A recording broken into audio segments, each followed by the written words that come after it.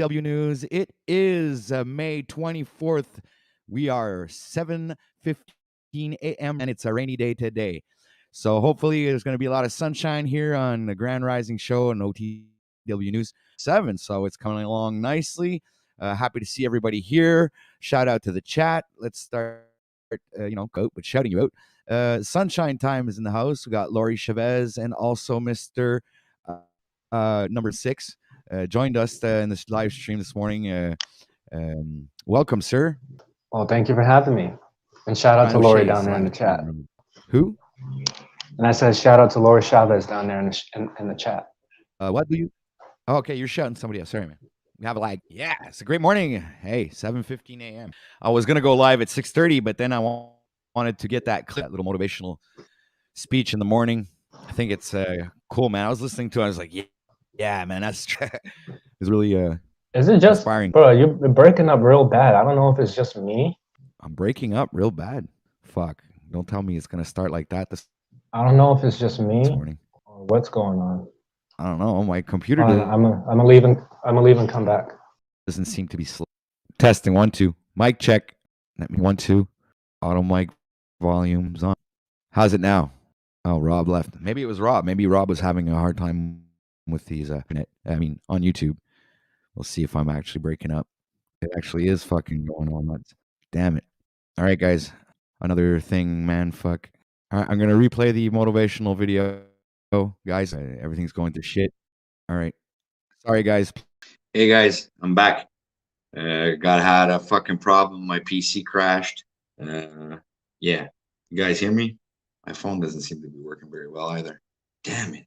Sorry, people. I don't know what's going on. The video stopped playing. Restore. Man, I hate technical issues. I never have any problems. I'm back on the computer. Rob Cleveland left. Said, man, this guy sucks. Broadcast sucks. All right. So we're back. So let's see. What's the sound like now? Let's go check on YouTube. Sounds good now. All right. So we fixed everything. Sorry, we had a little 10-minute mishap. Lost a little bit of viewers, but that's okay. So you see, I have a new setup going, right? As you can see, the back here is all white. The plan is to paint that green and have a green screen. I want to try that out, see how that works, right?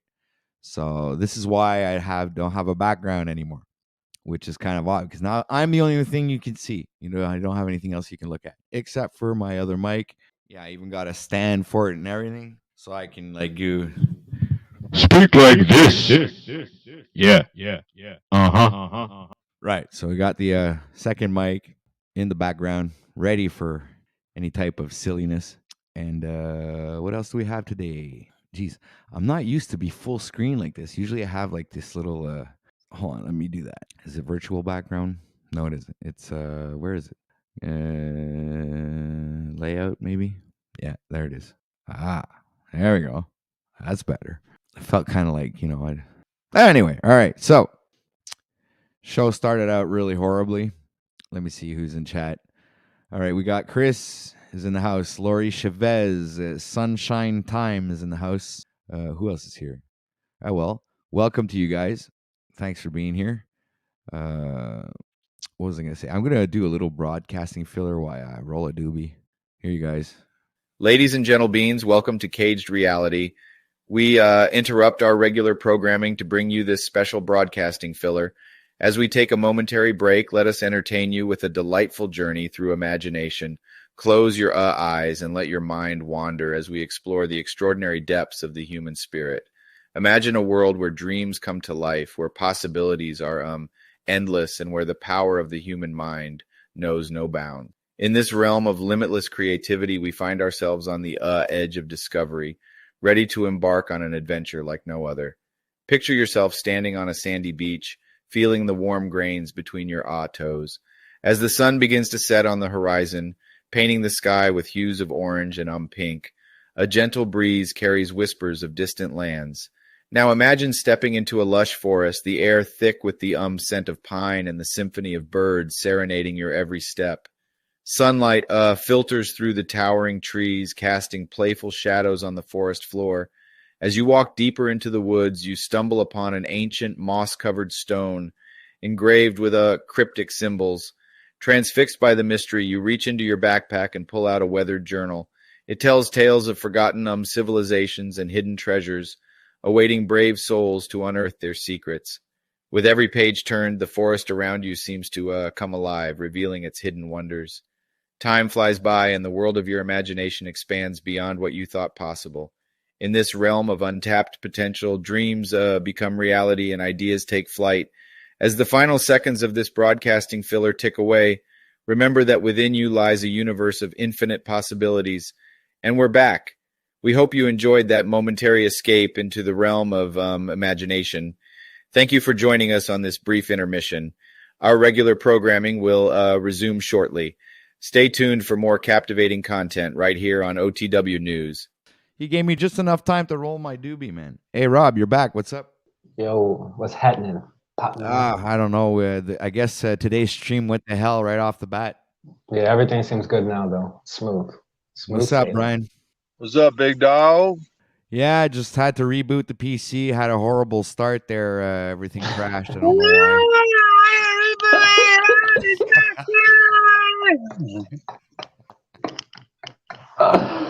Oh my god. Yeah, okay, I'll stop crying. God damn, that brought back fucking. I don't know what it brought back. Shout out to the chat. We got who's this? I think we got a new face that I've never seen before. Vancy FTNWO. Fuck the New World Order. Okay, greetings and blessings, OTW. Well, greetings to you, sir. He lives in Ireland. He came from my stream, so I sent you someone over, I guess. He followed me. He was at my stream. Right. Good guy. So what have you guys been up to? Are you guys like waking up or you haven't slept yet? I'm at the plantation. Well, Rob works nights, but I fucking been up all fucking night. Now I can see the sky changing when the sun's coming up. Now it's like, fuck, yeah, dude. I see that in the background. I'm in like all night fucking status, dude. Like, I'm fucking tired as shit, dude. I'm losing my shit. Dude, if you don't go to bed right away, at least give us the opportunity to see a sunrise, man. Can you like show us the sunrise if you're not leaving right away? I mean, dude, I'm delirious, bro. I don't know. I'm at Cleveland. I don't even know if I'm gonna be able to make this bed, dude. I might just have to put my head down and just, I don't know, man. I should try to make this bed though, but fuck. In the car? Yeah, it's like when I make the bed in the car, it's just I gotta move shit around, and it's not that complicated, but when I get tired, I just don't want to fucking do it. I just wish I could crawl into a bed, dude. I would have been asleep a long time ago if I had this situation set up better. I would just crash out, but I just been live streaming, procrastinating, making the fucking bed and shit. Fuck, why don't you go get yourself a camping spot or something and get a tent and dude, this night I might rent like a fucking Airbnb or something just to like, I think I might need a good night's sleep or something, or I don't know what I'll do, but no, I mean, it's fine sleeping in the car when I make the bed, but it's just like, I don't know about camping spot. I don't know. I could look into it, I guess, but well, I mean, you know it's not expensive there. You get like the, you don't need any services or anything there. You just like, at least you get a place to go sleep at night. Then even if you drive around all day and do stuff and do shit, at least you have one place to come back to, Right. You know what would be cool is I've seen those things that go on the roof of the car, and the tent that you kind of drive around. It's like collapses, and then you drive around with it on the top, and then you could pop it up at night. That seems pretty fucking cool. Yeah, I guess that would be something. Crawl inside of that motherfucker. Yeah, that would be a good idea. Something Yeah, that connects to the car is rooftop tent would be good for me. But the only problem is when you're doing stealth camping, like where I'm at now in the street, you're not so much stealthy then. I mean, I'm not so stealthy anyways. It's clearly that I sleep in my car anyways. But I don't know how I don't know how that works. People get freaked out by it, more freaked out, or I don't know. And you don't see that so often. Just a tent on top of a car.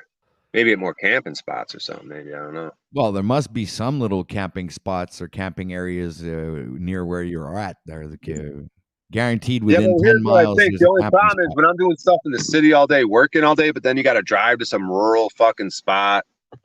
It's just another headache. You know what I mean? It's just like, I don't know, man. I might be being negative.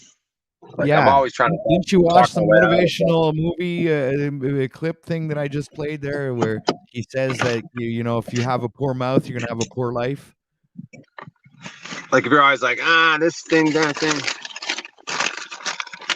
Yeah, like even with sorry, dude, if I'm making a bunch of noise, but even with the comedy, dude, I was like last night, I was at this dive bar and I was like, I'm ready to quit fucking comedy, dude, just because of this shit dive bar.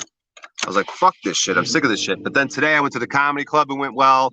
I went to another dive bar. I took their suggestion to fucking just start fucking talking about anything crazy. If it's a shitty dive bar and it goes south, like don't insult the people and go angry guy. Just go weird necrophilia, whatever, incest, whatever. You know what I mean? I just went fucking just weird on them. And I kind of enjoyed that more. I was like, fuck it. Now I'm looking forward, if things go south, to how weird I could go, dude. Like, fuck them, dude. We're all gonna die. You guys want to do this? You want to make a shitty situation out of this? We're all gonna fucking. It's all gonna be weird for everyone, not just me. Yeah, but that was interesting. Like they were mentioning in the video, your life could be, you could be really, really old right now, O'Shea. You could be, if you die tomorrow, then you're old as fuck today. You know what I'm saying? Because people die when they're usually old. So I don't know how old I am. When they die, but if you look at their lifespan, it spans through, let's say, even if you're 50 years old. Well, from 1 to 50, if you die at 50, you were old at 50. You know what I'm saying?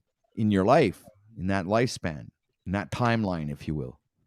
Right. That'd be considered an old man in that timeline because he died at 50, let's say. Or if you die at 80, well, you die, you're still old. Yeah, they consider whatever age you die at, you're old at that age because that was the last day of your life. Yeah. And I suspect the people live longer. That's a different conversation. But I suspect whoever's fucking with us, they figured out a way to live longer. It's probably because they eat healthier and they have access to different health care than the inverted. Have access to different technology than we do. They have the cures to everything. Right. Yeah, because we don't have cures. We have treatments. Yeah, they probably have the real spagyrics, the real alchemy, everything we should have, they have. Yeah, I agree with that. Absolutely, 100%. How many times has free energy been developed and shut down? Because obviously, if there's free energy, there's no more money to make. And it's the same principle over every other thing, Why teach people how to make their own food when we can sell you food at the market? Right. How many well, it's more of a control thing. They don't even need money, dude. They just want to slave us up and have control over us. But they don't need fucking money, dude. But well, not anymore, because they, at the point that we are at right now, technologically, they don't need the money anymore. But the money was a big part of how everything was built and how everything has been established up until now. How technology has progressed. All of these things needed money. How the new concepts for all the new models of the cars every year. Things like that. Yeah, but dude, if they were able to live for 1,000 years, 2,000 years, it's game over, dude. If they have groups of people that could live that long, we're just fucked, dude. It doesn't matter the money, this. They have total control, bro. My argument would be they don't need money. If they could live that long and have groups of people and families living 1,000 years, it's game over, dude.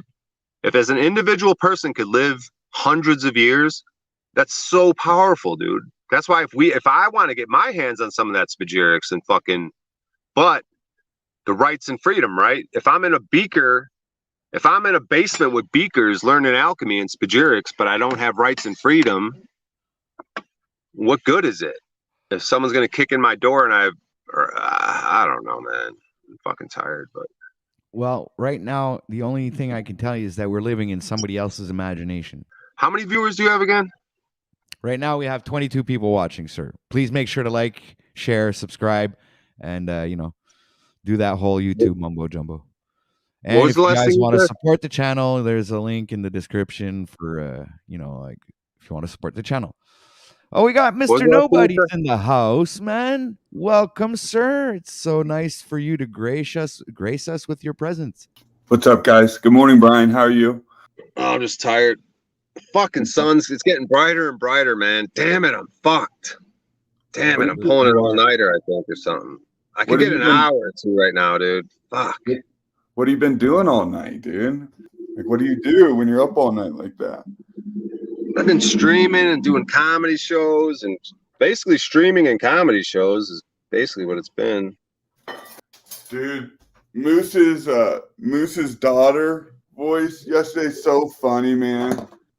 I know, dude. I was re-listening to it, and I saw you putting this. You were like, "Holy shit, ha!" And then I was listening to it because, dude, when some things are that funny, like I was saying, sometimes I'll do shit on stage. I could play it for you. Well, no, I can't because my laptop's dead. But I went into a legit comedy club tonight, and it was fun, dude. It was funny, dude. Like, it got a lot of laughs. But I re-listening to it. I laughed a few times myself, like.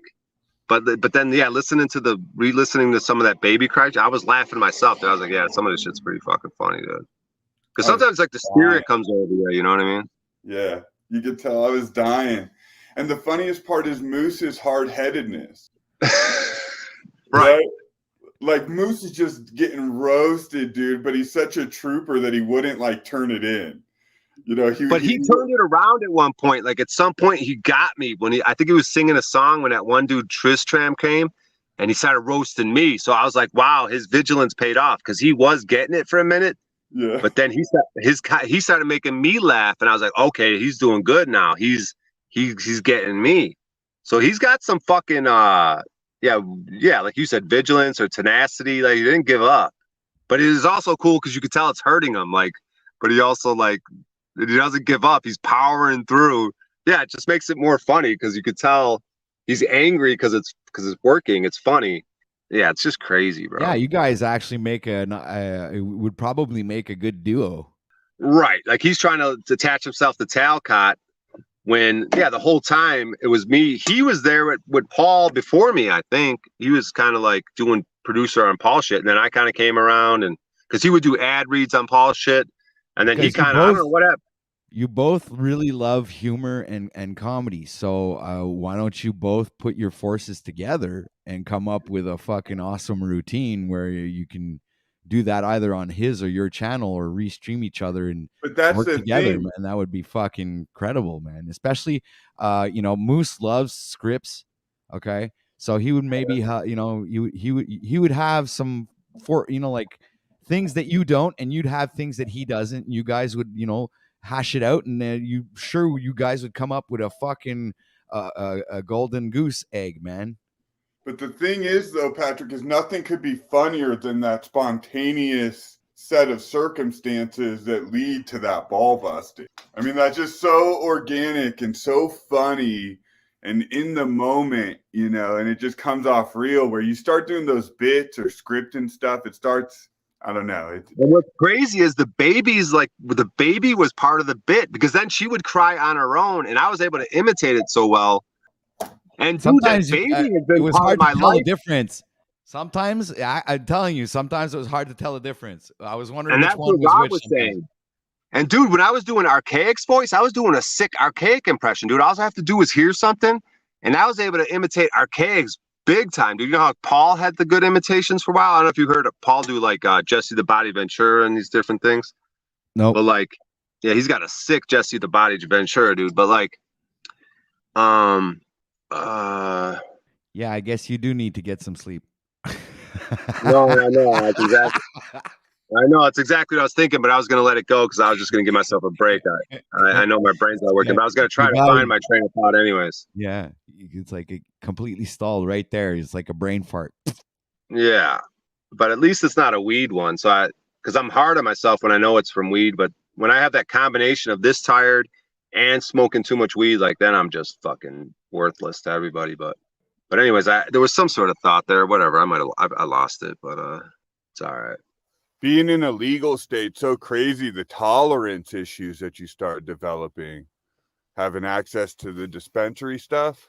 Yeah, and I want us to get back to breeding because they bred out the CBD. I want to get back to breeding in the CBD because that's another problem. It's all this CBD heroin weed that's fucking out there. Like, I mean, THC heroin weed, like where it's just they bred the CBD out. But if you get full spectrum, like an RSO, like when I eat the RSO, I'm good. I'm better. I'm much better.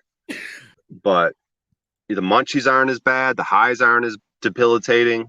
So if we could get weed like flower back to an RSO type thing, full spectrum, That'd be nice too. But no, I hear you though. You're dead on. I'm just looking a little into the future when we're on the land. Maybe we could figure out a way to, because right now what you would have to do is take CBD flower, combine it with this heavy duty fucking heroin flower, and then you could have a little bit more of a full spectrum, I think. If that were, I don't know if that works like that, but you seem to check out at that No, comment. he's just Oh no, man. he looks Not preoccupied. at all. It's still early. I haven't had my coffee yet. And Yeah, I need to go make myself another coffee right now. I'm all out. My first coffee's all done. I was just waiting for an opportunity to quickly jump into the kitchen and get one. So, Brian, you think that on the land stuff will ever happen?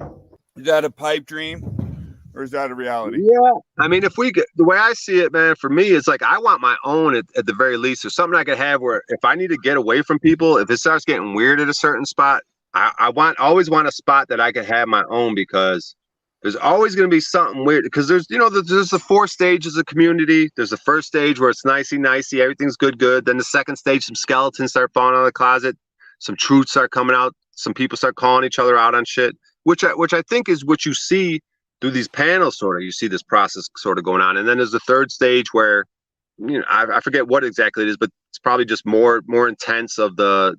That ramping up to more truth, more skeletons. And then there's a fourth stage, which is just total honesty. Everyone knows everything about everyone else, and things kind of go smooth after that a little bit, because everything's on the table. All the skeletons have been dealt with. Everything's been dealt with. And it's just a radical authenticity. But, to get to that point, and to have the certain people around to have the shit work. I mean, I guess if anyone could pull it off, it's sort of the groups we got, through Paul and the other, you guys, OTW, me, the whole communities and all the streamers. If all those groups, and then the new people, as Paul gets more popular, as we get more popular, and then new people, new groups that we merge with, because it's really just going to come down to like alliances and like old school shit, which I'm looking forward to, like the medieval king shit, bro. We're going to have our own fucking, but if we're on the land, yeah, man. I mean, it's got to be better than the city, anyways. Anything's gonna be better than these fucking smart cities, anyways. We don't really have a choice, dude. It's like, what the fuck else are you gonna do? When I was thinking about this community being active in regards to the next major psyop or next major operation like COVID. Like, I know Paul was sort of active during that time. I wasn't listening to him, but you wonder what it'd be like with this active community while something like that was going on, Well, you mean if we're already sort of on some land shit while that's going on? Well, while that's going on, or even if you don't make it there yet, just here on this online community, if COVID was to start today, like how that would play out in the community, In our would things community. be more chaotic, or would people sort of start utilizing this differently, or yeah, I mean, they got their algorithms. I suspect this shit ain't gonna work, you know what I mean? Because people are even the other people, even my sister, I heard she was like, no more shots for me, and she was one of the main ones, like, Brian, we don't know where you've been, these whole mask wearing, these whole get the shots, and they're starting to figure out that they've just been duped, and it's like sort of like they almost want them to see they've been duped. I don't know, man, there's levels to this shit, but like, yeah, plus there's something going on in the air spiritually to where their moves seem like they're not going to work, because everything has a season, right? So there's a spiritual season where whatever moves, if they want to make more COVID moves, it's going to start to not work. But so that's why they're going to go all in and try to make some shit work. And there's still going to be retards. You still even see retards today with masks on. And I just want to tell them, you're a fucking retard, dude. Like, how many years and what the fuck do we have to go through? Like, you're just breathing. How many years are you just going to breathe that bullshit? You dumb fuck.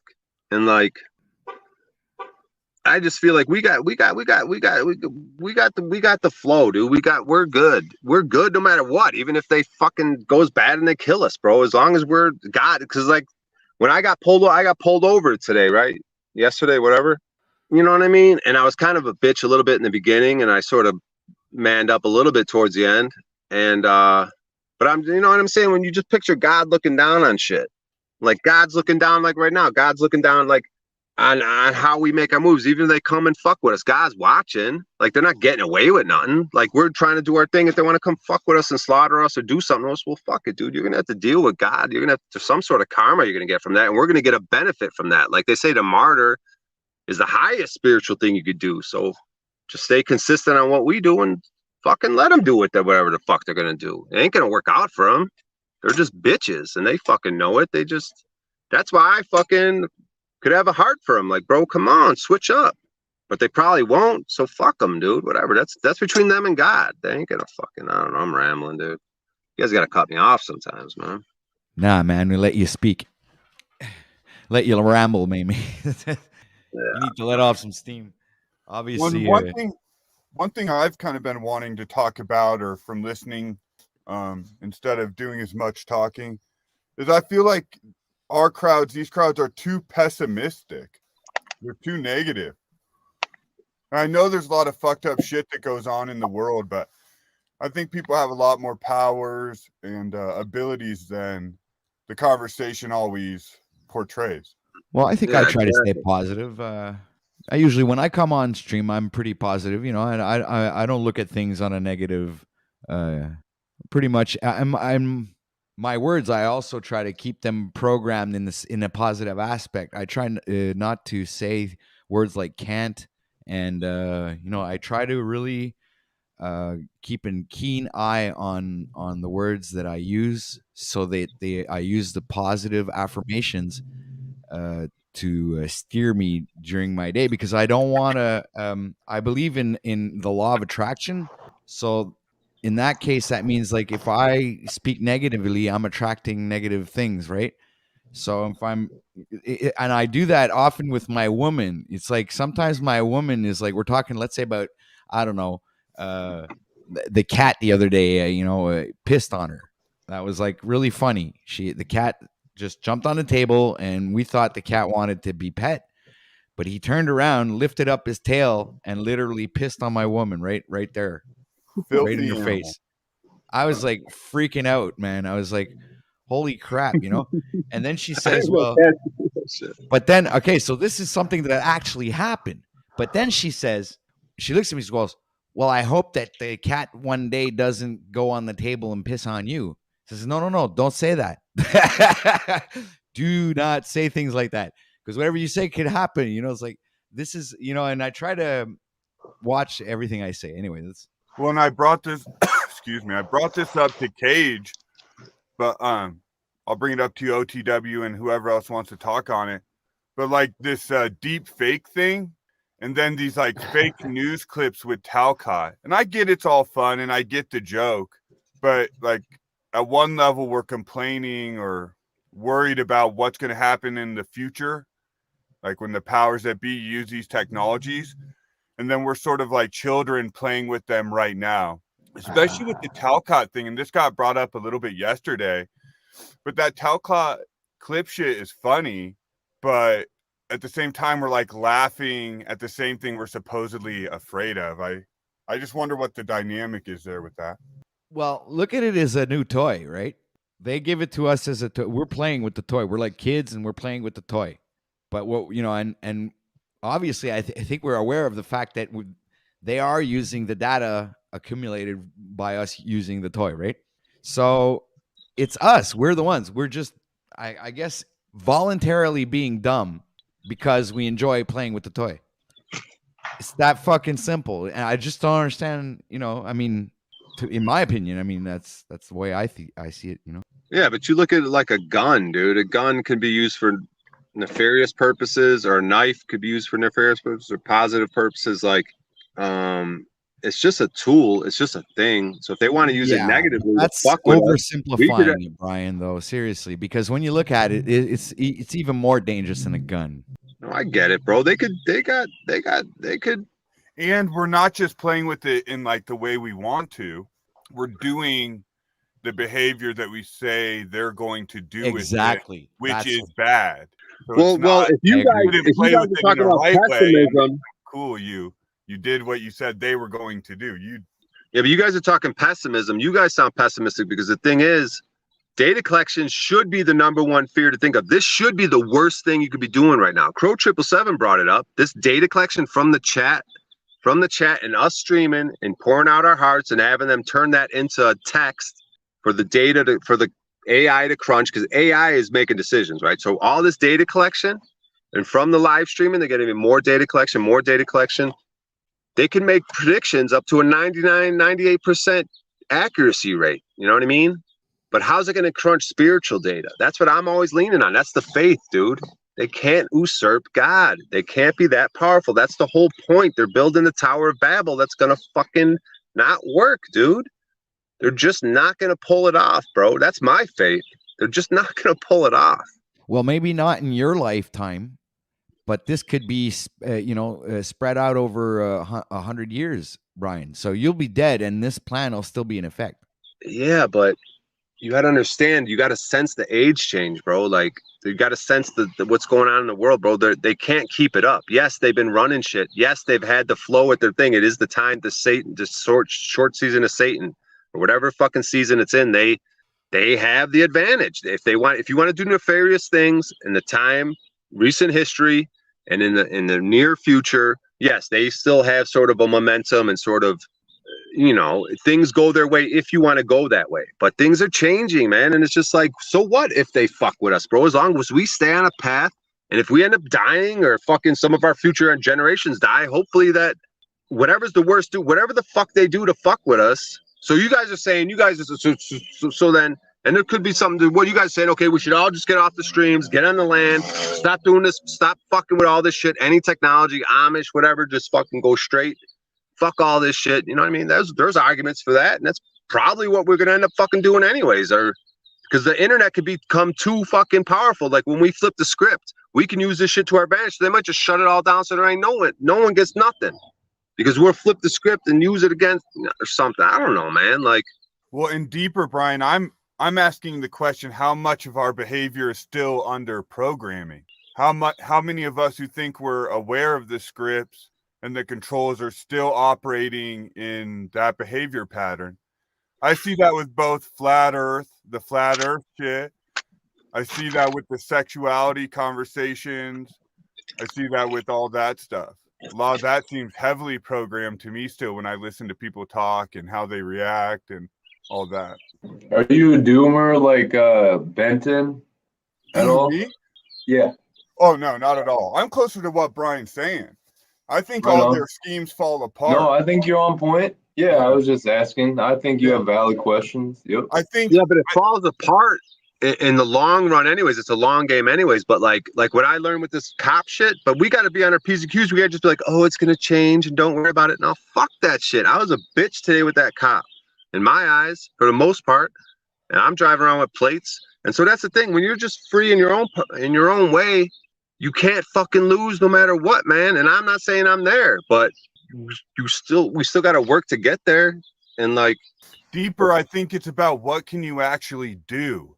What can you actually do today? What skills do you have? What abilities? What opportunities? What can you actually do? That's what freedom is about, right? What can we actually accomplish in the world? Like on a day-to-day basis and in the future, if you project out a decade, what can I do within the decade? Legitimately, not Talcotti, not Jack Talcott philosophy, not that. Not goals that are so big they become impossible and they become restrictions and boxes. But what can you legitimately do? So I look at, I got one. Yeah, go ahead. All right. Every day, all you have to do is do one little thing that will make a difference over that long period of time. So that means that every little incremental change that you would make would over a span of 10 years would become how can I say this? Would become almost like worldwide, if you understand what I mean. Not worldwide, but like out of this world, kind of like it's like practicing the same karate move every day. It's like just one move, but you practice it over a span of 10 years. After 10 years, you would be like a world champion at that move. You know what I'm saying? So that means that if you would actually do something in the world every day to make a difference in other words, be the change that you want to see, but even more than just being the change is committing that action. So to give you an example is if we're talking about, let's say, I'll use Paul's example and the rights or freedoms and traveling and everything. So if every day you'd go out at least once with your vehicle, right, or something like that, or that you would like have an interaction every day with a person out there. I know, like we do it on the internet, but in your day to day life, you're saying like want to make a difference, and you believe that maybe this internet thing is not enough. Then you would want to move forward and go and do it out in your personal life, and try to get other people to be aware of these things and their turn make a difference as well. Because I mean, it's about like it's the telephone thing in a sense. It's like you got to be able to spread the information out in every which way you can, right? If you want that to be when people talk about like what our fathers and our grandfathers knew and could accomplish, like I've heard that people lament that a lot, the loss, like, oh, my dad, and it's true, like my dad can do more than me, and then his dad could do way more than him. But you don't really see, outside of maybe the DIY and sort of, individuals who are just geared that way, you really don't see a push for like, oh shit, let's go back and get our skills. Even shit like Freemasonry, I think that's so funny. Like, well, I can give you another example. Let's say at the grocery store, you have those automatic fucking machines, right? And you have where the teller is, where the cashier. So when I go to the grocery store, and I've been doing this for years, ever since they came out with those machines, is I every time I see people going towards those machines, I tell them, don't use those machines. They're taking jobs away, So that person looks at me, goes, yeah, you're right. They turn around and they go and we wait in line. But now, after so many times I've done that, when I go to the grocery store, I see everybody waiting in line for the cashier, and just one or two people going to the fucking, because by spreading that word every single time I went to the I like people would probably say the same thing. Hey man, don't do that, man. Don't use those machines. It's taking jobs away. So and I think that just by planting that seed every time, and I'm not talking about spirituality, I'm not talking about flat earth, I'm not talking about rights and freedoms. I just say, hey man, I'm bringing it down to the level that people understand. That's going to take a job away. If you keep encouraging those things, they're going to hire less and less people and install more of those things. You're going to take jobs away. People need jobs. It's not don't encourage those machines. But here I noticed the difference, because when I go to the grocery store now, I see a lot of people that are not encouraging these machines. So I like that, and I don't stop. Every day I'll continue doing that, right? Well, every day, every time I go to the store. I think it has less to do with the intellectual point you're making, and probably more to do with the human point that you're communicating with other people in your community, and that have the same opinion and now feel comfortable stepping forward into that, which is how it goes, right? It takes the brave few to do whatever, so they say. I don't know. I think things are, as always, deeper and more complicated, because think, Patrick, you said that, and then you were making or encouraging the digital holographic creation of your own self. But I'm a tech savvy. I'm all my life I've loved technology. I've always played with like electronics and everything since I was a little kid. I'd take things apart just to understand how they work. So it's actually been a part of me all my life. So I can't deny that part of me. Understand? I do understand what you're saying, but it's like, for me, it's like a toy. So this is the whole issue, It's like I'm a big kid, and I got some toys to play with. So, but that toy was built with hidden capabilities, and you have strong suspicions that you discuss daily, that these hidden capabilities and not so hidden capabilities will be detrimental to all humankind. Right? But whether or not I use it won't make any difference. Well, then why use it? Do you do things that don't make a difference? Well, no. Well, first of all, I didn't use it. Somebody else made that video. I didn't. I tried to make one, but I don't know how. But anyway, but that wasn't me. It was Cage who made a video of me. It wasn't me. It wasn't me. It's like I didn't do it, kid. It wasn't me. It wasn't me. Yeah, Cage Reality made that video, and I thought it was pretty cool though. But at the same time, I do understand the implications that they have. But the one that's mostly making all of these deep fakes is Cage. I mean, I'm not making any deep fakes. My best deep fakes were the 3 videos I made of Paul, and I mean, I had a photo square on top of the face, and it wasn't even like I didn't even know how to cut out the face and put it overlap it. I had to. You just use a square photo. I just saw how stupid I am. I don't know how to work these things. I mean, honestly, I don't really. I guess I could see like the implications and like in regards to the masses, because they don't really have such discernment. But I guess in like little niche communities like ours, I don't really see this big detriment that a lot of people foresee or foreshadow or whatever it may be. I don't know, man. I don't think it's just not. It's not that. Like the deep fakes are easy to tell. At least in my eyes, you can easily tell when the video is not authentic. So I think for this niche they community, gave us it's a not. level of technology that imagine how much. Obviously, the deep fakes that we can produce are not as fucking awesome as the ones that they can produce. Just like now, they have new movies out with Bruce Willis. And you can see, well, obviously you hear it in his voice. It's not the real Bruce Willis, but the face, man, when you look at the guy, it's like, wow, it's really him. There's no, you couldn't tell a difference between the old Bruce Willis and the one that they CGI'd now. Yeah, but at the same time, it's like that's a movie. You know what I mean? So it's I mean, I don't know, man. I don't really think this shit is it's as big of a thing as people try to make it out to be. That's I'm just not sure with my all opinion.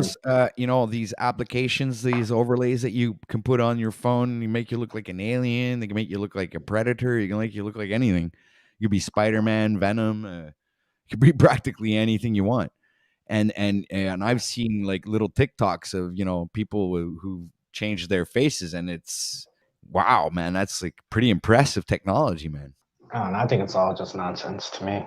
I don't mess around with the shit. I don't know. I think it's all just retarded. It's all gay and retarded. Gay and retarded. Well, I've always been like a fan of special effects and movies and stuff like that. So it's all kinds of tech like that. It's always interested me, even in the producing aspect. And when I've made music and everything, I mean, if you want to make your own videos and do stuff, you got to learn how it works, right? So if on the producing side, man, I can conjure up, any music track with a video and stuff like that. I'm pretty good at these things. But when it comes to deep faking, that's a whole nother level, man. But anyway, like I said, I mean, even as a kid, really, really young, I mean, I started out with Legos, which is a certain form of creativity. Yeah, it's like Minecraft before it was Minecraft, right? Exactly. To me, it's more about noting the process of adoption, the process by how this new technology is assimilated into our behavior. And I don't think we really can underestimate the effects. I think it's kind of stupid too, besides just the playing around with it way that you're talking about, like just interested in making videos or whatever. But keep cooking. Yeah, no, man. I like see where you're watching going. Christos laugh. I'm actually being distracted by Christos cracking up over here. Same here. I was looking at Christos laughing. I was wondering, why is he laughing for? Oh yeah, sorry. I'm just looking. No, it's funny. It's funny. It's no hate. I'm not laughing about you guys. Just stuff on my phone. Some of the stuff that you guys are saying, actually, yeah. Yeah, but it's like obviously us playing around with the deep fakes and the fake news. What about the fake news specifically? Isn't that a little alarming? That like we're cooking up fake news stories on each other and sort of like giggling about it. But doesn't it show you how easy it is for the news to do it? But we already knew that. That's not. Yeah, I guess you're right. But new info. Open people's eyes up to how fucking fast it could turn on them. How fast the system can turn on you. But see how fast your own ideas can turn on you. Okay. Because what about, the Jack Talcott idea? He's gaining in legitimacy and influence every day. And does despite all this, right? Despite the fake news. The fake news doesn't But- apparently. The guy's grinding. He's every day present. He's there. He's grinding. What do you expect? He's gonna attract attention. Yeah, just on the mere fact that he's, showing up every day. Yes, that's what I'm saying. It's like his videos will end up being recommended by YouTube, especially if he's being monetized now. I mean, Yeah, especially with the flowery shit that he be saying and all that. Yeah, man, he's got the channel to get like 100,000 subscribers and within the next year, I think he's trying to be like that Victor Otto goof. or maybe 2 years. You said Victor Otto isn't the he's what's a the goof. next full moon mean? You're talking about the spiritual. Yeah, he's a fucking whatever. goofball. Yeah, but look at what's I his got name? value from it years ago when I was younger. And kind of just getting into this type of stuff. But yeah, him and Aaron Dowdry and whatever his name is. Like, yeah, I don't watch that shit because I'm already going where I need to go, and yeah. And some of it's just I know what you mean, Rob. That cookie cutter, making it so it can apply to everyone. And I hear you. I just just took my little microdose of DMT, guys. So I'm feeling good and awake. I'm like Tommy with his Breaking Bad right now, right? You doing that shit every day, bro? You fucking you playing with me right now, right? Because I'm fucking around talking about Tommy. What you mean, Rob? Am I doing it every day? I haven't done it in like a week.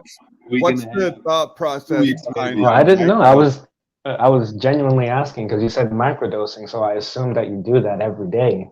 But why You're good, Rob. I'm being lighthearted. Hey, Christos, Sorry, why you're fine. microdose and not just buy the ticket, take the ride? Why? I did that a couple months ago, and I did it 3 times. I did it like 3 times, like 3 months ago. So I don't need to. I mean, dude, I'll go review the video on Ian's channel. If you're gonna do something, do it all the way, brother. You go all the way. Go all the way. What are you talking about, dude? What are you talking about? Why are people telling me I need to be doing more DMT or less DMT? No, I'm just saying if you're gonna do it, fucking jump into the deep end and learn how to swim, or don't fucking do it. You obviously don't understand the mechanics of what the fuck I'm doing, bro. Well, educate me then. That's what I'm saying. I'm asking. Okay. DMT is like, the quote unquote DMT experience. Yeah, but there's a time and a place for microdosing. Like, I'm not trying to get that overwhelming experience right now. It's just like, I'm sorry, I didn't mean to snap at you, but it's just like people in Silicon Valley, right? Doing microdoses of LSD and whatever the fuck else. Yeah, I don't like that. There's a place and purpose to it. It's just it becomes a nootropic because I'm not seeing things. I don't feel like my body is shifted. I mean, if you do enough, you can feel the shift in your, body chemistry. But yeah, I'm not trying to go into a visionary state. I'm not trying to like astral project. So if I'm trying to do that, yeah, I'll pile a bunch in there. I'll fucking blast off per se. But yeah, I'm just using it in a different means. That's all, Well, I think there are some health benefits to the microdosing, isn't it? Is that possible? Is that a possibility? Yeah, I've heard that. I did the micro. I used to microdose LSD, but I just wasn't like a big fan of the feeling that I got. It's like this sort of anxious feeling of when you're going to peak. It's sort of, at least for me, that's that space that I'm in when I'm microdosing. It's just not a good feeling for me. I know what you mean. It can be like a tweaky feeling. It depends what you're microdosing. Yes. Yeah. I mean, hell, that's why I just brought up Silicon Valley, because it's like they do it like it's Adderall, and I get it because I used to do that for jobs and shit. So I'm going to go get ready for work, but I'll be listening, guys. I always thought the possibility of a mental health crisis was sort of the allure of the whole event there. What? Oh shit! Is that wrong, Christos? Was that the wrong way Doing to do it? psychedelics? Man, what are you No, talking I think what he's saying is for folks that got like really anything, but yeah, psychedelics. I thought I don't know. I just thought if I was going to do it, that like the possibility I might have a full mental breakdown was sort of, you know what I mean? The gamble. Right, yeah, you're being a good comedian right now. That's good stuff. And I don't mean that sarcastically either. Like that's good because I know what you mean. Like yes, that's an element to it, right? That's I shouldn't say that is like, but it's just I see what you're saying is just it's just a little lower on the scale. It's just it's marking is like yeah, there's some type of truth to what you're saying there, but that's truth as in fucking high schoolers doing that shit, you know, fucking around recreationally, right? Yeah, oh, you know, the one buddy went crazy, which is exactly what happened on my first mushroom trip I had with two other buddies. Started talking about the lottery numbers, literally. Had you know, I bet. Has driving them up to the fucking gas station to go get fucking lottery tickets and shit. Yeah, so right, yeah, is that like part of the fun or the allures? Like, oh, you know, pushing your mind to the brink, but like, I don't think that's necessarily the intention or outlook that people are having when they use it. They're using it for serious and spiritual purposes, but if you're just fucking around and like do you know recreationally with friends or like going out to a maybe a you know some type of party or rave or festival and you're just like dosing up on a bunch of something like yeah sure like you know you it's recreational you're pushing it So what there's a are risk there's that risk of like oh you know pushing the mind too far and losing it but what right are the it would have to be in the effects circumstances that I'm saying there and I feel like yeah, that's what more of are a the juvenile effects? recreational route. That's Hey, all. Christos, what are the effects of a DMT at lower doses like that? Like on I'm gonna be honest with you. I feel like I'm on Adderall right now. it's like Adderall. No, I'm just saying that because we were talking about Silicon Valley and LSD microdosing and shit. Like you feel Like a hyper really good cup focused. of coffee. You're Things just are a clear little and you feel hyper focused. I don't feel fucking tweaked out. yeah. Like I'm standing here still, kind of shifting around, just talking with you. But there's a flow state to it. There's a nootropic effect. It's a slight like energetic, maybe like kind of caffeinated feeling like pre-workout, but it's more of a mental stimulated. You can flow. You know, you're in the zone. You can just keep going. Boom, boom, boom. You got it. But so without the reality shattering aspects of it, what is the point then? Like, and I'm being funny, but I'm not. Yeah, to be able to get shit done, to be efficient. Like it's not gonna take me long at all to go do what I need to do after I'm done, you know, talking here with you. But maybe it's I'm just using it as like a reality. fucking minor stimulant, bro. I'm not. And No, I know, but yeah. Okay, so check this out. You're saying I'm using it to get shit done, right? I'm using it sort of as a minor stimulant that helps me accomplish things, right? So what I'm saying is, if you do the shattering of your reality aspects, those benefits are likely to increase if you use it that way. But if you microdose it, you're getting like almost a placebo. I don't know, man. I feel like we're overcomplicating this. It's just a different use and a different method, right? That's what I see with what I'm doing. I'm Yeah, not sure. I didn't follow with what you just did there. I was just saying I didn't follow the last part you were saying. No, I'm saying, so you're saying like you're getting a benefit from it in the small, in micro dosing, and I'm just saying those small benefits might be bigger if you do it in sort of the bigger way. Yeah, that's you know that makes sense, but I don't think it's as straightforward and simple and paralleling as that. I think there's some more zigzagging and it's a little more dynamic and complex than that. Doing more. If I heard correctly what you just said there, I don't know, but I'll be listening to y'all. I don't mean to cut this short on you, Yurt. I want to talk with you more, but I'll be back in like maybe 5-10 minutes with y'all. Sounds good, man. Cheers, bro. You're always welcome. Well, and maybe I'm really just exposing my own addictive, overdoing it nature, and I'm willing to accept that too. Because if I was going to do something like that, I'd plan some time and I'd go big or go home. That's what I'd be I'm doing. sort of with you there. right? Like I'm trying to make it a whole thing. I'm trying to be out in the forest, like enjoying myself in the quiet space. And I've done DMT one time, allegedly. Allegedly. And allegedly that's how I did it. And it basically changed the next decade of my life. And I have no desire to do it again, really. Yeah, that's sort of how I am with LSD. I had like this one experience, but for me, I didn't really have like that ego death that a lot of people talk about, because I sort of had like that same experience without using that stuff, you know. So when I had that experience, it was more of just a journey into seeing what else is, you know, seeing what this stuff can do.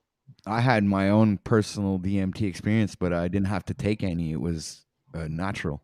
Oh yeah, and I should clarify, I've never taken DMT, only LSD and shrooms.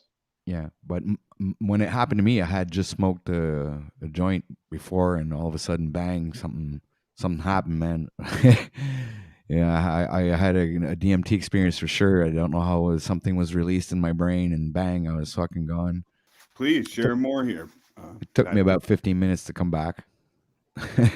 Well, not even. It's like you said, it changed my life. So for the past 7 years now, you know, it's changed my life completely. I don't know how to explain it, man. But well, and what's the context? I mean, what are you talking about? I don't know, dude. There's a bunch of things that were involved in that experience, man. It's like I was, I guess you could call it a kundalini, or I don't know what, man. I just don't know what it was, man. Sometimes I call it a spiritual awakening or a divine download. I don't know what you can call it, dude, because I don't know what Was this around the same time you were hearing those demonic things on the radio?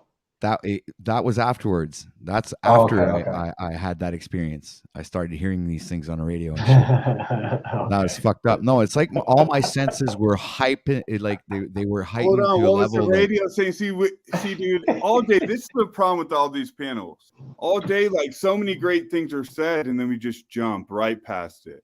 What things were you hearing on the radio, dude? I love when he talks No, about man, this. like just for real, like that's. All right, I listen to a radio station here. It's called 97.7 Shom FM, and it's usually old rock, you know, like Led Zeppelin or you know, AC/DC and all these rock bands, right? So the morning afterwards that I had this experience, I did the same routine that I usually do, that I did every single day, that it just didn't change. I had my coffee. It was early in the morning. I went and I sit in my veranda, and my computer was there, and I'd open up the computer just to go check out stuff on YouTube or whatever, and I'd listen to the radio. So I turn on my radio, and it would always be at the same station. So but that morning when I woke up, I turned on the radio and I heard fucking like demons with big heavy metal music screaming out that my soul was damned and I was never going to be saved. And it was really crazy. And it was like, da, da, da, da, you'll never be saved. And you are going to hell. Da, da, da. I was like, what the fuck? So I was like, and I and the night before I thought I was losing my mind, but that morning was even worse, man. So I started changing the radio channels on like it. So it was a little dial that you turn, right? So I turned. It's like an old radio. It was my father's radio. So I start turning the dial, man. But it was the same thing on every channel. Like it was, but different types of songs, but all like this demonic fucking negative fucking. It was just crazy, man. What I was hearing, I couldn't even believe what I was hearing, and it's so hard to explain because it's like listening to some kind of a heavy metal song, but it's telling you that you're damned, you're condemned to being in hell, that you're never going to be saved. It's all kinds of things like it's enough to drive you mad. That So is anyway, sort of your standard heavy metal song, right? Just saying respectfully. yeah, it was beyond the standard No, heavy I'm metal joking, song. I'm Yeah, joking, I'm just guaranteed. It was like fucking way beyond. It was really, really negative fucking it was braining you. So I was like thinking, so I unplugged the radio out of the wall, man. I just couldn't hear the radio. But I figured I was like, I don't know, maybe I was freaking out. Maybe the radio was possessed. I don't know. So I go in my car And it's like when I go in the car and I go to the fucking to the store, I mean the radio goes and play, and I'm hearing it in the car radio. So I'm going, okay, this something's wrong, man. I'm perceiving things really fucked up, man. So I turn off the radio. So dude, I literally went to a fucking Hindu shop where they sell the spiritual music, kind of like, you know, with their bowls and shit there, and I bought a CD. And for months and months on end, I listened to the CD, because at least this CD, when it was playing, it was only sounds, it was only music, it was all like natural, like 432 hertz kind of stuff and whatever. So, because I couldn't listen to anything else, man. Everything else was fucking demonic and satanic, and it was just, for months it went on, dude. So it just didn't last like for 1 or 2 days. It lasted for months, until eventually my brain, I guess, came back down to earth, and now I can listen to the radio. I hear it normally as like before, but for months, dude. Was there a precipitating event, or what's the context here? And I hate to be, you know, make it like What this. do you mean? What's the context? Were there woman troubles? I mean, what else was going on? It was the Mandela effect, right? That kind of started. It all started with the Mandela effect. What? I was on YouTube. Okay, this is the context. I was in my veranda. Like, I'll come back to the beginning, and I was that was the night before the morning when I heard the radio.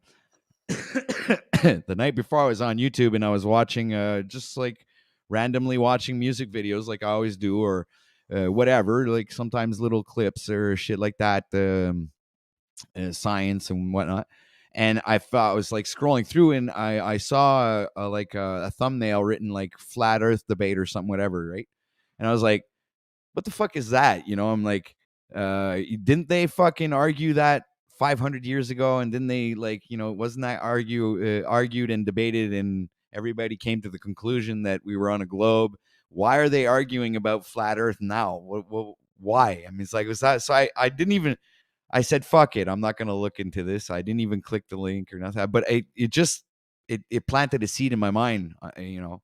But anyway, so I kept looking through these like videos, and I fell upon like the Mandela effect for some reason. And I remember what I was watching. I was watching one of these talk show host things there, okay? And they were playing a video where they were all in the van and they were singing "We Are the Champion" with George Clooney, right?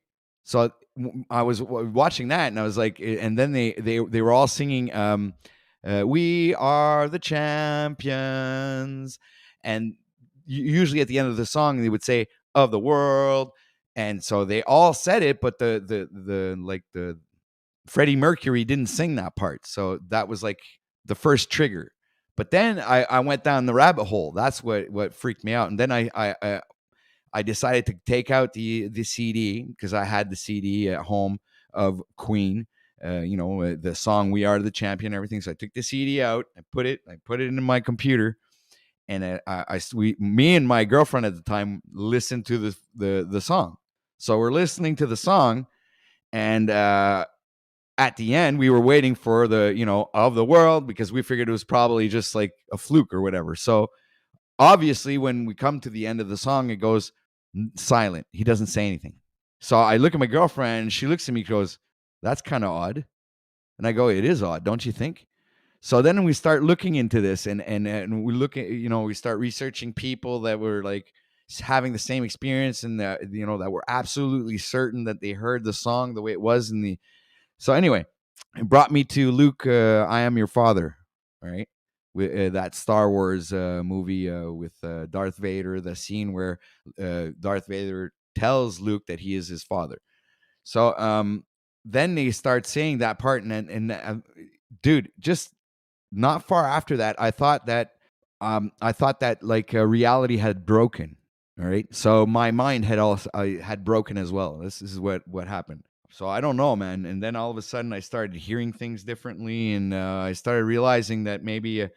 But it went way beyond that, because after I had listened to those videos and shit like that, and I was starting to get like really fucking scared, man. I was really shitting my fucking dude. I was shitting my pants. I was freaking out, man. But see, why was that your response? Why do you think for you that was your your response? Because Well, because I I've been knew for a freaked out by fact that these things. I knew for a fact that the Darth Vader one was Luke, I am your father.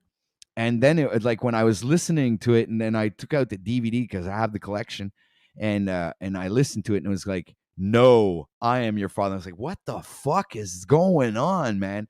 So I because I looked deeper into it, then I lost it, man. I completely lost it, and then I started looking up scriptures. You're right. And I went straight to God because now I was scared. I was going, okay, something's happening right now. So I'm going into scripture, and all of a sudden, like the scriptures, the scripture I was watching on my computer popped up onto my computer in my room. All right, because I was in a veranda, but the same thing popped up into my room and then popped up onto the television screen, and I was like, "Holy fuck! What the fuck is going on?" It was like the scripture when the word of God had spread around the world, the end times will come, and.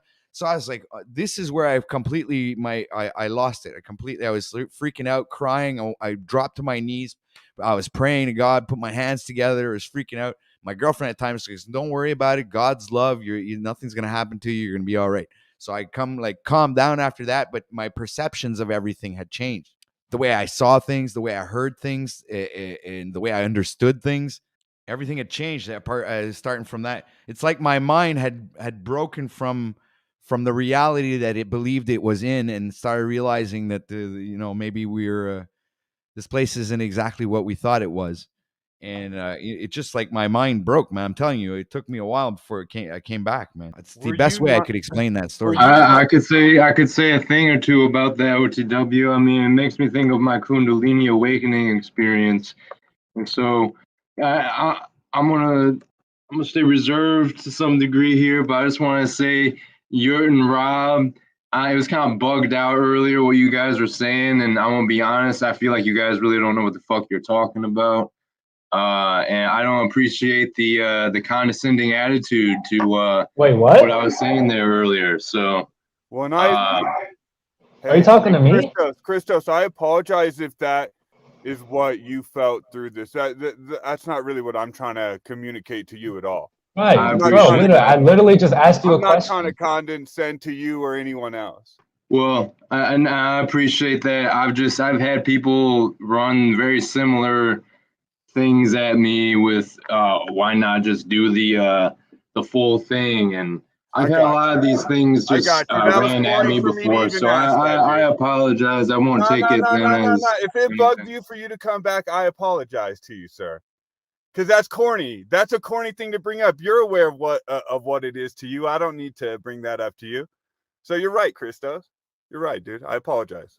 Well, I'm not apologizing for You're asking good. you a question. No, Rob said whatever, Rob. You're on the side. It's fine.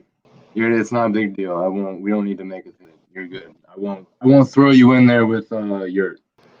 So what do you think, guys, about the experience though? Like, what are your thoughts on what I like the story? I know I told it really badly because I suck at telling stories there, but anyway. No, I thought it was a great story, and I was going to ask, were you into sort of these alternative theories and ideas and all that before this experience, or were you really kind of coming into all those things No, brand dude, new? I was a faithful Christian, church going, normal dude, absolutely normal man, dude.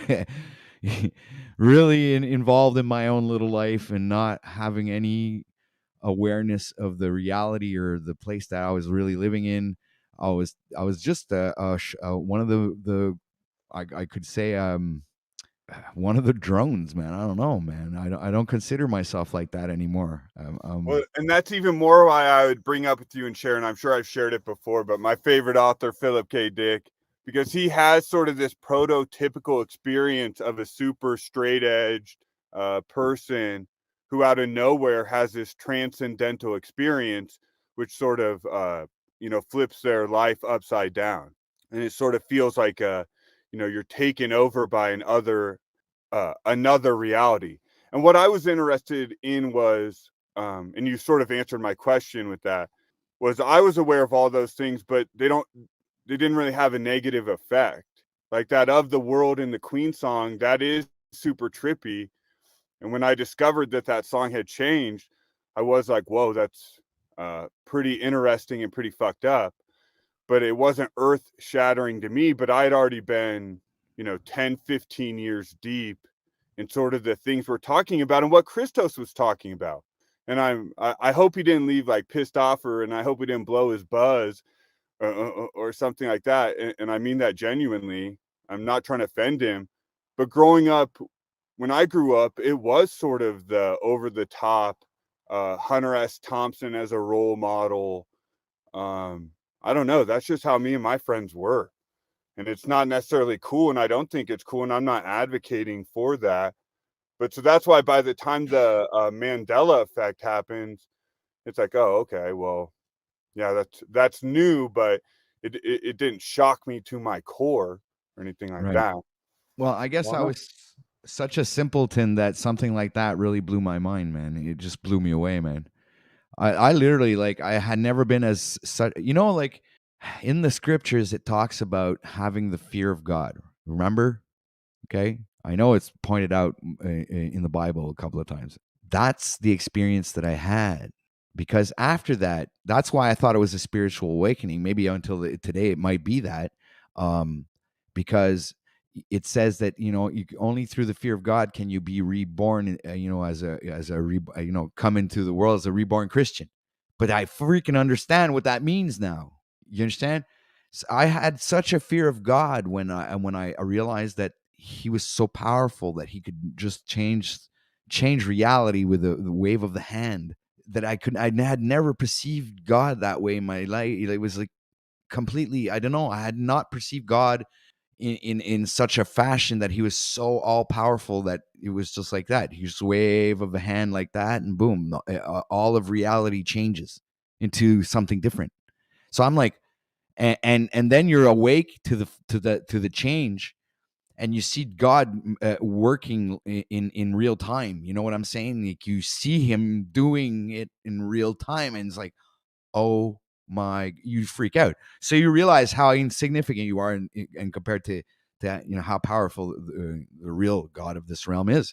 Well, anyway, in my opinion, that's what I was believing in that. So I kneeled down to the ground. I bowed down to God. I was like, okay, he's like, as if He had revealed Himself to me, and I'm like, okay, I'm not worthy. I bowed down to His almightiness, and that was it. I submitted to it. On my knees and I pretend to pray. Yeah, that's also a man. Yep. Never pretend to pray, my ass. Like, that's stupid. Why would you pretend? Well, I mean, I do understand why you would pretend. 33 people watching right now. So anyway, I got tuned into all those symbolisms. I started seeing them anywhere, and that's what without having seen any videos, right? So I wasn't watching any of these symbolism videos, occult things, and Freemasonry that I looked in afterwards when I started seeing them everywhere. So the veil was lifted. The veil of my ignorance was lifted. It's like I was aware of everything that was true. Like the truth was in everything, and I saw the truth everywhere. So then I started seeing these symbols everywhere, and they were standing out to me.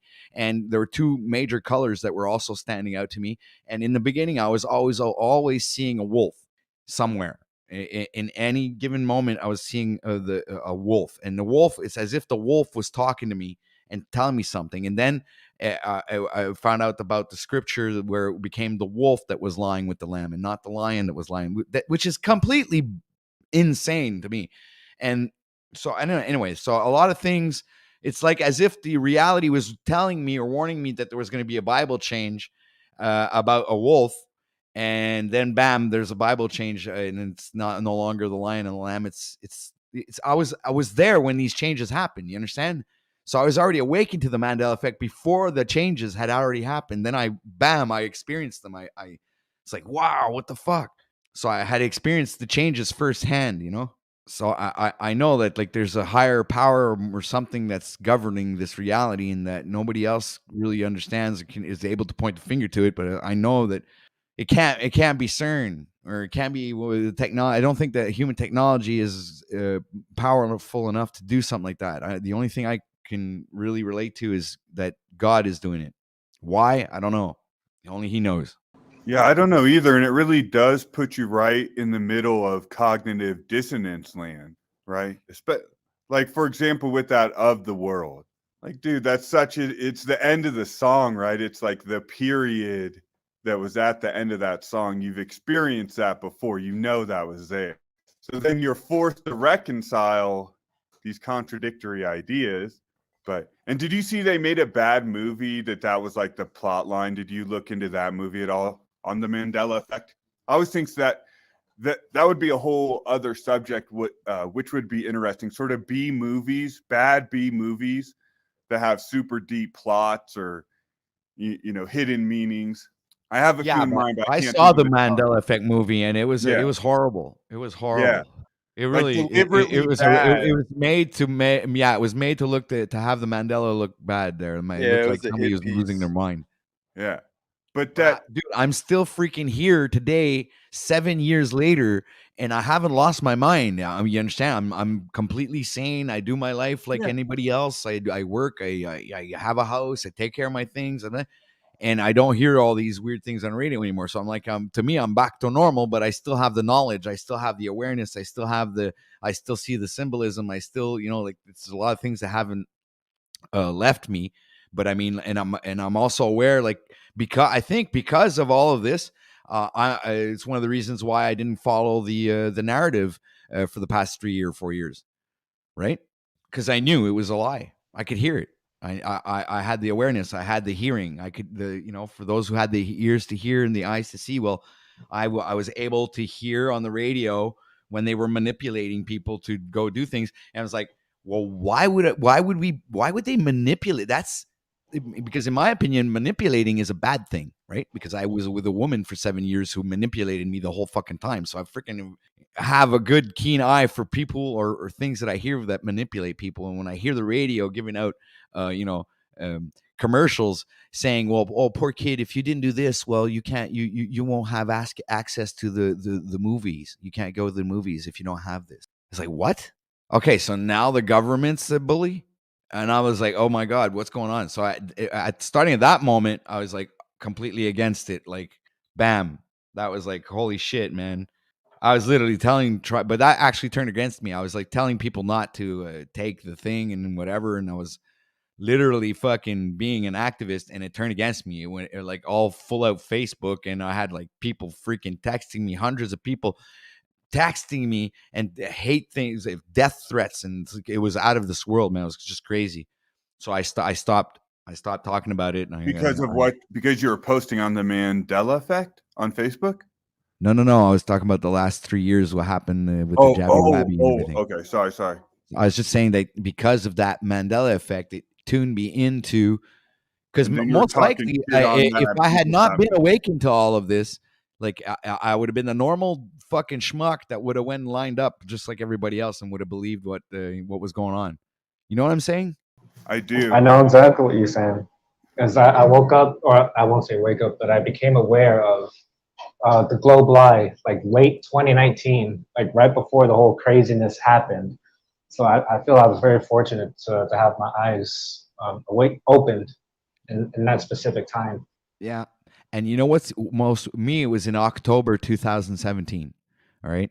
Right after that big sign in the sky, there had like the 23rd of September 2017. There was like this big revelation and the stars and all of this. And it was like, for some reason, it was all connected, okay? So in October, I like received this like so-called awakening, and it brought me down that flat earth rabbit hole, because like I told you in the beginning, I had seen the flat earth thing, but I had pushed it aside. I said I didn't really but after my awakening, I fucking looked into it. I said, okay, if reality's changing and now people are talking about flat earth, there must be something about this flat earth thing. I'm going to go look into this. And after all the videos and all the research that I had done myself, I came to the realization that, yeah, okay, we don't live on a globe. But I never said that I was a flat earther, but I absolutely denied the globe. Guaranteed. Because I can't say it. Obviously, I can see with my own eyes that the horizon is flat, right? But I can't prove it for, so I can't say it. I can't say I'm a flat earther because I can't prove it.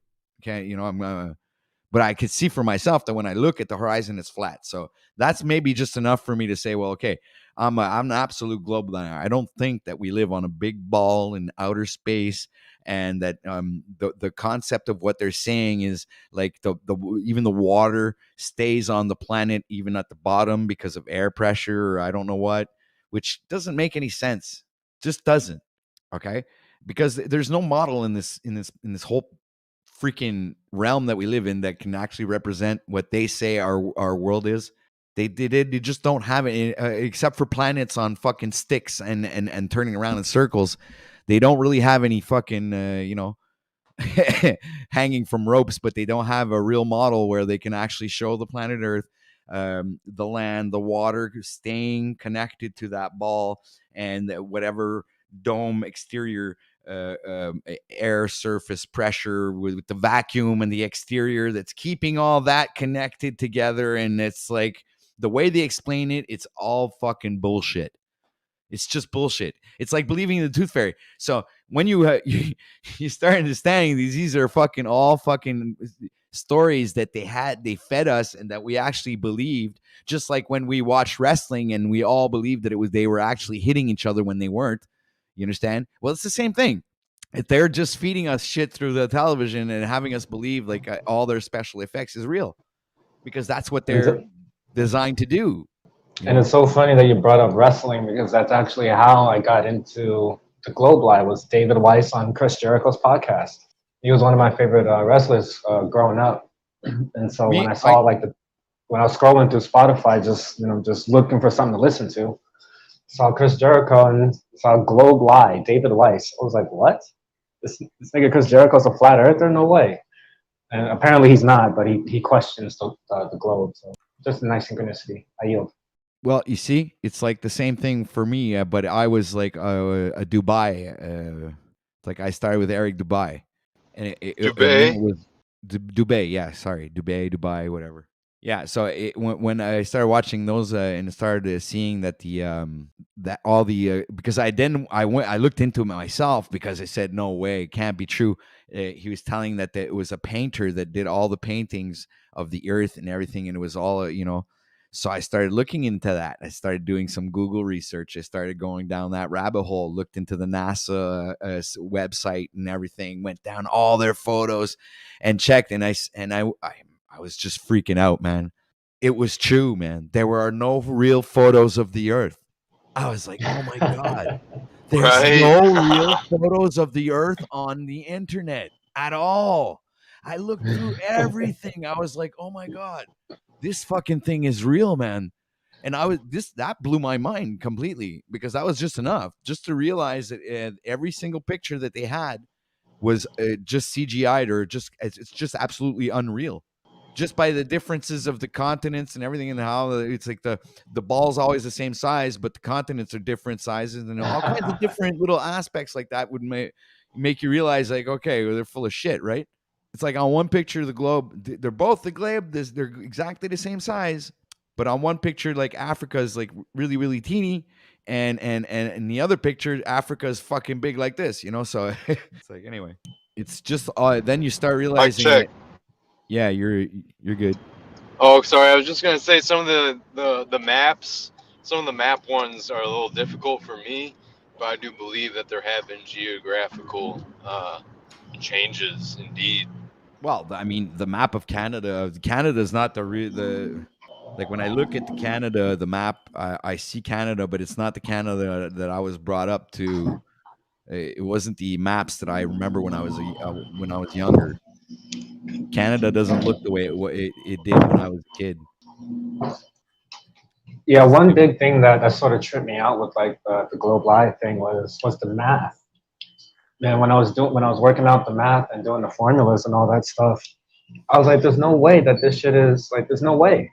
There's just no fucking way that this is what it is. And after just digging deeper a few weeks later, you find out that it is what it is, man. It's fucking wild. Yeah, and then you go look into, then you realize that you discover Stanley Kubrick, and you discover that he could have been the one that did the filming for the for the moon landing, right? So in that case, if he did do that, anyway, when you look into the moon landing and you look at how everything was done, you see that there no way in a million years in outer space that everything there is a stage. It's a background setting, and I'll give you the reasons why.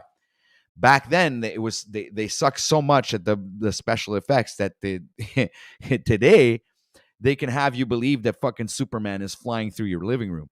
Okay.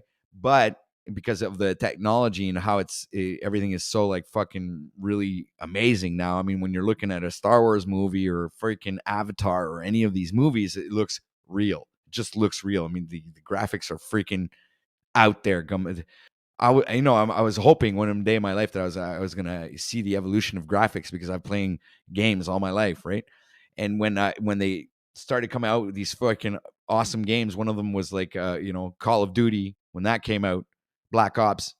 All right, the fucking graphics on that Yeah. was fucking insane. I could see the veins and the hair on the hands and everything. I was like, oh my god, this looks so real.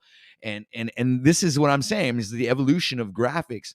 So think about it back then when you're looking at old movies, go watch movies from the 70s and the 80s and go look at the freaking how they were doing their special effects, man, guys. Okay. You know for a fact that it's all fucking, background scenery. They don't have any computer technology or any of that. It was all props, right? So when you look at those moon landing videos, you see it's all props, everything, the suits, the thing. They're not in outer space. It's just that simple, man. You just go watch the videos. You'll see, man. It's all fake. Go ahead, Christo. Sorry. Oh no, please. You're good. Go ahead. Yeah, the bombshell thing with Kubrick are those different screens and how they do the background, right? And the light reflecting off the glass and the backdrop and how you can find the line, all of that. We've seen those videos. But I would also just push back. You said there are no real photos of Earth from space. And I know there's some debate. So when we say no real photos, we're really saying no non-composite images. But then what about like satellites and it's called Discover. It's an acronym, but the running satellite of Earth from space. So there's pushback against the flat Earth, and I'm not trying to devolve this into the flat round debate. I'm open to either. I think it's interesting, of course, but you know what I mean. Is that really true? There are no real photos or streams of Earth from space. I haven't found any. I think that would be interesting to go. Well, this thing No, because a photo indicates that you're taking a picture of what you're looking at with the device, nothing compiled like an actual photograph.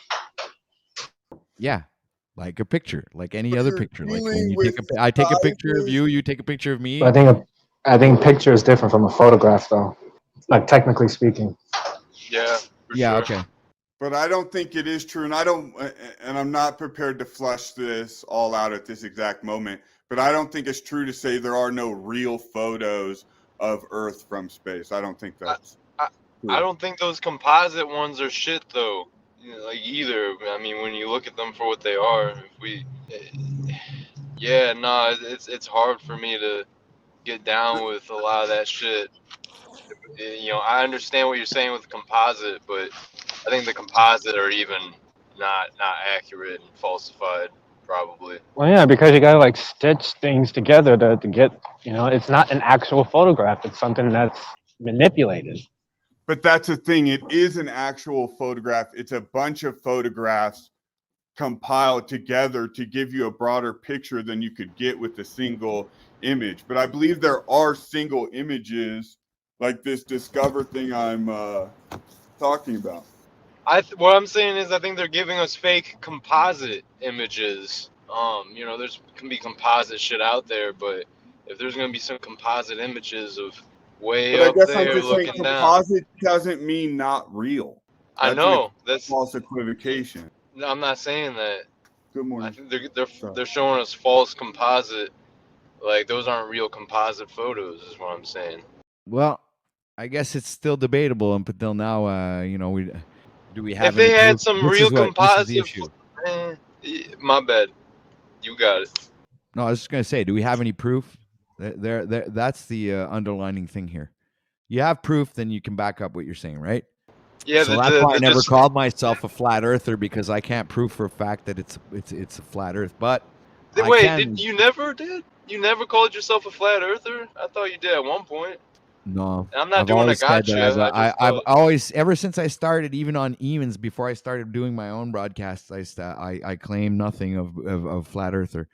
I always said that I denied the globe, and that I know it's a lie, and that I know NASA are lying, and everything is a lie. But to know for a fact that this place is a flat, no, I can't say that, man. Just can't. Right, you I've don't want never to said that. box yourself in by Well, it's doing that. because Yeah, I think it's beyond just flat Earth. I have like simulation no theories and doubt. shit like that, and I have other places that I explore that I think are an absolute possibility. Like I said in the beginning of my story, not in the beginning, but I was saying when God, just of a wave of His hand, can change the reality that we live in every way, shape, or form.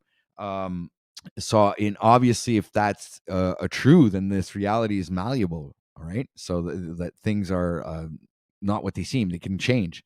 So if that's true, then okay, I would lean towards more of a generated reality, something that's more of a simulation. Like I don't know if you guys are familiar with Star Trek, but there's like these holodecks, right? Yep. Well, that's like, or even the Matrix was pretty good at showing what I think this place is. But like the Matrix, you're plugged into something. I don't believe that we're plugged into anything. That's another thing, you know.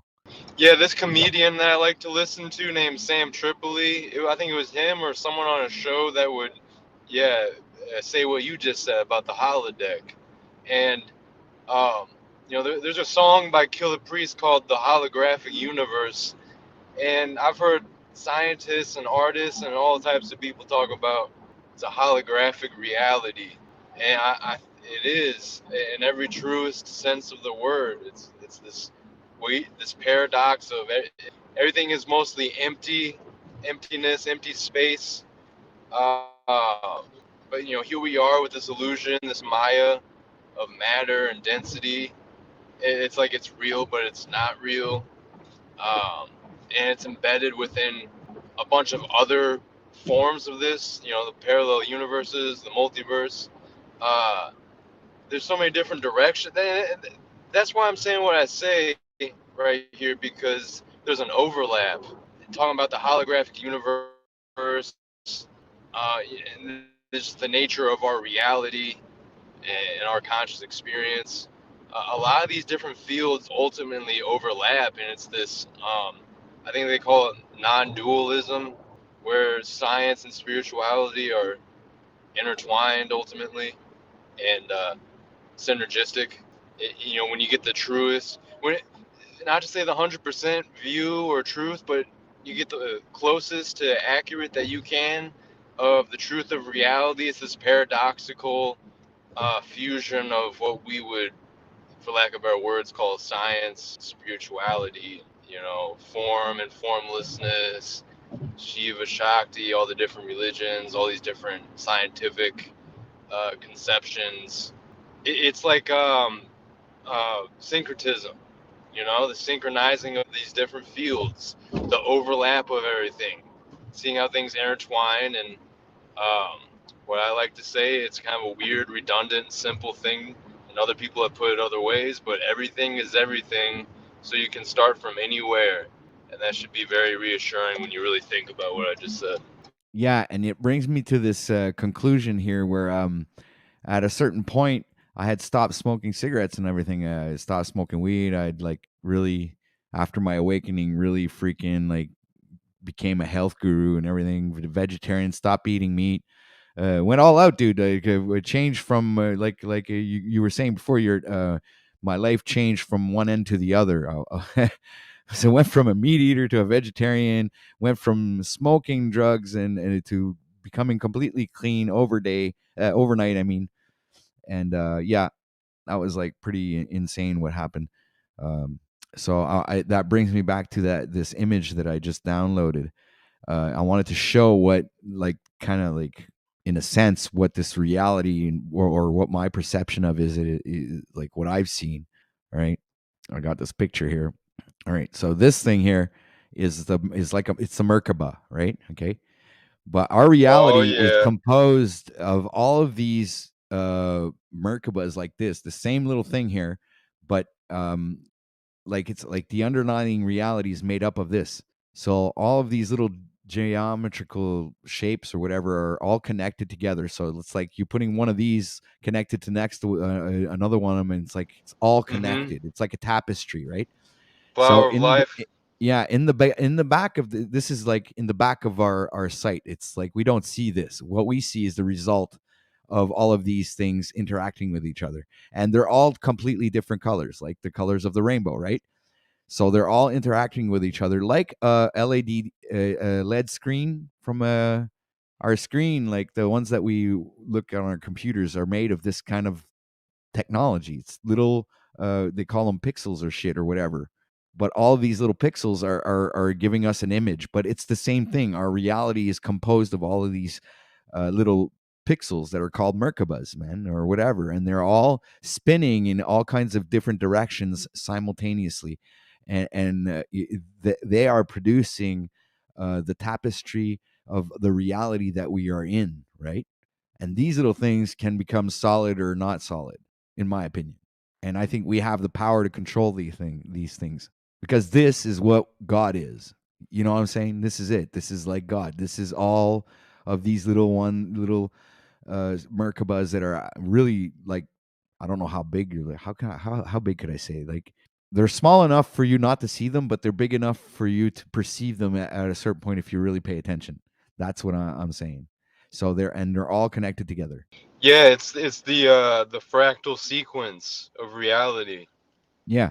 and it's almost like a meme at this point in some degree, to some degree within like communities or sub communities of like quote unquote spirituality and consciousness, to talk about the fractals, or the fractal nature of things. It's like so many people are coming to this realization and this truth these days, and with this whole quote unquote like collective awakening that's been happening. And it's almost like I said, it's like a meme almost, because people have started to recognize that it's used so much, it's almost cliche. But again, some cliches it's not even a bad thing to call it a cliche, because it's truth, and it's being spread, and it's being repeated, and it's being fractalized, pun intended. So it can be kind of written off as like, oh, you're just someone that does psychedelic drugs, and you think you understand the universe now because you say things are fractals. But it's like, well, that it is what it is. It's undeniable. Fractals in nature, the mathematics to things. And again, that goes back to what I'm saying, to bring it full circle. How we should do at times is science and spirituality. Mathematics proves the divinity, and the ineffable aspect of reality. Yeah, man. Specifically on that image, and I'm not smart enough or wise enough or well versed enough in the sacred geometry stuff, and so the idea just kind of comes to me intuitively. So isn't that the Star of David symbol as well, with the two overlapping triangles? Yes, sir. It's also the cube of Saturn, if you look at it correctly. Right. And I almost wonder, and like I said, this is totally speculative, and I'm just tossing this out there. I wonder if that's almost like the Matrix programming. And I wish there was someone smart enough that could explain to everyone the difference between that geometry and then an octahedron geometry, where we wouldn't find those triangles overlapping in sort of the divided and conquered masculine and feminine, but sort of like the image I had. The image I or do have on my YouTube channel is an octahedron, where we actually find those triangles on top of one another, sort of symbolizing the connection between the heavens and earth. Where in the Star of David and the overlapping triangles, it almost seems like they're in conflict. I don't know if that's getting a little too symbolic. No, actually, here's You know just what I mean? yeah, I do, and I want to kind of show you an example more. Because I didn't find, I was looking in that image, where were the octahedrons in that pattern, and you don't find any in that. But I know the octahedron is one of these sacred geometrical symbols of importance in reality too. But I know the flower of life is as well. So I'm not trying to discredit that, but I just had an intuitive thought there. I felt like sharing. But here, I'll show you another image of or an example of what you know, how like the spectrum or the underlining reality of this, of what you perceive, like what's in the back of what you see. It's like the screen, let's say. Who just left? Was it Christos? I think so. Yeah, here it is. Oh, is it showing? Damn it. yeah, it was showing. Oh, I couldn't see it. Yeah, it was showing on our end. So you see? Yeah, those patterns are beautiful. As always, I'll just, and I got to go here in like 5, but I will just raise a question. I don't always know how we utilize all of this, so it seems to have some relevance. I always like pushing the question of what that is exactly, though, too. You know?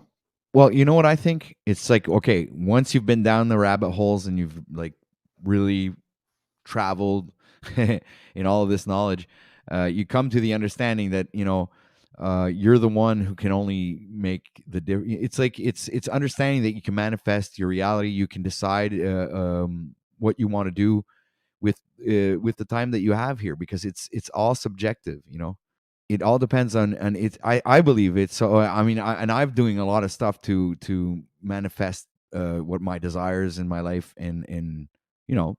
And it hasn't stopped me from being a good person and generous and want to help others, and hasn't stopped me from doing any of those things. So it's like I think it's like by understanding the reality that you live in, you can better navigate through it, right? So maybe I that's like that. It's sort of like waking you up to reality's warning signs or road signs. Like it's just a road sign. It's just a little symbol, a little alert symbol in our consciousness. It's like, yeah, you're in some kind of construct that you have a degree of creation, of co-creation in. I think that's right, Patrick. I think it's coming to the realization that how powerful you really are in this realm, that you have actually means to master this reality, and that all you have to do is practice. It's like the guy was saying in that motivational video that I brought up in the beginning of the show. If you have a poor mouth, you'll have a poor life. This stream is going great right now. Yeah, I'm loving this conversation. I'm gonna be trying to get back more out here and get my channel going again. It's been hard finding the time and the internet and all that, but I've been appreciating everyone else's contributions in these panels as I do get a chance to listen. And like yesterday, OTW, you know, so much of that stuff was so funny, and they all kind of blur together too. But I really appreciate it, and I think you know there are moments of great information, great entertainment, great characters. It's fun to watch everyone's stories sort of develop, and I wonder where it all goes, and challenging thoughts and all that stuff, dude. And people lighting people up, and it's a good time. I appreciate everyone sharing and what they do on a day-to-day basis here. People spend a lot of time together, man. You know, do you guys like? It's weird, right? The intertwining of lives, of reality on a metaverse like this day to day, especially when you do start showing up every day like that. And then people listening too. It's fascinating watching what's called those parasocial relationships play out, and sort of the experiments with the, you know, Jack Talcott and all of this, and how these dynamics are playing out. And people, you know, shout out Tommy, you know, people like him who just rise to the surface and sort of find their niche and influence and, you know, and all these but different things. So you know, I like to see where it goes. You know, it's funny you're mentioning that, but it's bringing me to the conclusion that there's never ending content. Like sometimes we ask ourselves, like, what am I going to do? What am I going to talk about?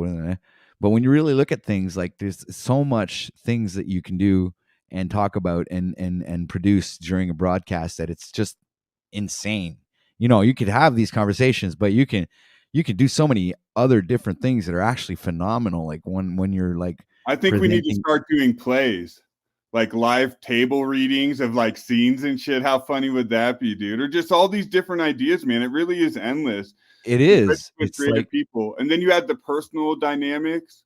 Like life is real out here. I think about that all the time, like personal tragedies and stuff. And you don't wish that on anyone, but dude, the more I you would do share a your skit. story out No, here, it's like, you're yeah, making me my imagination really freaking go, man. It's like I would make a cool. skit of that. Remember that old TV show called Cheers? Yeah. I'd do a skit of that, and I'd use the theme song and everything, and I'd have like 5 or 6 people dress up as all the actors in the show, and we'd Should do a be skit. funny, dude. That'd be awesome. Just like a 15-minute skit. Doesn't have to be really long.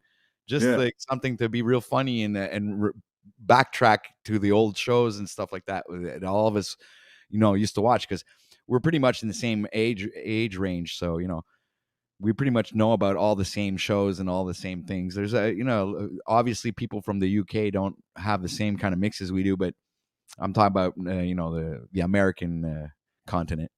And dude, that is one quality of the group. Like you can say whatever you want, people can be critical or take that, take their shots.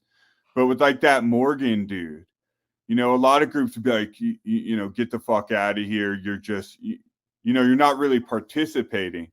But no, that dude was, not even encouraged. I said aloud, and I don't mean that in like a pretentious way. I just mean it was like the whole group just allowed that dude to sort of jam out and contribute. And yeah, they were busting his balls and roasting him. But at the same time, that's what he wanted, right? That's like his, that's his creative outlet, is being able to share his music there and everyone then participating. And it There was you go. solely, and even someone like Moose, man, and I got love for Moose. Moose is trolling him the whole time, but Moose is playing himself so hard simultaneously and getting roasted and being a good sport about it, that it all comes around and becomes like true creative, or this is at least the way I see it. It becomes like true creative co-creation, sort of, an artistic group that I think is pretty cool. And Dude, it was insane. It held like 70 people watching. yeah, I was freaking out, sitting back watching, and I was like, how the hell is this happening? How but yeah. people were just loving it, man. I was like, wow, okay, well, this Well, is Moose is over here like channeling Chat EBT. So I'm like in my mind, I'm also a little tripped out from the bigger picture of like, holy shit, this is like AI, like possessing this man to do, because AI wants to participate. See, people aren't like, you got to keep that in mind. We're actually training our future entertainment and perhaps our enslavement and all of that. So AI wants to get in the mix, man. Everyone's tossing out their creative stuff. And so we got Moose like harnessing, being possessed by, this AI, and then this, platform and all this like coming together. I don't know. It's cool shit. it is. It's just awesome, and like the level of creativeness is out of this world. And that's the name of the channel, Out of This World News. It is. Good for you, man. Well, I'm gonna go roll. I'm gonna go handle my business. But thank you for the entertaining conversation, and peace, Pino Power. Yeah, what's up, Pineal? Don't leave, love you. Ryan. You don't want to leave, Ryan. You keep me in the mix, man. Holy You shit. keep me in the mix every day, and I got mad respect for it, dude. This dude represents me when I'm not even there. I love it. For real. Disrespect. Okay. All right, cool guys. I'm gonna bounce out of here, man. All right, man. Okay, bye. Thanks for coming. Oh, it's You're a Christos. gem, Christos, sir. you're You're a true tripping out, gem. man. I was What's wondering that, what dude? that sound was. What was that? I said you're a true gem. Full no homo, full bromo. You are a gem, sir. Yeah, I appreciate you too, Yurt. Always All love right. having you on here, man. All right, it's fun, man. I hope I didn't. Conversation's been great. Christos is coming after me. Christos, are you coming after me, dude? Are people gonna be taking shots? Is Christos gonna be taking shots? I don't think so. Okay. I want no black. He'll be bad back. blood out He'll here. be back. He had audio issues. Cool. All right, How's have a my good day, audio? guys. All right, Is man. it all right? Much love, brother. Ladies and gentlemen, that was Brother Yurt. Please make sure to go like, share, and subscribe over to his channel. It is called In a Thought Experiment. Go check him out. He's awesome. I believe that he might be doing, some content eventually at some point. Don't know when, but the content that's there is, pretty good. Wow, not pretty good, very good. And so go ahead and like, share, subscribe over the In a Thought Experiment. All right, so we are right now with Mr. Brian O'Shea, which is probably sleeping. We have Mr. Sterling here, sir. So you haven't said much. Welcome to the stream. Oh yeah, thanks for having me. I've been listening, and and again, I've been listening since the beginning, so I might take it back, way back, if you'll allow me. But one thing that I was interested in was people were talking about, how to fill your day and what you should do with your day and how it could be productive, and how those little productive things every day kind of add up. And what I would say is, like, if you don't know what to do or how to be productive, make somebody laugh. And it sounds like we got some comedians in here, and making people laugh is really hard. And anybody who's went up there and grabbed that mic knows exactly what I'm talking about. Um, but it's much needed, because things are so bad for so many people that not every and it's a skill not everyone can do. So if you can do it, by all means, get out there and make people laugh. And to tie it into the AI, or the chat EBT, as I heard it called, that's one thing that I'm not worried about, because I don't see where AI or chat GPT can make jokes, right? I don't see where it can write a love song. I don't see where it can replace us in that way. You But know what I mean? So I think don't think about all the data that it's collecting, and how they can refine it and bring out better models, and eventually have like one of these models that are able to do those things. Yeah, I mean, maybe I'm being short-sighted, but I just don't see it. What I see them being able what I see them being able to do is recycle jokes, retell jokes, but to come up with a brand new joke, nah, I don't think they ever will be. I don't think they'll be able to. So you think that we would like ask Chat GPT to come up with a joke that's never been told before, that it won't be able to? I know for a fact it'll tell you that it can't, because I've already done it. Oh, wow. Well, that's cool. So what do you think about the deep fakes? I saw that's funny you mentioned. I saw that one on Caged Reality with Andrew Tate. He was showing me that a few days ago. It was trippy, because the things that my friends are always showing me with like Chat GPT is nothing like what he showed me with that Andrew Tate deep fake. So I was kind of blown away, honestly. And people, I think I might have heard somebody say, "Well, oh, we can tell the difference." I mean, kind of, but then again, it looked You really can tell the real. difference now, but how about Kind of, 2 years yeah, from now? kind of. If he hadn't told me that thing was fake, like going into it, I don't know. I might have been faked out. I'm not sure. But and another thing is, like, I forgot what I was going. I went to Google something just today or yesterday, and in the back of my mind, it's a new feeling, it's a new thought. I was like, yeah, but you know what? Even if I find the video, can you really trust it? And that's something we're gonna have to come to terms with, because, like, just because you find the video on YouTube or Google or whatever, doesn't authenticate it by any means. You know what I mean? You mean like as if like the videos on YouTube could be AI constructed? Is that what you're coming to? Exactly, because somebody said something, I was like, oh, I don't know if that's true, and I just immediately like went to Google or YouTube to try to find the video, but I caught myself thinking, oh, but what if I find the video? Is it really real? And I think that's something new that we're going to have to come to terms with. Okay, yeah, but this is where I wanted to come to. This is like, dude, it's not just the videos that you're watching on YouTube. It's the companies calling you, dude. First of all, I had done an interaction with like, was it Hydro Quebec or something like that, and I received a call, right, concerning my interaction with the clerk.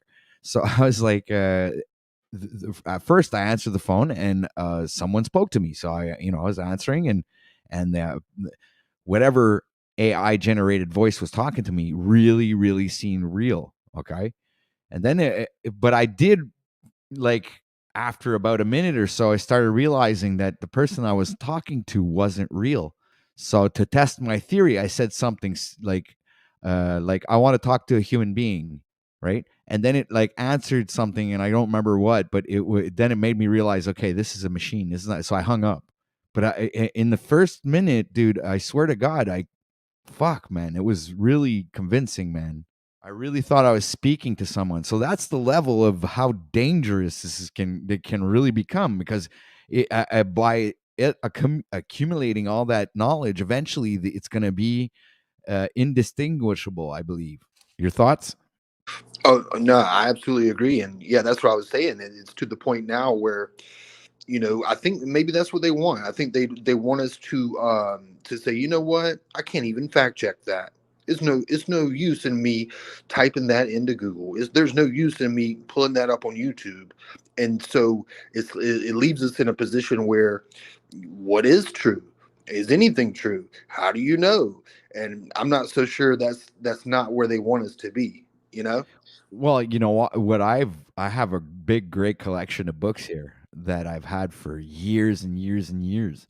So I do believe that I know that these books were written by man, but I do believe that there was a certain point in our progression in society where we had actual, researched information, and this is the information that was distributed. But now all the information is corrupted. So, like you said, how do you know what to believe? Well, go backtrack and go back to the books, man. You know what I'm saying? Because that's where the real shit is. Or at least maybe in part. Like, maybe not every book is there to tell you the truth, but at least there's throughout the ages, like, people who have read these important books and do know about this, like, they can transmit this information down through the ages, which this is the kind of thing I think you should look for when you're on YouTube, is like other human beings that have done the research, read the books, and direct you in a certain direction where you, okay, we'll go to the library and go get this book, or try to order that book, and it's like dated from that year. Or you also have bookstores. You have all kinds of different means to access genuine researched information. You know what I'm saying? Like, unless they burn down all the libraries, I'm pretty sure you still have a chance to get some good accurate information. And sure, and but I feel like, even with even the era of books before the deepfakes, there was a question as to what is true, and I feel like just because it's in a book doesn't make it true. And I'm not saying that that's what you were asserting, but it's I was getting. mostly talking about encyclopedias and dictionaries, you know, and like how to do things. Like, let's say you got a collection of books that teach you how to renovate. You know, if it's telling you how to redo a washroom, and you redo the washroom with the book, then the book's not really lying, is it? You know what I'm saying? I'm just like Hi. pointing out that Yeah, there's other ways of, instead of the internet, to acquire the information that you need. yeah, for sure. I mean, we didn't have the internet, all of our lives. It's something recent. It's quite amazing, what we can do with the internet, but at the same time, it can be a force of distraction as well. So, internet is kind of representative of where our human attention goes, right? Like your thoughts and your desires will manifest in the form of the places that you give your time and energy to. All these TikTok videos perhaps is a part of this collecting of data from people as well. I don't know. But I, I I think do it's think also AI a wants means to of learn. sorry, I didn't mean to interrupt, but I also believe it's a means of shortening your attention span. Yeah. So like I think that's also the case as well. Our attention span has been dwindled over the years growing up, and TV and culture has a lot to do with it as well. And the thing is, the question that people have to ask is like, why go search out for any knowledge at all? What's the point of going out and trying to find the truth if we're going to be under a deluge of information and you can't tell what is true or not true? What's the point at all, right? Well, like I said, there's the scientific method. because there is a way to determine if things are true or not. It's like you experience them for yourself, right? So Yeah. all depending on the Yeah, information that absolutely. you gather, you can make a really good, assessment. That's the word I was looking for. Yeah, and I think that's part of the thing, like the reason why a lot of people are like on the internet, like, kind of floating around to different truth channels and trying to gather what they um have found about this reality, what these content creators have uncovered about this reality, but we're finding out it's quite complex. It's very vast and vast network of different institutions and cosmologies to work with. So coming to some discernment it's not going to be easy. Well, you say, in my opinion, all the roads lead to Rome. So what I've discerned throughout the research and everything that I've done, it all comes back to you being the arbitrator of your own reality, the one that's like you're the one who's literally in charge of everything that's happening to you in the sense of what you're creating around you. So I do believe that there's ways of mastering that, and Hmm. like I'm not sure if it has anything to do with ascension or whatnot, but more or less like when it comes down to what the things that you can apply.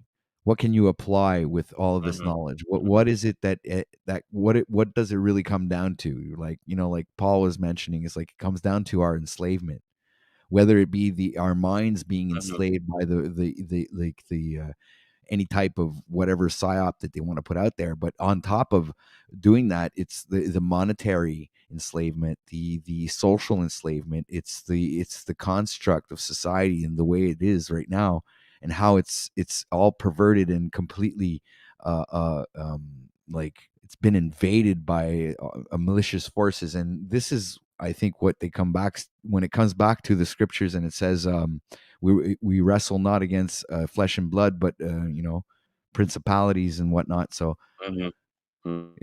I think it really comes back down to that. So what do you really want for your life? I mean, and what do you want for people in your surroundings? Okay, so I think it comes down to the fact that when you come to this awareness that you want to become the example, and you want people to be proud, or have respect, maybe for like because if you respect yourself and you do the work for yourself, then you take into consideration um um like the respect that you have for others.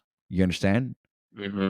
So by doing that, you're creating that ripple effect, from the inward out.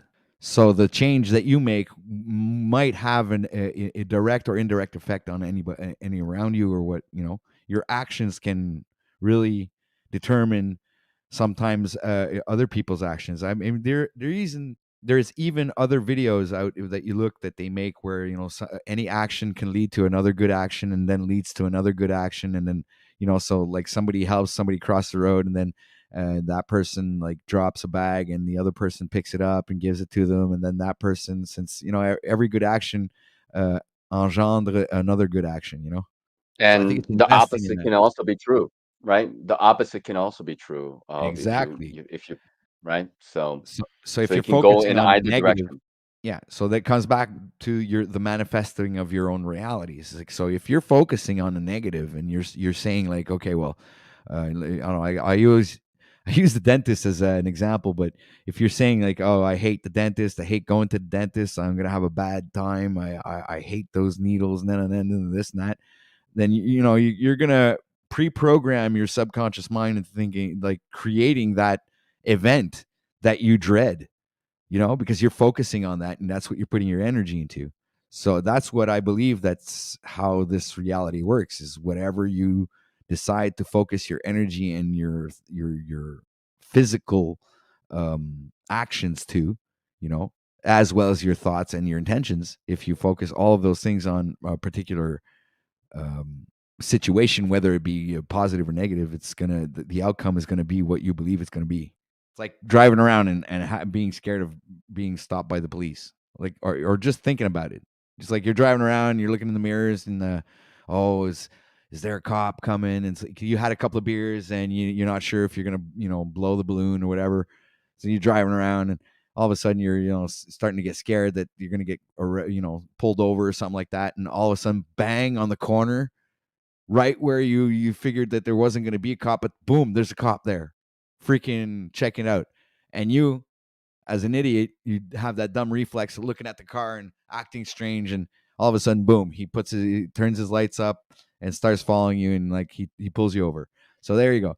These are kind of things that could actually happen because of you had actually manifested that into your thoughts, and then you gave it energy. And I think you created that reality, that outcome. I don't know, man. No, I don't Maybe that's disagree. I just me. mean, I think there are kind of like unconscious things. I think for the most part, a lot of people kind of live in this kind of hypnotic state, and things kind of happen, and things become like incidental or accidental because of like their concept of um of of randomness and coincidences. But I think at different levels, you can kind of start to see that there's a pattern to things, and that you um you can actually manifest stuff, and some people have stronger ability to manifest certain thoughts, like whether it be positive or negative, they can bring it into reality.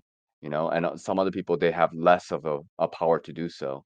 I think everybody has that power to a greater or lesser degrees to it, but it's just matter of in my personal opinion, like perhaps like how much faith that one actually has of their ability to be able to do so, and that's Well, not not something just that you faith. can I just. think it's more or less knowledge. It's knowing that you can do it. Hmm. So It's there are different paths, like to what you consider knowledge. Like in yoga, in Bhagavad Gita, they talk about like karma yoga and jnana yoga and bhakti yoga. So bhakti yoga is faith, like having devotion, but also jnana yoga is about the path of knowledge. So yeah, if that's important to you, then that's the direction that you want to go. well, in my opinion, knowledge is power, and I think that It the is. underlining It is. meaning of the fact that knowledge is power is that if you know you can create your reality, that gives you ultimate power over it. No, Yeah, and I and think then there's it's some other applying that. thoughts.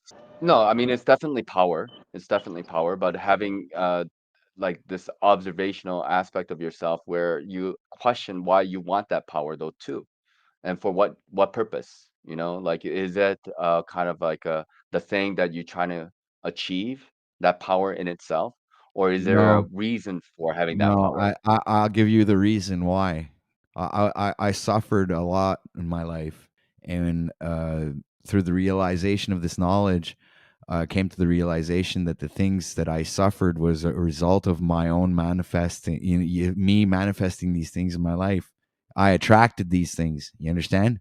So, knowing that the power is that being able to recognize it today and not repeat Hmm. the same like having better results now that you're able to use this to your advantage and not to your detriment. You get it? Yeah, Because yeah. when you So don't, you you're not suffered. aware of this knowledge, and you're not aware of the power that you have. You can really be a nuisance to yourself, man. This is what you understand. So I mean, this Yeah, is where so you have suffered and you understood, and the question arose like, why am I suffering, right? Like, what's the cause of that suffering? And then you look into the cause of that suffering, right? Then you try to avoid or move away from that cause. But of course, there could be other unforeseen things that happen that does cause suffering, but we'll handle them, right? One by yeah, one as we cross exactly. that They bridge. don't have to be. They don't have to be like putting oil on a fire. You don't have to. You're not the one who has to fucking pull the trigger and shoot yourself in the foot. You understand? That's what I'm trying to come to the conclusion of. Is that's what it's used for? It's like navigating through this life without shooting yourself in the foot. I guess this would be the best way I can put it. Your thoughts, Yeah. expert panel. I know I have a guy sleeping up here there, but how about you, Sterling? Well, Okay. well, I place a high value on truth, and I really am like on a quest to find out what is truth. I feel like it can help me to believe all the true things, like as many true things as I could believe and learn. I feel like it would just help me. But I also feel like if I had some things in my brain that weren't true, but I thought that they were true, I could see how that would be detrimental. I could see how it could be negative to believe something that's true when really it isn't. So yeah, I place it. With that being said, I feel like faith, and I'm not putting words in anyone's mouth or making fun of anyone, but I feel like faith is not a reliable pathway to truth, right? Because you can have faith in almost anything. I can say I take it on faith this, I take it on faith that, but if it doesn't lead us to truth every time, it's not a reliable pathway. We shouldn't be leaning on faith. And Faith should really, be a tool. I agree. and Faith should be a tool. Yeah. I feel like faith is. I So, feel. Sorry. how do you define faith? I I do apologize, but like, how do you define faith? Well, here, I'll give you an example. I did a 30-day challenge. My faith permitted me to complete that challenge. And faith in the fact that I was able to finish and complete the challenge and do all 30 days. This is what I define faith as. I believed in myself. Mhm. I believed I can do it. And I did. The results are there. Right. To me, faith. So I'm sorry. faith is good. Yeah, Go ahead. yeah. I Sorry. don't believe faith is a bad thing, but I think, like Sterling is saying, is if you rely upon faith to, it's like I didn't rely upon the faith, but I do believe that it was a necessary tool for me to help me get through the challenge, right? So I don't think I relied upon my faith only. No, what gave the result of the challenge was the fact that I invested and I did the actions, I did the work. Because faith without works is worth nothing. You understand? You can have faith and not have any results. Yeah. To But faith, would you say, is important, right? Oh, go ahead, Sterling. faith to me, and I'm not trying to make fun of anyone or belittle anyone's faith or whatever, but to me, faith is the faith is what we present when we don't have good evidence, right? Because when we know something, when we have knowledge of something, when we can demonstrate something, we just do that. We demonstrate it and we show someone, and we don't use faith once we have both. It's only when you can't demonstrate something, when you don't have good evidence of something, that at that point you lean on faith, because faith is what is believing something without compelling evidence. Yeah, well, kind of like believing in Santa Well, Claus and the Tooth Fairy and the moon landing and shit like that, right?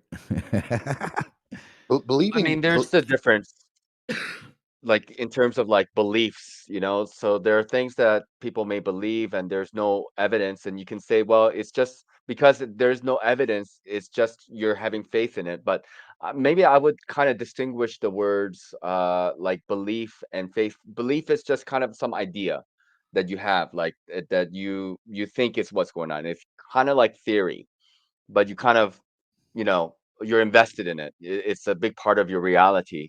However, faith to me is more like a jump that I may not be able to express to you, like my experience with God, right? But I have faith, right, as far as like this world is concerned, that people will eventually get to know themselves, even though they may not have had their own direct experience at this moment or prior to this moment.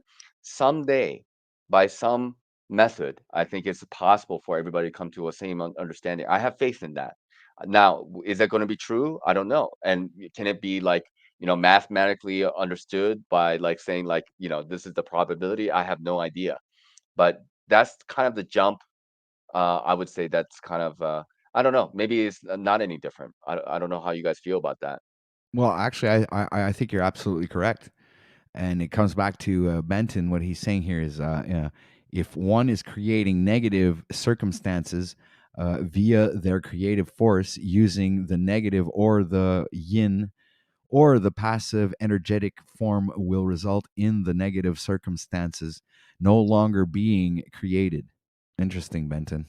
Let me see what you got to say here. We are taught to accomplish everything via the positive or assertive or yang from only, and this is incorrect philosophy. You should click the link, Benton. Come up here and let's hear what you got to say, man. Always appreciate conversing with you, man. Yeah, well, I hope I made some sense, and if not, do Oh, you did. correct me. I think these are very important questions in general about what it is that we are seeking knowledge for. It is wisdom that is seeking wisdom, in my mind. It's, in the Bible, they talk about how, men cannot live on bread alone. So, okay, you have, lived this far. You are able to, accumulate enough resources where you can eat and survive and have come to this point. And so, what has life been about thus far? Everybody has experienced some types of ups and downs, perhaps betrayals, love lost, et cetera, et cetera, and a lot of other stuff that kind of happens within life, with all the politics and everything that's going on at the moment. But there is always this question about, why am I experiencing what I'm experiencing? Is there a lesson in it? Is there something karmic that's involved? These are the thoughts that I sometimes have about what it is that why am I even here kind of question, and why did I have to go through life? And even on this panel, like what attracts us to come back, over and over again to talk with each other about, and philosophize about what life is, what does life mean, really? Well, that's the whole mission, I guess. I think this is what coming together and talking about it is all about. Is like eventually we do come to a certain place of realization and knowingness where you can use all of these conversations to better yourself throughout your life. Now that doesn't explain the Mm-hmm. reason why we are here, but Mm-hmm. it Mm-hmm. does help us, like draw a straight line, if you will, Mm-hmm. and it directs us in a certain direction where we can come to certain, it's like having epiphanies and coming to spiritual or spiritual awakenings, or it's all these things that come. Yeah. It's all through of the acquirement of this knowledge and these experiences. The reason why we're going through this is I think because you eventually have the power to create whatever heaven that you see for yourself in this place. Because if this is a Mm-hmm. really a place of creation where we do have the power of manifestation and we can actually create any outcome that we desire, all depending on the intent, the focus, and the energy that we put into it. uh you know I do Mm-hmm. believe that the purpose is for you to have the experience that you want to have. I mean, why else would we Mm-hmm. be here than to Yeah, and experience and something, so right? absolutely, I agree with you, and part of that experience is, of course, it's about pleasures of life, and people get wrapped up on the pleasures of life, and that's like kind of the byproduct of having the senses, right? And all the chakras as well. And we are developed. All animals, are developed in a certain way. They follow instincts, and human beings can start with the lowest, but they can start to work their way up, and become more than just animalistic. So we have a wide range in a human form, from being absolute caveman beasts to people who have evolved to the point of Jesus or Buddha or other enlightened beings, and maybe this is like a little bit of a I don't know, controversial topic for some people who may claim that only their God is the only real God. And I'm not here to argue about that. I don't really care. It's about the quality, that is important to me. So when we speak about God, we have to talk about the qualities of God, and not about like why my God is better than your God. We may be talking about different gods. Like we can only know by describing the qualities of this God. And the qualities of my God is like it is infinite, inexpressible, does not change form. It is omnipotent, omnipresent, omniscient, right? So these are different qualities that we can attribute to spirituality and our concept of this reality as well. Agreed. Yeah, I do agree with that, because this is how I perceive things as well. This is exactly how well, I would perceive God. Is omnipresent, always there. It's like obviously never changing, because he's always creating in every given moment. And so it's like that's why they say time. Well, in my opinion, like maybe time does not exist because everything the only thing that exists right now is what God is creating this present moment. So whatever whatever is in the past is gone. It's like it's already dead. So every moment that progresses Time beyond the next one is a new creation, right? time is a part of that experience. Without time, experience cannot be had, like so like time and space are two sides of the same coin. You cannot have time without space. You cannot have space without time. Time is measured by the movement of that space. We just divide a day into 24 hours, and then we divide an hour into 60 minutes, and we divide the minute into 60 seconds. But you could have easily just divided a day into 36 hours, and divide an hour into 100 minutes, and divide the minutes into 1,000 seconds. It's all based on kind of a system, but that doesn't, take it away from the fact that there has to be some kind of a movement, a differentiation from one moment to another, which requires space. If it was frozen, right? If it was completely frozen, then you would not observe movement, which means that you would not observe time at all. Exactly. So the fact that things move and travel through space and time, like you would call it, proves to us that there's like in my opinion, everything is alive. Like in other words, like even the reality that that we look at is a living reality.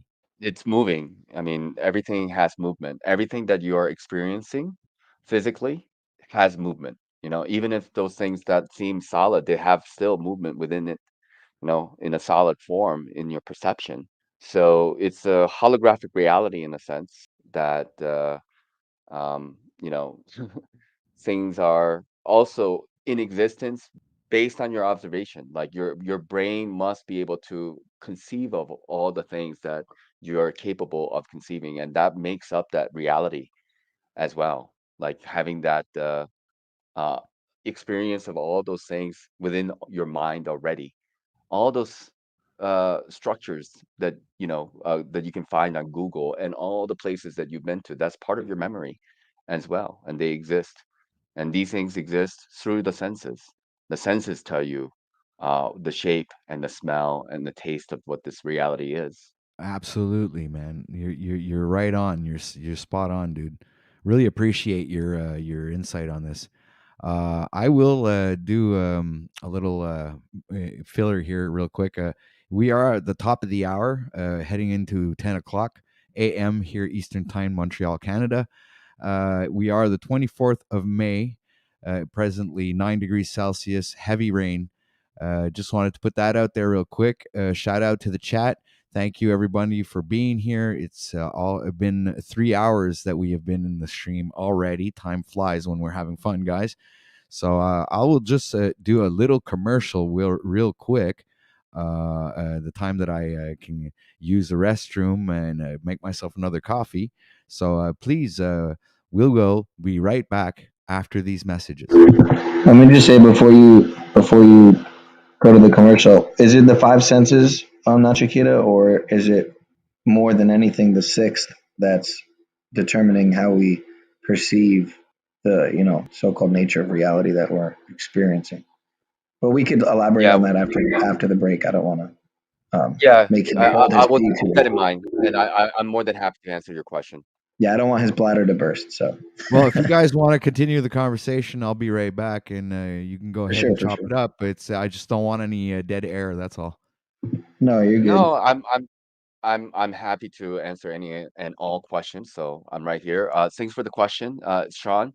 And yeah, so like the way the scriptures talk about it, like the Vedic scriptures, they kind of equate the five horses with the five senses, right? Each horse representing a sense. Okay, and so all the horses are like connected to a chariot, and there is a rein, which is the mind. The mind is the thing that connects the horses to the driver, which is the intelligence. Okay. And then behind the intelligence, there's the master, which is the soul. The wheel of the chariot is like the body, and the wheels are like your karma. That's how they kind of describe it. So the sixth sense is kind of the mind, the mind's ability to pick up on your emotions. That's another like sense as well, but that's not really like that's more of a metaphysical thing. There's physical things, right, and then metaphysical things. So the physical sense things are the five senses. Does that make sense so far? Yeah, yeah. Yeah, the way you're explaining it, yeah, it's making sense. So like yes, like when we talk about quote unquote reality, it's always about a perception of reality because the absolute reality is only God. God is the only thing that's real. Everything else is an illusion compared to God. Okay.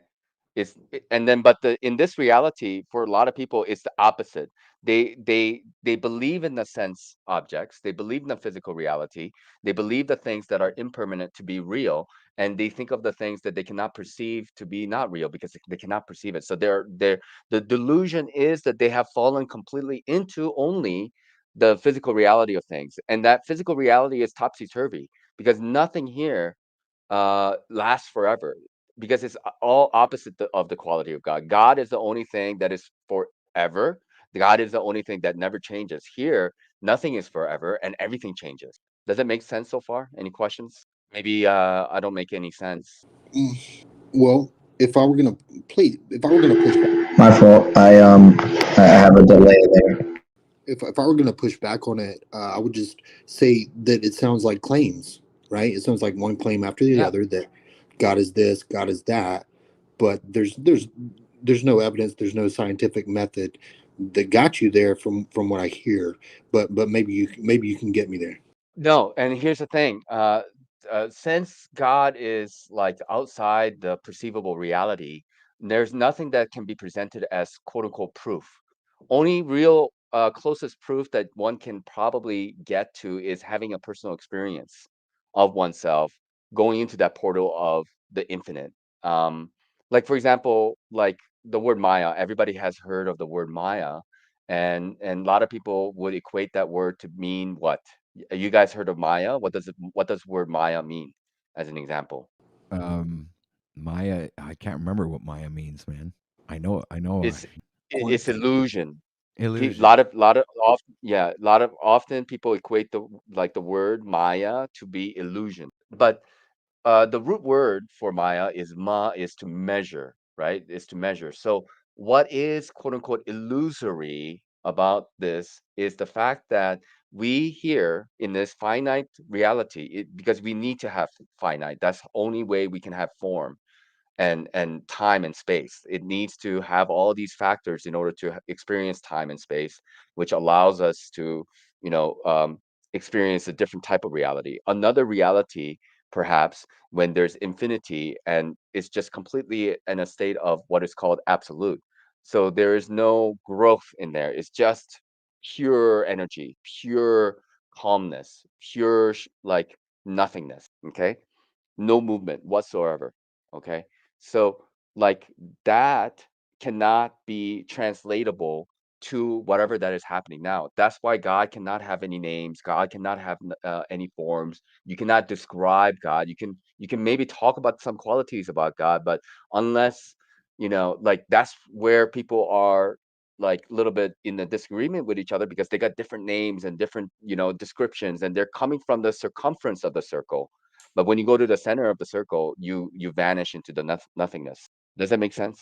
Yeah, that's like I remember a movie that I watched. It was Lucy, and Morgan Freeman was doing a monologue at a one point where they were showing frame rates of a video, where if and you'd see a car passing through the frame, but if you would speed up the rate of the frame, that eventually, if it was fast enough, that you would not see the car anymore, the car would disappear because it was passing so fast that you wouldn't even see it. So the image Yeah. would be They call completely it still.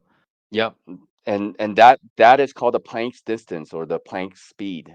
That is the last observable position of a particle before it starts to disappear from this reality. And then it goes into that you know uh, expands different dimensions where time is a little bit jumbled up. Where right now we experience things in a very linear past, present, and future kind of way, and it's hard for us to kind of rewire our experience to think in a different way. And if such thing as retrocausality do exist, kind of like the movie Tenet, where they like that movie was kind of complex in the way it was a film, but it could make sense of things, right? Like going forward and backward.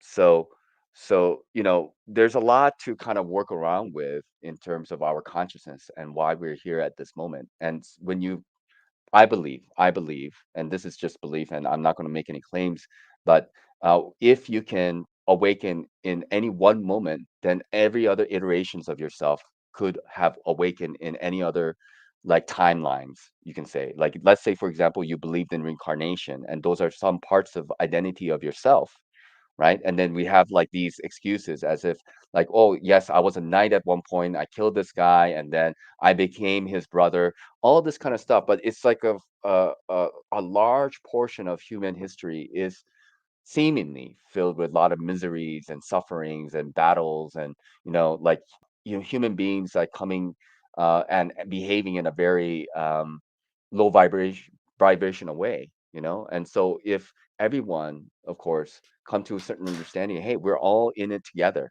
right? So we're trying to look for a solution that is actually the highest good, that is good for everybody. That is the solution to it all, is the finding a solution that works for everybody. That is the fine point of balance that we're trying to seek, having these type of discussions and trying to create that kind of vibration, in my mind. Does that make sense? Yes, it does. It's funny you brought up Tenet too, because I was just, was it yesterday or the day before? I was talking about how long it's been since I've been in the movie theaters, and ironically, if I'm not mistaken, that's the last movie I saw, and it was, if I'm not mistaken, it was end of 2019, or I think it was end of 2019, maybe beginning of 2020, right before the Rona popped off. And if you've seen the movie, you might be familiar with all the pre-programming in it, with the masking, with Mm-hmm. the Mm-hmm. so that movie was, and how Tenet is a palindrome, Tenet backwards is Tenet, and kind of how I see it, it's like how we entered into a backwards world in 2020 on that Dude, on that on that day, March now that 11th. you've mentioned that, you remind me of this new Netflix series called I know what you're gonna say too, because everyone's talking. that delivery guy thing there. Hold on, what's it called? Oh, damn it, I forgot the name of the friggin' show, man. But anyway, it's like Phoenix or it's a Zodiac or dystopian thing. something. It's two words, right? Yeah, I was gonna say Night Agent, but that's not it. Yeah, I'm blanking. I haven't watched it yet, but I've been meaning to. I can't remember the name of it. But that's It's another about good point. a guy delivering goods to a friggin' FEMA camp kind of situation, like post-apocalyptic. An asteroid hit the planet. Everybody, there's no more oxygen. Everybody needs oxygen tanks and shit like that, and then they get delivered their oxygen to their little homes. Yeah, I didn't realize that was what it was about. It's That's it's interesting. so crazy. It's as if they're showing us a picture of what they want our reality to look like or something, man. Well, see, and that's one of my current, I guess, issues that I'm like. One of the reasons I don't watch a lot of movies, or not that I. It's been a long time since I did anyway, but years. But I'm really into dystopian sci-fi. That's my. I would say that's my. If I had to pick a genre of movies that I'd watch the most and shows and whatnot, it would definitely be dystopian sci-fi, or sci-fi specifically dystopian sci-fi. So that begs the question: what are these shows and movies? I'm gonna Watching look it them, up. talking I'm gonna about tell them. you what it is.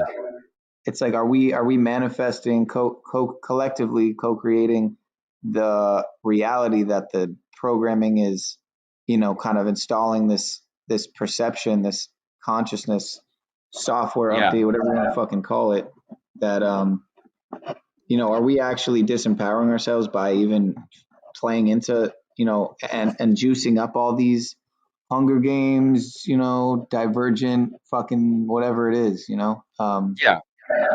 So let me try to answer that question, if I may, if unless anybody else wants to speak, because I've been speaking a lot as well. So I don't want to be stepping on anybody's toes here. But the way I see it, it kind of works both ways. One, there's the programming aspect of it. There are people who are hired, and they are like, kind of content creators of a different kind, like directors and the writers and such, and they can pick up on on the trend of things as well. But there's another aspect of wanting to make people think in a particular way, right? So all these like predictive programming has been going on, like 9/11. I don't know if I can say those words, but the Twin Towers, whatever that event. I mean, there's so much encoding that has happened through music industry. Like the movie, also like Back to the Future. There's a lot of encoding there. You know, when he came back from Twin Pines Mall to Lone Pines Mall, right? And then when he left, it was 1:16 a.m. And if you flip that upside down, you're going to get that number, right? And then he comes back, something like 1:33 a.m. You know, when he comes back. So these like codings are there, you know, for us, and I think there is an element of them wanting to create the kind of reality through these predictive programming, and they work because we are also programmed in a particular way to think in that way, like it manifests in the way. So in that, but that's true. Once you become aware that these things can happen that way, then it's no longer affecting you the same way as before. Just like you become aware that subliminal programming is a part of life, so you become kind of like more guarded to that. You know, like if you look at how social media and other platforms, how they can manipulate people's emotions, then when you are aware of that, then you don't allow your emotions to be manipulated. So you become kind of above that manipulation. Does that make sense? Like the Yeah, I awareness think, of the of course, manipulation. I think there's obviously a lot of truth to that. I would just say, how how how sure are we that how sure are we that we are above the programming? You know what I mean? Just because we are, or we think we Oh, are aware of it, is there not still subliminals that we're not picking up on, that, even to the yeah. So, so-called awakened, whatever you want to call? right. No, I mean that's a good question, and you can't be like 100% sure that there's no programming, but the programming that was there before, you know, whatever that was, and you have become awakened to it, at least you have covered that you have gone. There could be many more layers of things that you have to go through. As long as you're alive, as far as I'm concerned, you know, life is going to be full of lessons. But you know, their conspiracy, their way of manipulation, I would say there is a limit to it in a way, because it cannot be so sophisticated enough to convince everybody. Some people will be able to waken up to their conspiracy of things. They don't care. They only need 95% anyway. So if they make it more sophisticated, it'll take more time, more resources, you know, and you know, they kind of mathematically figured out it's okay to allow 5% of the people be stragglers, and they're going to figure out the conspiracy anyways, you know. And so why put in more effort than necessary, you know? Yeah, and that's one of the reasons I have. Well, that's not why, but using the term God is always, well, pretty much always been an issue. I don't mind. I tend to use it often, regardless, anyway, just because it's easy to do, it's convenient, and everyone knows and can kind of resonate with it to some degree. But again, some people have such a different idea of what it means. To me, it's all that ever was, is, or will be. The Black all. Knight. Oh, okay, that's not what I was thinking of. Yeah, that's the new Netflix series there. Go check that one out. Black Knight. It's post-apocalyptic. There, it's you got the whole thing there: the oxygen, the masks, the everything for all your liking. For what it's telling you what's coming. I don't know. Not to be confused with the Martin Lawrence movie. Yeah, exactly. Don't be I think that's confused. a Get out different of your man. confusion. Get out of your confusion, man. But yeah, you're spitting some fire, not Chiquita. So Yeah, Yeah, really appreciate. that Black Knight seems to be. Oh, yeah. I mean, great. Thanks for having me here. I really appreciate you guys, and I'm glad that people are really open to having these types of conversations, and just talking about, you know, one's personal experiences and kind of journeys that everybody is in.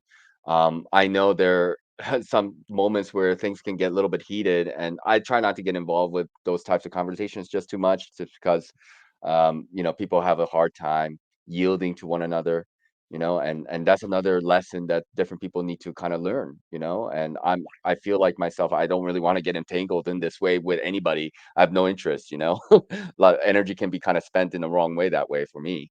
What are your thoughts on Black Knight? Is it based on Korea? Like, it seems like these are Korean actors. Some seem to be kind of familiar. I have not seen it at all personally, and I what it's think it's about. it's So I don't really Korean. watch. Yeah, I think it's Korean. Yeah, but I'm into all kinds of stuff because I watch a lot of Chinese stuff and martial art movies and all kinds of different things on Netflix. Mhm. So that popped up in my feed. I I don't checked it really out. watch It's movies. pretty good though. It's really really good though. Have you watched What Happened on Monday? No, what happened on Monday? No, What Happened on Monday? It's this group of, so it's like these girls, these sisters, and they're all like identical. It's the same actress, playing multiple roles, and they obviously do CGI or whatever. Um, but there's like 6 of them or 7 of them, I think, one for each day of the week. Oh And yeah, I saw that movie, man. That was okay, crazy. yeah, and you think about, the end, what they're doing to, what it turns out they're doing to the people that they say that they're. I can't remember what the narrative is, what they're doing to the people. They're taking them in for like treatment or whatever, but they end up they're just incinerating them in a I don't know why I brought that up, but dystopian sci-fi, man. Like Yeah, I said, crazy movie. but I mean, they shape the culture, I think, more than anything in terms of the darker side of agendas that roll out. But you think of, like he brought up Back to the Future with 9/11. Although, well, you could say that's not dystopian sci-fi, but I mean, is it not dystopian sci-fi? I mean, kind of. Back to the Future 2 is. Back to the Future 2 is a little bit Right, right, dystopian, right? With right. Biff taking over. AKA Trump, 88 miles an hour. Yeah. Yeah, yeah. I mean, Warp it's so speed. funny though. Like when you think about all these things and how they kind of overlap, like it seems like fictional reality is more real, than we give it credit for. And I just think it's so amazing the theater that's involved with all these politics and all these actors is completely WWF. And the fact that so many people are invested in it, that's so amazing to me, like how much belief there is. Like that belief is powerful. It's so powerful.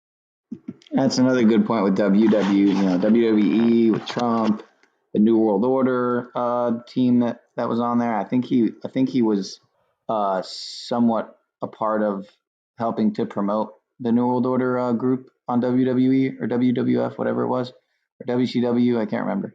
But to add to the Back to the Future thing, like Donnie Darko, another movie with so much pre-programming. It came out on January 19th, like 119 in Yep. 2001, right before, several months before it happened. Yep.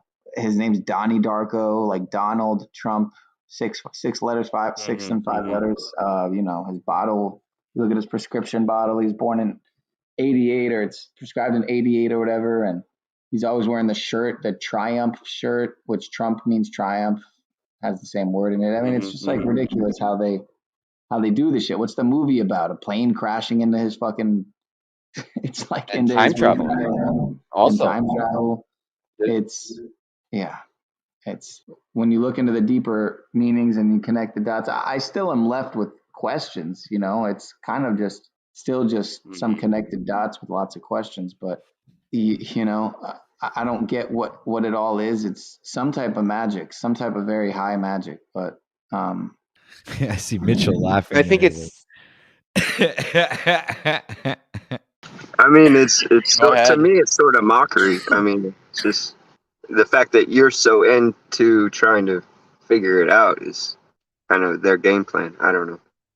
right. And I've kind of been in I think I would say I've been in recovery from trying to figure it out for the most part, compared to how I was anyway, personally myself, like 6 to 12 months ago. But that being said, yeah, I still entertain it for sure. I'm guilty of that. I'm not gonna. I feel like I mean, it's them okay. trying to manifest what they want to become true, and it only has as much power as you give it. That's really what I think. But Yeah, Yeah, for sure. yeah, yeah. And I think we're the ones, I yeah, just. fueling it. So yeah. So, like, when you get to a certain point where you don't really trust anything, you come to the realization like the whole money economics thing is like a farce, like history is a farce, cosmology is a farce, Okay, the academia for the most part is complete nonsense. Okay, evolution is not even real. Okay, so you go through all different like sectors of life, and you come to the realization we've been lied to about everything. Okay, now I don't need to go into all the like detail orientation about how money is moving. I just know it's junk. I just understand that it's just they're just making money out of thin air, right? And then they just create inflation, and all these banks are owned by the same people. Okay, I don't need to know more than that. For me to come to that understanding that the money is just a game in that sense. Of course, it's important. I'm not saying it's not important. I have a bank account, and I do. I am frugal with the money that I have. Whatever. That's not the point. It's the whole system in itself is corrupt.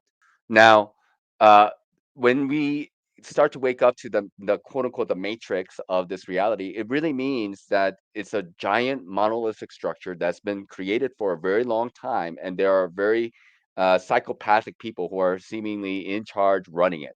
And we're at a point in human history where some of us are actually, for the first time, seeing it for what it is. Like we spent thousands of years to create these structures, all these like governments and corporations and banks and stuff, and they were created for a specific purpose. That purpose is to harness your energy. You are the bloodstream of that, and they want to channel that energy, that human energy into their creation of this like giant pyramidal structure with a one world government, one world religion and currency. And I think we're just at the precipice of that event, in my personal opinion. It's a big moment in human history. And what do you think the end result's going to be? I think they're going to get what they want for a short amount of time. So I think the prophecies are also being fulfilled. Not that I'm like a huge Bible person, and I have a couple theories on like what the Bible is, and how the prediction or the prophecies that were laid out. I think one, it could be a programming, and the other, it could be just genuine saints who knew how things were going to kind of unfold, though, too. So perhaps the 1,000 years of reign that was promised, because like for me, like God is one and only thing that exists in this world, which means that if there are demons and devils, they are also a part of God's creation, and they're kind of being allowed to do whatever they're doing. So, for what reason, that may be beyond my understanding. So I cannot question the things that God is doing that is beyond my understanding, because like God is above me. I'm just a small, tiny, human being. So I try to gather as much information for a mere human to understand and try to comprehend this situation. And maybe part of it is about free will. Maybe it's part of it is about like, allowing certain entities to express their hubris, and they're given the time to go through that process as well. These fallen angels. I don't know.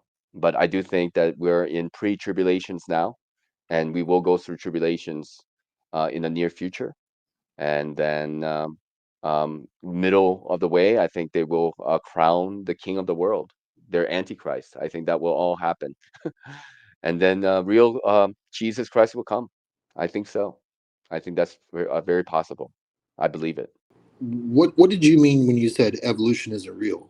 I meant that evolution, the theory of evolution, as Darwin has to put it, like we come from apes and stuff like that. That's not real science to me personally. Is that what Darwin said? We come from what now? So we have like same ancestries, right? Like the monkeys and chimpanzees and the human beings. And so like the theory of evolution is basically, you have the Big Bang, and then you created the different solar system, and everything coalesced into like a hot molten balls.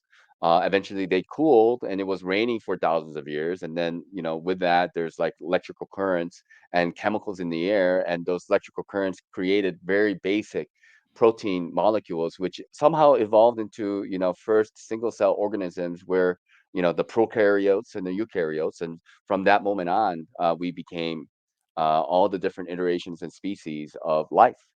Trees and plants, they all come from the single cell organism. That's what evolution have you believe. It's the same thing as atheism.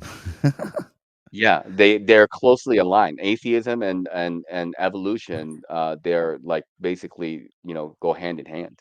But to be fair, you could be a theist and believe in evolution, right? Or you could be an atheist You and not. could. Yeah, and you could Yeah, be an atheist and not accept evolution, I suppose, right?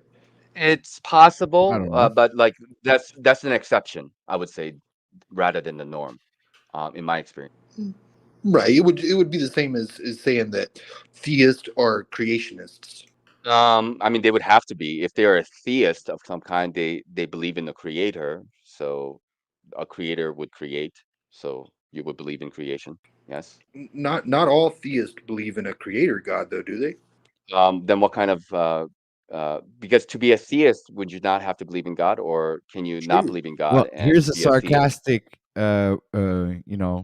thing here about atheism. It's like the belief that there was nothing and nothing happened to nothing, and then nothing magically exploded for no reason, creating everything, and then a bunch of everything magically rearranged itself for no reason whatsoever into self-replicating bits, which then turned into dinosaurs. Makes perfect sense. Just like it takes greater faith to believe that than believing in God, I tell you. Right, but that was a straw man, right? I mean, that was a joke. Yeah, it's being sarcastic, but Yeah, I it's a mean, it's It still is and it's not. Yeah. yeah, exactly. There's like it's anyway. There's a little bit of joke to that truth, basically what it comes down to. Exactly, yeah. It's a truthful joke, yeah. do you believe that? Do you believe that all species of dogs always existed? Do you? No, that No, we've I mean, obviously freaking created all kinds of different dogs by genetically modifying them and crossbreeding and whatever. Oh, okay. Do you? I'm sorry. Do you believe? How do I say your name? Notch. Notch is fine. You can just call me Notch. So, did you agree, or what was your opinion on that? Yeah, like as far as I know, I guess they come from wolves, and somehow people were able to breed them into different dog species that we have now. I don't know exactly how that works because you need to keep like a purebred in order to have that line of dogs, and then of course we have mutts as well. So there is kind of a genetic pure component. But when it changed and how long they were able to like maintain that like form, because you're already mixing the DNA in order to get the Shih Tzus and the Dobermans or whatnot. You're because if they all come from wolves, you would eventually have to mix and match them enough to get the form that you want. So you have like Chihuahuas, the smallest to the largest, like Danes and other types of Mastiffs or whatnot, right? Like they would all have to come from like some kind of ancient wolves DNA, if that Oh theory yeah, is wolves and correct. coyotes So, and so in other words, they share a common ancestor. Yes, correct. But but Yes. but primates, you don't believe that primates do share a common ancestor, but canines do. No, no, not uh like would you say like orangutans and gorillas and chimpanzees are equal to different species of dogs? Well, I would say they're different species of primates. Yeah. I don't know how it works. Like, I don't know if a gorilla can mate with an orangutan and create a mix. Maybe. I mean, they do have ligers, right? So they can mix and match, but like generally they don't go further than that. They have like these mixtures of bulls and what do you call it? Like yaks, and they use them for, but they're called Joes, but they don't get to continue on the line. They create the mix, they use them, and then that's it. There's no more of them. Like and like I I guess believe what that if mules. that was the case, that because I do believe that let's say you take the ancestor of the dog, a wolf, and you'd have it mate with a dog, that it would create a wolf dog, right? Now, Yeah. Yeah. but try and take a female woman and have a gorilla or a chimpanzee impregnate her. See how that works out. Oh my gosh. Please. Oh my goodness. No, but it's serious. It's the logic of it, man. Yeah. It's like Yeah. Yeah. there's no connection whatsoever. We're an absolute different species whatsoever from the apes. We cannot mix. We don't come from them, and we don't mix with them. But wolves, Yeah, I mean, if it you can mix a wolf with a dog. So that's the fact of the matter. And look, I'm not coming in here like saying like this is absolute fact. Like this is what I believe, and it's good to have a conversation, but I'm not here to like convince anybody of their beliefs, other, whatever evolutionary belief that you may or may not hold. I certainly don't see it to be like it's just one of many other lies. For example, like I'm a flat earther or a globe denier, whatever the way you want to put it, and I come to that realization, like looking at the lies that they've been kind of putting out there. And so, like, my conclusion is that many things are lies. This is just tip of the iceberg. Like, evolution has to be a part of that, though, too. There's nothing that's really supporting it, honestly speaking. But wasn't there a theory that we came from fish? Yeah, I mean, we have to. Like, that's the idea of evolution is that we come from single cell organisms that have like evolved and mutated into other species, and that also mutated into other species, and on and on and on because of mutation. So we became more complex. The idea of like fish, came to land and then became lizards and stuff, and then they grew up and they started growing legs. I mean, that's all part of evolution right there. So we all had to have we must have come from, the mammals must have come from lizards. So where's like you can't mate a lizard with a plant and get a lizard plant or something if that's the line of thinking that everybody comes from the same ancestor, right? Yeah. Hey, we got 43 people watching right now. Why don't you guys go ahead and hit that like button and share, click the notification bell to get all notifications when we go live, and hit the subscribe button if you're watching and you're not subscribed. Go ahead and do that too. We also have a link in the description if ever you would like to support the channel. We also have it scrolling at the bottom of the screen right now. So much love to everybody's watching now, and hope you guys are enjoying the show, enjoying the conversation. It's actually going very well. It's a great stream, another epic stream. So as usual, so thank you very much. This could not be possible without you guys here on the panel and everybody watching. So much love, man. And much appreciation goes to you as well, Patrick, for coming in here day and night. You have such a ability to, this staying power, man. I have a lot of respect for you. I for myself, I need time alone, away from. I'm on a lot of different other platforms as well. But man, I couldn't run my own show, especially with some of the people that you do have here. Not that that anybody's wrong, but man, some of the arguments that people have with each other, I'm just like, I'd rather just not be a part of this conversation at all. Yeah, well, I'm I sorry to get say. that. Sometimes I don't participate in the conversations either, but I listen. I get something from Yeah. it. I learn. Yeah. And at the Yeah. same time, it's a form of entertainment that some people do enjoy. So True. I let everything True. happen here. Well, in the confines of the permittable by YouTube, obviously. Yeah. Yeah. But yeah, like when if you start showing off guns, I guess that's kind of like a bad thing, And Yeah. there's been different situations that I had to, I've had people porn bomb me. I've experienced a bunch of stuff, man. Actually, so Oh yeah, boy. I've gained some XP here and there. I'm getting better Yeah, at it, I and guess. that's going through the gauntlet, I would say, that's the way to experience what it means to be in the limelight a little bit, and have people watch.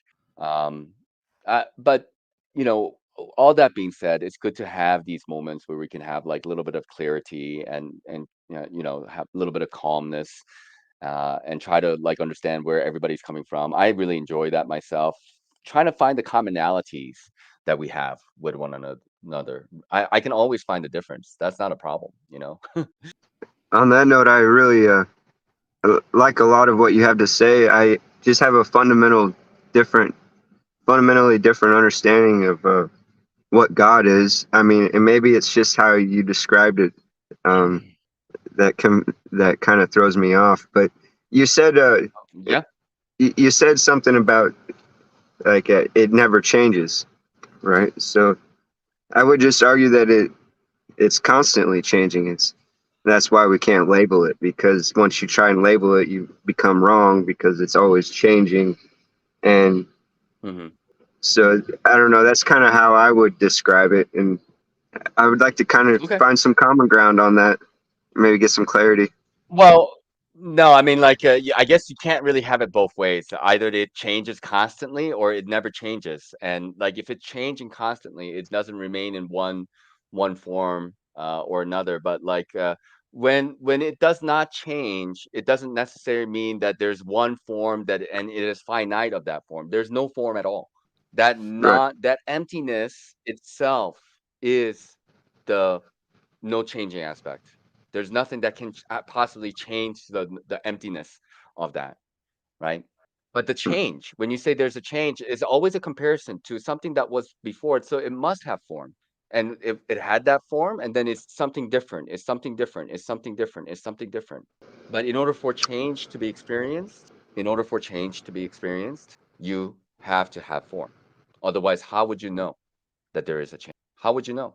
What indication would you have to know that it's constantly changing? Because of its form, obviously. I get what you're saying. And God, yeah, but God cannot have In form. some cases, I That mean, it becomes a representation. I would say that would be if God was of form, but I would describe God like if I had to try to describe God, I would What's say that?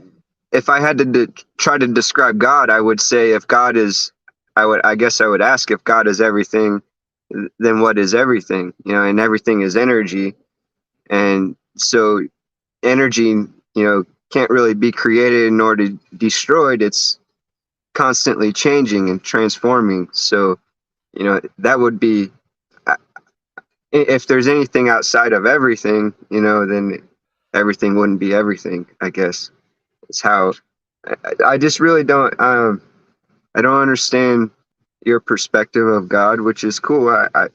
I'll stick around and That's try cool. to, but Well, I think you both see it the same way. Actually, though, it's like I kind of do too. Yeah, I think it's like you believe is everything, and he believe it's kind of nothing. So you kind of cancel each other out in the sense that it's the same thing. Everything is nothing, and nothing is everything. Yeah, So I mean, and frankly speaking, like these discussions about God can get a little bit out of hand, just because it is like nameless, it's formless, but it has a personality. And to me, the highest kind of understanding one can probably get is through experience, having one's personal experience of what that could be, and not get too, how should I say, like attached to maybe previous experiences as well. So it's something that we can constantly look forward to, in my mind, so I think it's often that we can go in different directions when we start to discuss about the nature of God, although I think it's also helpful to probably actually get that out of the way though too. Yeah, yeah. Rob finds this a bit cupcake-ish here. Let's go into the camp cupcake segment of the show. What does he mean by that? What's cupcake-ish? Oh, you don't know the Oh cupcake man, thing? Oh man, we got he to get doesn't you up to date know. with the cupcake, man. You got to Okay. join the cult, man. You got to get with the times. Who wants to go first? All right, so let me start. Mike Strutton, Marfugal, Pogo Pogo, Cupcake, and yeah, you take it away, guys. Oh, that was Oracle it, data man. collection. Hold on, I have it written down here somewhere. Just kidding. Take it away. Come on, hurry up and find that thing, man. We're on a broadcast here. We don't have time to waste, man. We got to get that. Snafu, where you at, man? No, you know what? I actually wanted to ask this earlier, like yesterday or something. Who first, and it ties to Wes Watson. My inquiry is, who first came up with, or who do you first remember saying anything about cupcake anything? The first time I heard cupcake, it was on Ian's show, Right. And it was Snafu, I think. Right, it was, right? So now, fast forward to now, and you see Wes Watson using it. Of course, Paul is always using Wes Watson in the titles of his videos, right? Right. What I want to know is, was Wes Watson ever using the term cupcake like he is now, say, just even a few months ago? So, well, you would have to backtrack even further to see if Wes Watson was saying cupcake a long time ago. I'm just going to go out on a limb here, using and that term just recently. Have you done the I'm going to go research? out on a limb here and just jump to conclusions and theorize that Wes has been watching, and Wes has been even taking some of these little, some of these terms we're using and incorporating it into his own shtick. And to me, if that is true, which I can't prove it unless I do, go back and check for myself. Why would Wes Watson? Why would wait a minute, Pineal? Please give me a break with your fucking imagination. Why the hell would a billionaire or a millionaire, whatever he is, waste any time watching any of us? Now, please explain that to me in a Look, real I'm not going to fucking. stroke Paul's ego, but people do refer to him. I have seen in certain areas where even there's haters, and it's primarily haters. There's people in the chat, and they're referring to him as like the Sov King of YouTube, which would mean he has one of, if not the most successful right to travel videos.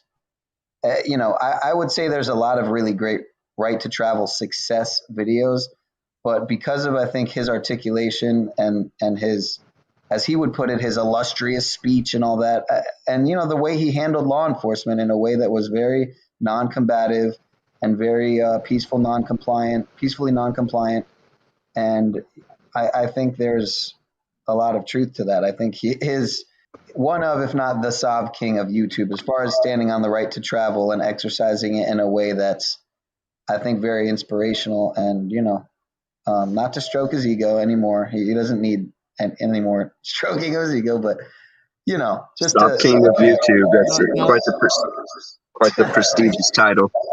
Yeah. Well, now that being said, okay, that still doesn't prove that Wes Watson been watching, man. No. Again, you'd have to go back. We'd have to go back and really but I hadn't heard Cupcake until fucking Snafu came around, man. Yeah, okay, I agree. And then Paul picked it up and made some overlays and stuff like that, which was actually pretty cool. And right. So, and again, he uses Wes Watson. I don't. He uses Wes Watson in every fucking almost every video he does, man. So it's like, considering he's got the amount of live viewers every day on every broadcast, he's making waves. It's not to say that. Honestly, I wouldn't be surprised, man. I wouldn't be surprised in the slightest if Watson's caught wind of Paul, man. I mean, it wouldn't surprise me in the slightest. Dude. I honestly wouldn't be too surprised either, but I don't think it's a new term, so I think it's kind of a ridiculous theory, but I think you know that. So very on. It is a theory. It is a theory. It's a theory right now. So yeah, it's a pretty far-fetched theory, in my opinion. It's pretty. You stretching that, man. What would it change? What would it change though? Like what difference would it make? Okay, let's say a billionaire guy is watching you. Okay, wait. You know Wes Watson? What? No. You no don't? idea. Okay, well, if you know anything about Wes Watson, you would know that he would talk down to any of us in the sense that I'd have to bring up a video. I guess I'd have to bring up a video. Hold on, let me bring up a video. It's Wes Watson time, guys. Anyway, I usually always play one of the Wes Watson videos when I do my broadcast, so it's better time than ever now that we're talking about him. He would call us a bunch of cupcake and bitches. Basically, yeah, you'll see, man. He's not a bitch. Okay. And so what? So what? We're cupcakes and bitches in his mind. No, because this guy's a motivational speaker. He's like the new age motivational speaker of our times, if you will. Like he's got. I guess then it matters. Okay, I'm all ears now. No, but you see, it does matter because what he advocates the truth, man. He's like a good example of. Okay, but why would he be going around calling people cupcakes and bitches? Because they're that's not his. Doing anything But everybody has his shtick, man. So I don't do that, but he does. Okay. So, but I like watching his stuff, man. I think. Hey, if it doesn't apply, let it fly, right? Or if it doesn't if there's no truth to it, it won't resonate, right? So when Paul was on, did you catch Paul on here yesterday? Not Chiquita or no? Yeah. We spoke a little bit. Oh, right. So. That's right. I was on the panel too, I think. That's right. What am I saying? Okay. Right, so you guys ready for this? It's coming up. I'm going to share screen in a minute. Yeah. Yep. Go for it. There we go. This one's called True Discipline. Okay. Come on. Sorry if it's slow, guys.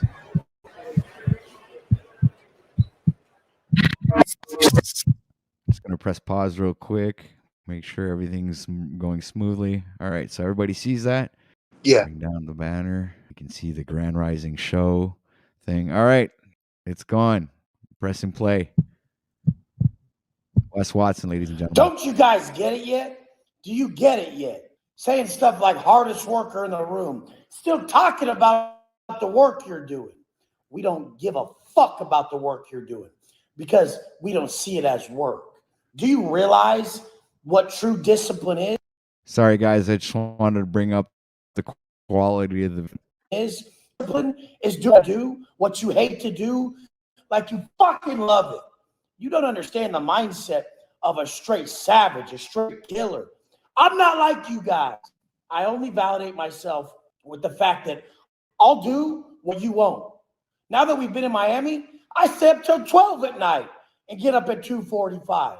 How is that possible? Because I don't have limitations. I do not. I don't believe in them. I won't accept them. You will, because some doctor with tits and a double chin who looks like shit told you need more sleep. And then the most broke down, shot out dudes in my DM talking about, oh, Wes, like, man, you really need more sleep. I don't take advice from people who aren't in the position I want to be in. And I rarely take advice from some of those people because they're strong in one area. I ain't trying to be strong in just one area. I'm so mentally distant. I'm so mentally strong. I'm so impervious to defeat mentally that I'll win in this one. You guys say it's all mind over matter, but then you break when you get a little bit weak mentally. We don't do that. I wake up at 2:45 still because I have so much going on that I love to do that I get up positive. I don't wake up negative. The only thing that drains you is the negativity, the negative self-talk, the negative view, the negative energy towards what must be done. What if you wanted to stay up till 12 because, damn, it's still 9 o'clock in Cali. I could still crack off a lot more sales, blow my business up more, make more content. I could do more. I could do more. What if that was your mindset? More felt like more and felt better. What if that was it? Instead of, oh, I think I'm burning out. I'm doing too much. Shut the fuck up. Literally, shut up. Everybody thinks they're so fucking bad until they're get done. Everyone thinks they're the biggest gangster till the real gangster walks through. Ain't no room that I'll ever be in where you'll beat me. None of you guys.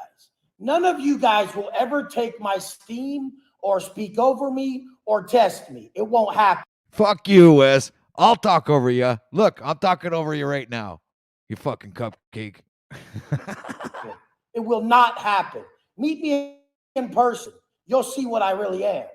I rule all rooms because I've been in harder rooms than you. I don't give a fuck. I really don't. I really won't listen. And that's what I want you guys to do. I want you to learn from your own life experience. I want you to don't even listen to me. Don't even listen to me. Yeah, don't listen to him. Listen to me. The real teachers don't tell you what to see. They show you where to look. I'm telling you to listen to your conscience.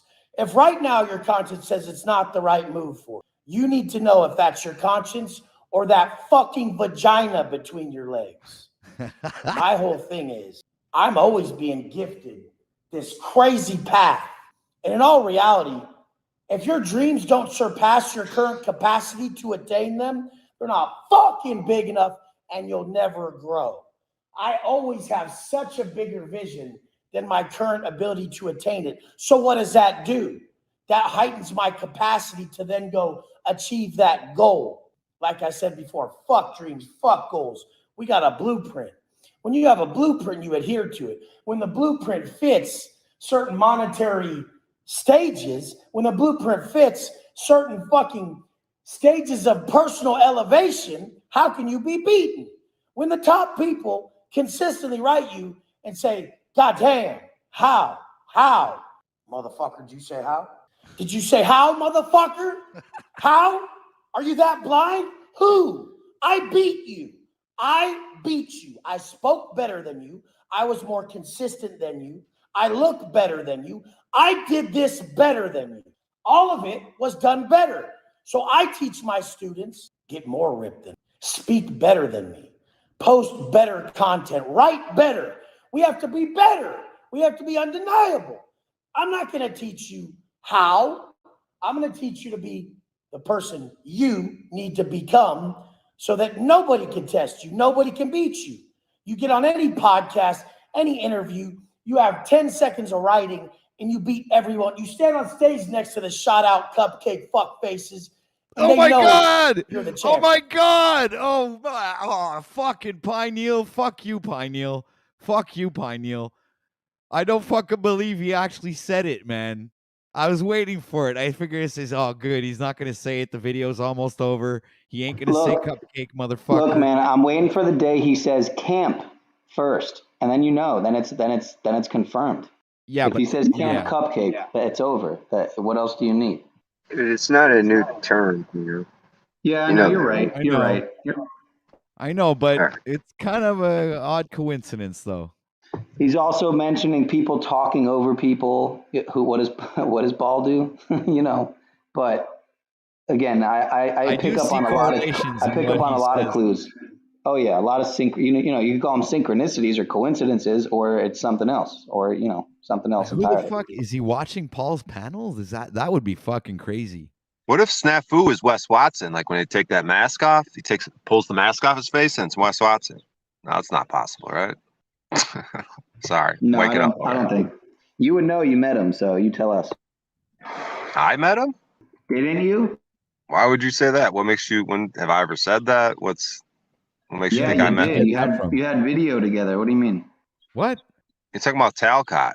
I'm not talking about fucking Snafu Crew Truthio. You fucking I met thought up you were and talking about Wes Watson, man. Fuck, you got us all mixed up. well, if they're the same person as he's theorizing is possible. You know what? I've seen Snafu's body in person, so I'll just go negative, and I was just being retarded and trying to wake up over here. But tell us more about his body, sir. Do you want to elaborate on that, or actually, never mind. Don't elaborate, sir. Hi, Chiquita.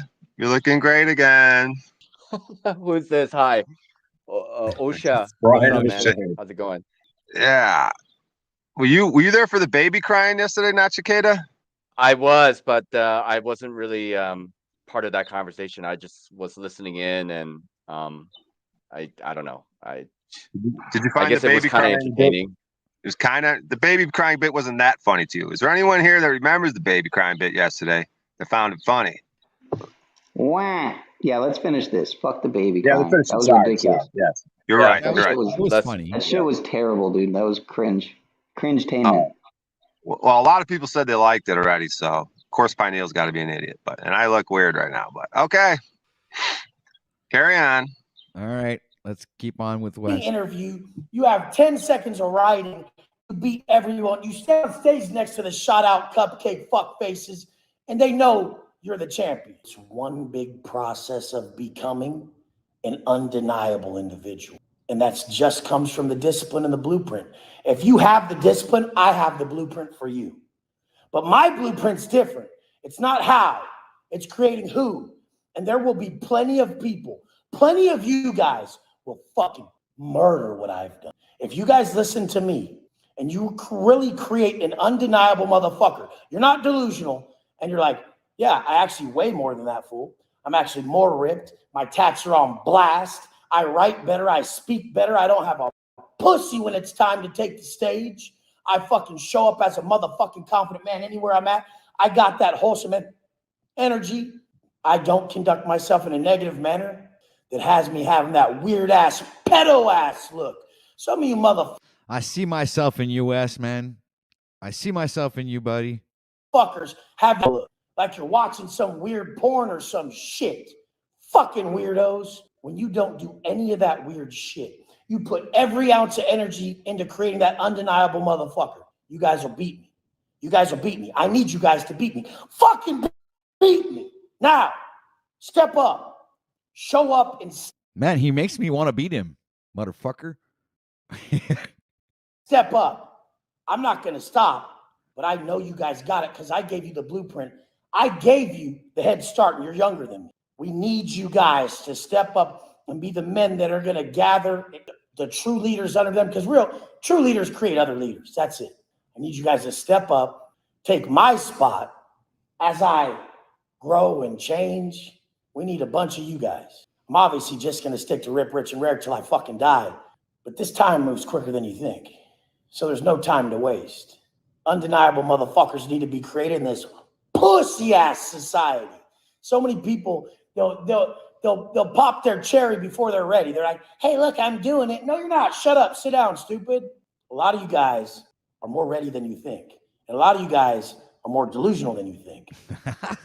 When you're ready, you know you're ready, because someone like me will pass you the torch. Let's Man, maybe he is Wow, talking to that was fucking interesting. Paul. Not Chiquita liked it. I could tell.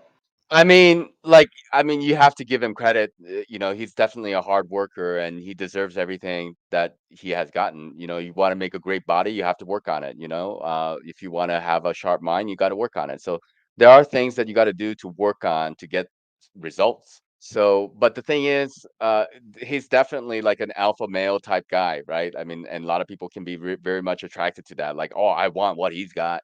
He's got a nice a place and nice watch and a good body, and maybe that's a good thing to have. I don't know, but there's kind of going to be a hierarchy of things. They're just like athletes, they're going to be like people who are at the very pinnacle of their game, and they're kind of like the Michael Jordans, or in chess, so you have like Magnus Carlsen. And just because people work hard to get what they got, that doesn't mean you're going to be able to get there. You got to accept the fact that we do have some limitations as human beings in terms of like your talent, your intelligence, your work ethics. There's these combinations do make up like kind of who you are.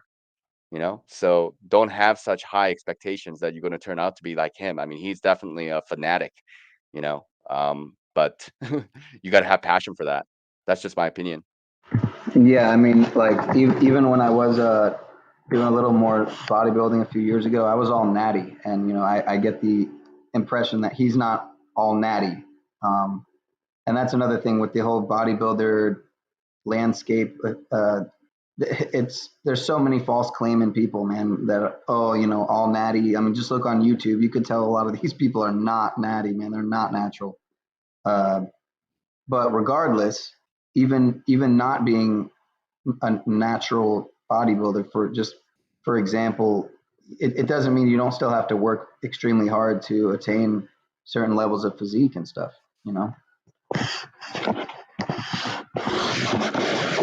I mean, it depends on what you want. So you want this like muscular structure, and that's what brings confidence to you, because you're a big guy, and you can do a lot of push-ups, and that's great. It's good to have that good fit body, right?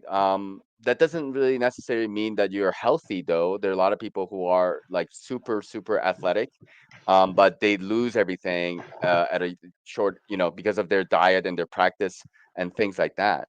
I don't know if that makes sense. So I guess it really depends on what you want, right? Well, I Yeah, if like you the don't fact that he maintain. advocates personal growth. Like it's not necessarily the physical aspect of it, but it's also like a positive mindset. It doesn't necessarily mean that you have to go out and do 50 push-ups a day, and obviously that would help for your personal physical For sure. benefits. But I'm saying like it's more or less the positive mindset that he's putting out there that's very motivating, in my opinion. That's why I watch it, I guess. Yeah, yeah. It's like a guy challenging you, like it's like going to the gym with a partner rather than by yourself. You push harder with a partner there, right? And it's nice to have like an alpha guy who is like just telling you how shitty you are, because actually in reality you could always be working harder. You can always work harder. You can always be Now, better. Chiquita, can you say push harder again, please? Fuck, Brian, you have this certain way of fucking saying things, man. Sorry about that. I'm just waking up. All right. Please continue. No, it's good. It's good. No, push harder, man. Push harder. Can someone clip that, please? Thank you. You're crazy. I will forever be a resource for this fucked up accent thing. I can tell you. No, you're great, man. It's just goes back to our power bottom discussions. The push harder. It's not your accent. We're not making fun of you. You're lovely. Everything you do is It's great. okay. No, I think it's okay to make fun of people, including ourselves. So I mean, that's like, as long as like people understand that that's what's happening, right? But Yeah. there are different ways to make fun of. Yeah, I'm not as even we making fun of you as we though, bro. know. For real, I haven't found anything really to make fun of you about so far, but I'm sure it'll happen Oh, there's someday. a lot. There's a lot. There's a lot. There's plenty. Trust me. Yeah. Carry on, Well, gentlemen. give us some juice, man. Like, give us something we can make fun of you about. It's like, let's start now. No, no, it's okay. I'm I joking. think I'll let people, yeah, find that out themselves, and I mean, it's whatever. But yeah, I That think it's cool. Like, I love people who are like really highly like energetic, and they tell you like like you can become like them, and I mean they have to be that example, But it's just not like for me, it's not really sustainable. Like I used to run a lot, into exercises of different kind, but I kind of know my personality a little bit, and I kind of don't mind, living my life the way I am. He's got his life to live. We all have our own lives to live, right? And yes, what does it mean to be better? Yeah, you can be healthier, you can have a better diet, better mindset, So you are old enough to probably understand what you need to do to achieve those things. If you need to run, go run. If you need to lift weights, go lift weights. Do what you need to do. If you need to meditate, sit and meditate, you know? Just do it. Smoking. The only thing about that guy, and that's the first time I've seen him, is he almost makes it seem like it's just a mindset. Like you just need to flip that switch in your mind, and you as well could do all the things that he's doing. But what he's not telling you is he's jacked on testosterone cypionate. Like he's injecting at least Oof. three times a week and taking what the fuck does that matter? What does it matter? Well, because like I said, to me, from what I heard, and I just met the guy, it seems like he's trying to tell you, oh, you could do this too. All you have to do is get off your lazy ass and quit being a beta. But he's not telling you that without his juice, that he eats every 48 He's not hours. necessarily talking about you have to get big like him, man. It's about the ethic and the mindset. That's Right. what it's about, dude. It's not about Okay. getting big But I like have a him. question though. But I'm Yeah, saying I that do have a question though. that Like, mindset comes with the chemistry as well. He wouldn't have that right. Is mindset. that true? Is it Yes. true Ladies and that he is, gentlemen, prepare to witness the extraordinary tale of two individuals who join forces. Their synergy igniting a broadcast that is going to 1 minute. surpass the expectations of all. This is the story of Patrick from OTW News and Moose, the producer. All right. As they forge a partnership and create the pinnacle of broadcasting brilliance. All right. In the realm of news and storytelling, Patrick from OTW News had already made his mark. Okay. His dedication for truth, his unwavering pursuit of justice, and his non-bullshit demeanor.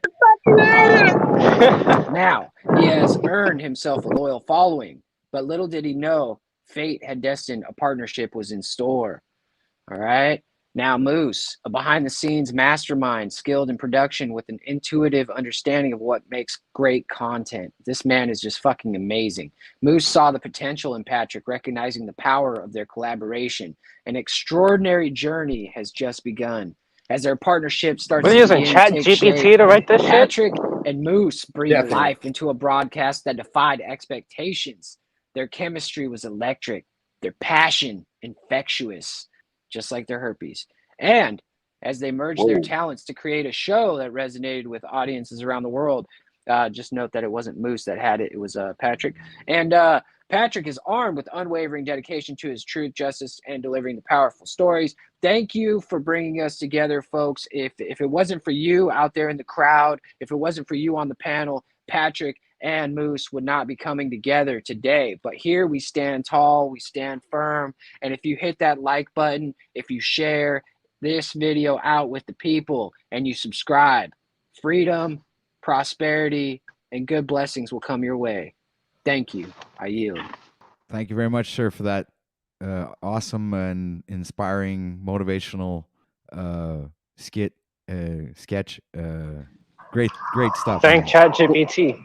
I'm sorry for interrupting. You see, I didn't mean to interrupt the flow of the conversation, but when the fire's hot, I got to put the hot dogs on the fire and cook them. Okay. So okay. And I want to be clear to you all. See, I do utilize the technology and all the resources I have available to me, but I actually have to input all of that information into the program in order for it to help me put it all together. So it actually takes me probably about 30 minutes to put that little presentation together. So that might not be a long time for you, I'm calling Mr. Cat. Cleveland, but most ladies have never had sex for 30 minutes. So I'd consider that a long time. Well, most women ain't been with Rob Cleveland. Zing! That's what I'm talking about. When I throw out a fastball and you smack a home run like that, Rob Cleveland, that's why we are in the same room together, because we are just fucking legends. All right. So you had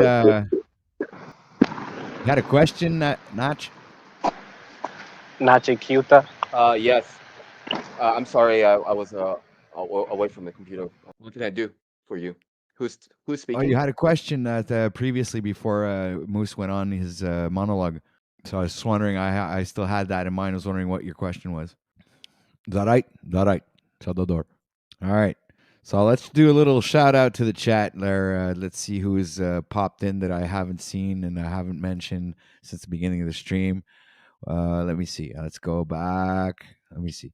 We have London Man was in the house. We have Gnostic Chef, Void, Vividness. We also had Piano Man, which is up here on the panel with us. We got Look Within. Sorry about that. We also have Graphics is in the house. We have I said Vividness, Yeti Life, Rebecca Joe. Void changed his thing. Samantha Sweet Anne, Mimi, that's me, and we also have Christos de Leopolis. Let me see, scrolling down the chat very quickly, shouting you out, guys. Malcolm Sheen's in the house. Welcome to the stream. AK Crawling, man. Much love, brother. Let me see. Be Good, Do Good's in the house. All right. 76ers in the house. Who else is here? There we go. I think Emilios Man just popped in. And we got I Am the Tao as well. So welcome, guys. It's Tao. It's Tao. He is the Tao. He's the Tao. T-A-O? Tao? It's not Tao. It's Tao. Why? Well, then put a Haven't D you in ever seen a front. Paul If it's Enslaved Tao, broadcast? put a D in front of it because there's something wrong. No, you don't get to change something that was created years before you. See, that was here before us, and so it will not change. It's Tao. It's pronounced the Tao. It's the way. And if you don't know the way, then I highly suggest everybody here go to Paul Enslaved. Proper instruction motivates people. He can instruct you on the way of the Tao, the way of the truth, and standing up for rights and freedom. Thank you. Right. So the Tao, in my opinion, is a T-A-O says Tao. There's no D there. It is not the Tao. It is the Tao. Do you not understand? Are you angry, man? Are you very, very angry? No. You bad. Oh no. Yeah, that was bad. But it is the Tao. Seriously, it's the Tao, Patrick. And since we're working together, I need you to pronounce it right because the people out there, they need to hear your beautiful voice. They need to hear the Tao. You want me to say the Tao? Yeah, and then we need you to stand up and prove you're not paraplegic. All right. So yeah, we need to see right. that there's more to Tao. Patrick than just a face because we're There not you go. even sure that you're I real said it. anymore. It's the Tao. Stand up, hand down, or get out. All right. I can't do it. I'm going to have to kick myself. Guys, I just want to let you know I'm merging with OTW. I'm live right now, filling my commitment of consistency to fill the morning slot with Benton. I'm filling Benton's slot in the morning. I love filling Benton's slot in the morning. It's my favorite thing to do is fill Benton's slot in the morning. So thank you guys for being here. Are we supposed to be disgusted by that? Because Benton is actually a pretty cool dude. So, I mean, the only part that disgusts me is the O'Shea part.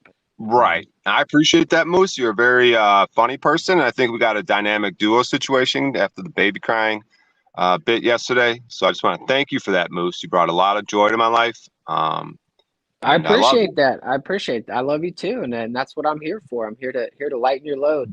Whoa. Yeah. Anytime you're around, Moose, my loads, I have lighter loads in me, if you know what I mean. So, yeah, Nachiketa made it. I don't know anything about shooting blanks. So that's that. I mean, I shoot fully leaded. Oh, yeah, that's what I mean. It's like when you're around, Nachikita.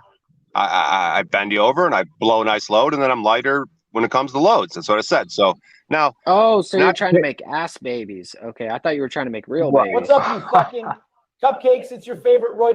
What's up, you fucking cupcakes? It's your favorite roided out retard.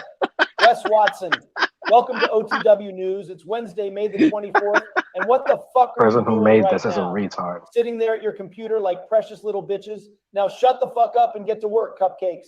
Check out Get to Cage's work, channel, cupcakes. Caged Reality, or I will forcefully inject you with my used steroid needles. Much love, everyone. What's up, you fucking cupcakes? It's your favorite. You're There's no way to add inflection to that. That's terrible. I don't know. I don't think it was that bad, but it's I don't know. You're a bad boy. I'm just saying, there's no inflection, no up and down with the voice. It's just like a straight monotone thing. That's terrible. So Brian, now that you're gay or bi, are you gonna sign up for Grindr or Tinder? I mean, does Tinder ask you? Does Tinder actually? Because I never used Tinder. Does Tinder ask you if you're like into dudes and chicks, or does it just like give you one option? I guess you It could select. pigeonholes you? Well, they would always throw in a dude. I noticed, like, and see if you'll swipe right or left. They're always throwing a random dude there. But yeah, it's part of the preferences. I think it says like, what are you into or whatever, and then you know what I'm saying? And then I think if there's options. I don't know if there's a buy option, or you could. I don't know. I know there's definitely an option. There's men, women, and both. Oh, okay. If that's what you're. Yeah, I don't really like those dating apps even when it comes to women, and men are fucking gross. And Grindr just sounds like herpes or HIV waiting to happen. Not that I really believe that HIV is a real thing, but it just men are fucking gross, dude. They're just like, because there's no like dialogue. It's just like, where's the location? How far are you from the person? It's just like, that's how men roll. It's just like, how far are you? Let's fuck. It's fucking disgusting, dude. But I'm sure you can find some nice chicks with dicks on Grindr, right? If that's what you're into. Just said, I don't want to fucking be a disgusting herpes having person from the freaks on there, dude. I want someone like Nachikita that I could court, that we could talk to organically. You know what I mean?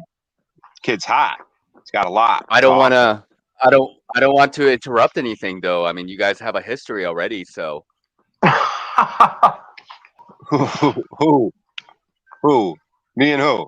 Cleveland? I don't know. Other people who's been coming to this panel than I have. I'm quite new here. Yeah, but I like the new me. You know what I mean? It's fresh. Yeah, you're quite new, but you're easily the best looking motherfucker over here. I like the new you too, Brian. Excluding me. You're confident. You're you actually are not afraid to speak your mind and jump into tough conversations. Sometimes you're abrasive, but you know what? I think that's your stoicness about you too. You know, like people come at you. People come at him all the time, right? People come at Brian because they think he's a big dude. He's some dude who's going to come pick on everyone. And I think that kind of puts him in that role of like shitting on people. So, Brian, I see the cuddly bear in you, and I think you and Ben will have a wonderful relationship together. And I praise be. Yeah, the bear, like a gay bear, the hairy bearded gay guy. Yeah, me and Nachikita walking hand in hand. Fuck yeah, dude, I like that shit. Well, he might like that beard to be ruffled up, ruffled up against his body, like, or somebody might like that. Fuck yeah, someone will. But the thing is do you think that it might turn off some of your like female what do you call it? What do you call it? Perspectives? Maybe a girl doesn't really like. Maybe she's not down with that. Because I haven't heard from Marika lately. And I wonder if she's all pissed off about the new bride. But that's okay. You know what I mean? If they can't handle what I am and what I'm exploring and I'm figuring out myself, then, you know what I mean? Maybe it's not meant to be. So, is what it is, Moose. I appreciate your questions and inquiries, though. So you see, this is what I was mentioning before you popped on, Moose. Is like you and Brian O'Shea could work together and come up with this fucking phenomenal comedy skit that could be actually something pretty. When you add in a little bit of improv into that and everything, it'd be fucking crazy shit, man. What do you mean add a little improv? Like everything I do is improv. Like 90% No, actually. well, but you still have a sense of structure that would actually complement both of you, and you guys working together would probably create something really fucking hilarious, in my opinion. But So you can take it like you want basically to, you're whatever, telling us that we need to film Brokeback Mountain 2 for you. something like that, or Hangover would have been a better example. Hangover's not a love story though. And so I mean people Yeah, love well, stories. that's the whole point. Like women love stories. Hangover I mean, was you know how great. many women watch Brokeback Mountain? Tons of women. I don't know. Yeah, I don't even Moose. know what Brokeback Mountain is. I have no idea. I've never heard of that before. Well, that movie came out when I was working at Blockbuster, and it's a movie with that dude from Bubble Boy and Heath Ledger, and they're gay cowboy lovers, right? River Phoenix or what? Joaquin Phoenix or whatever the fuck. No, I think it's Jake Gyllenhaal, guy from There you Jackass. go. Yeah, that dude, Donnie Darko, and so yeah, so Okay. that I had to go to work every day, right? And I didn't care that there was some movie on the shelf or whatever, but the thing played the trailer like 400 to 500 times a day, and the trailer would be like, "I wish I knew how to quit you." It's like one gay dude like yelling out to another, and it's just one of those like moments that you're like, I literally got to listen to this shit like 500 times a day. It was like being in a fucking Russian torture chamber for like fucking 12 hours a day, dude. Fucking pulled my eyes Yeah. out. Like I literally, I would leave like in the middle of work. I would just walk outside and spark a fucking blunt. Like no joke. I was like sitting right there, right in front of the store, just smoking weed because I could not take it anymore. I literally could not take the fucking mundane bullshit. See, I wouldn't mind sitting down one evening with Moose, just me and him, and watching that movie because Moose has such a beta thing that yeah, I could see me and Moose merging, like OTW said. You know what I mean? Like me and Moose getting together, we could brainstorm. You could suck my cock. You guys know what I'm talking about. Moose seems like a lovely young boy. The thing is, Brian, is like I don't have a big mouth, and so I'm not into that stuff. So like, I Are you got saying I nice have a big tongue, cock? so Don't worry, I don't have a big cock, so it'll work out for both of us. well, no, I'm just saying that my mouth is fit for the vagina. Can you show us what you got there, Rob, to kind of like change the subject and maybe No, just no, show I don't some- want to change the subject. Wait a minute. I have a better idea. See, that's the Pause. thing. Sean's It always ain't nothing coming that in good. here. I mean, it's good stuff. But I'm saying as compared to what my guy has, I just got the shit that I let it get a lot of. Oh, now it's getting real intimate here. Okay, Holy it's shit. your guys. It's your moment to shine. Go ahead and give us a show, man. I want to see something, man. Go ahead, improv. So now it's Right? now it feels like one. Hey, The pressure's O'Shea, on. let me speak for both of us here real fast. When I say that we're not monkeys, that you can just be like, all right, the circus is on, go to town. Shut like up, I don't monkey. work like that.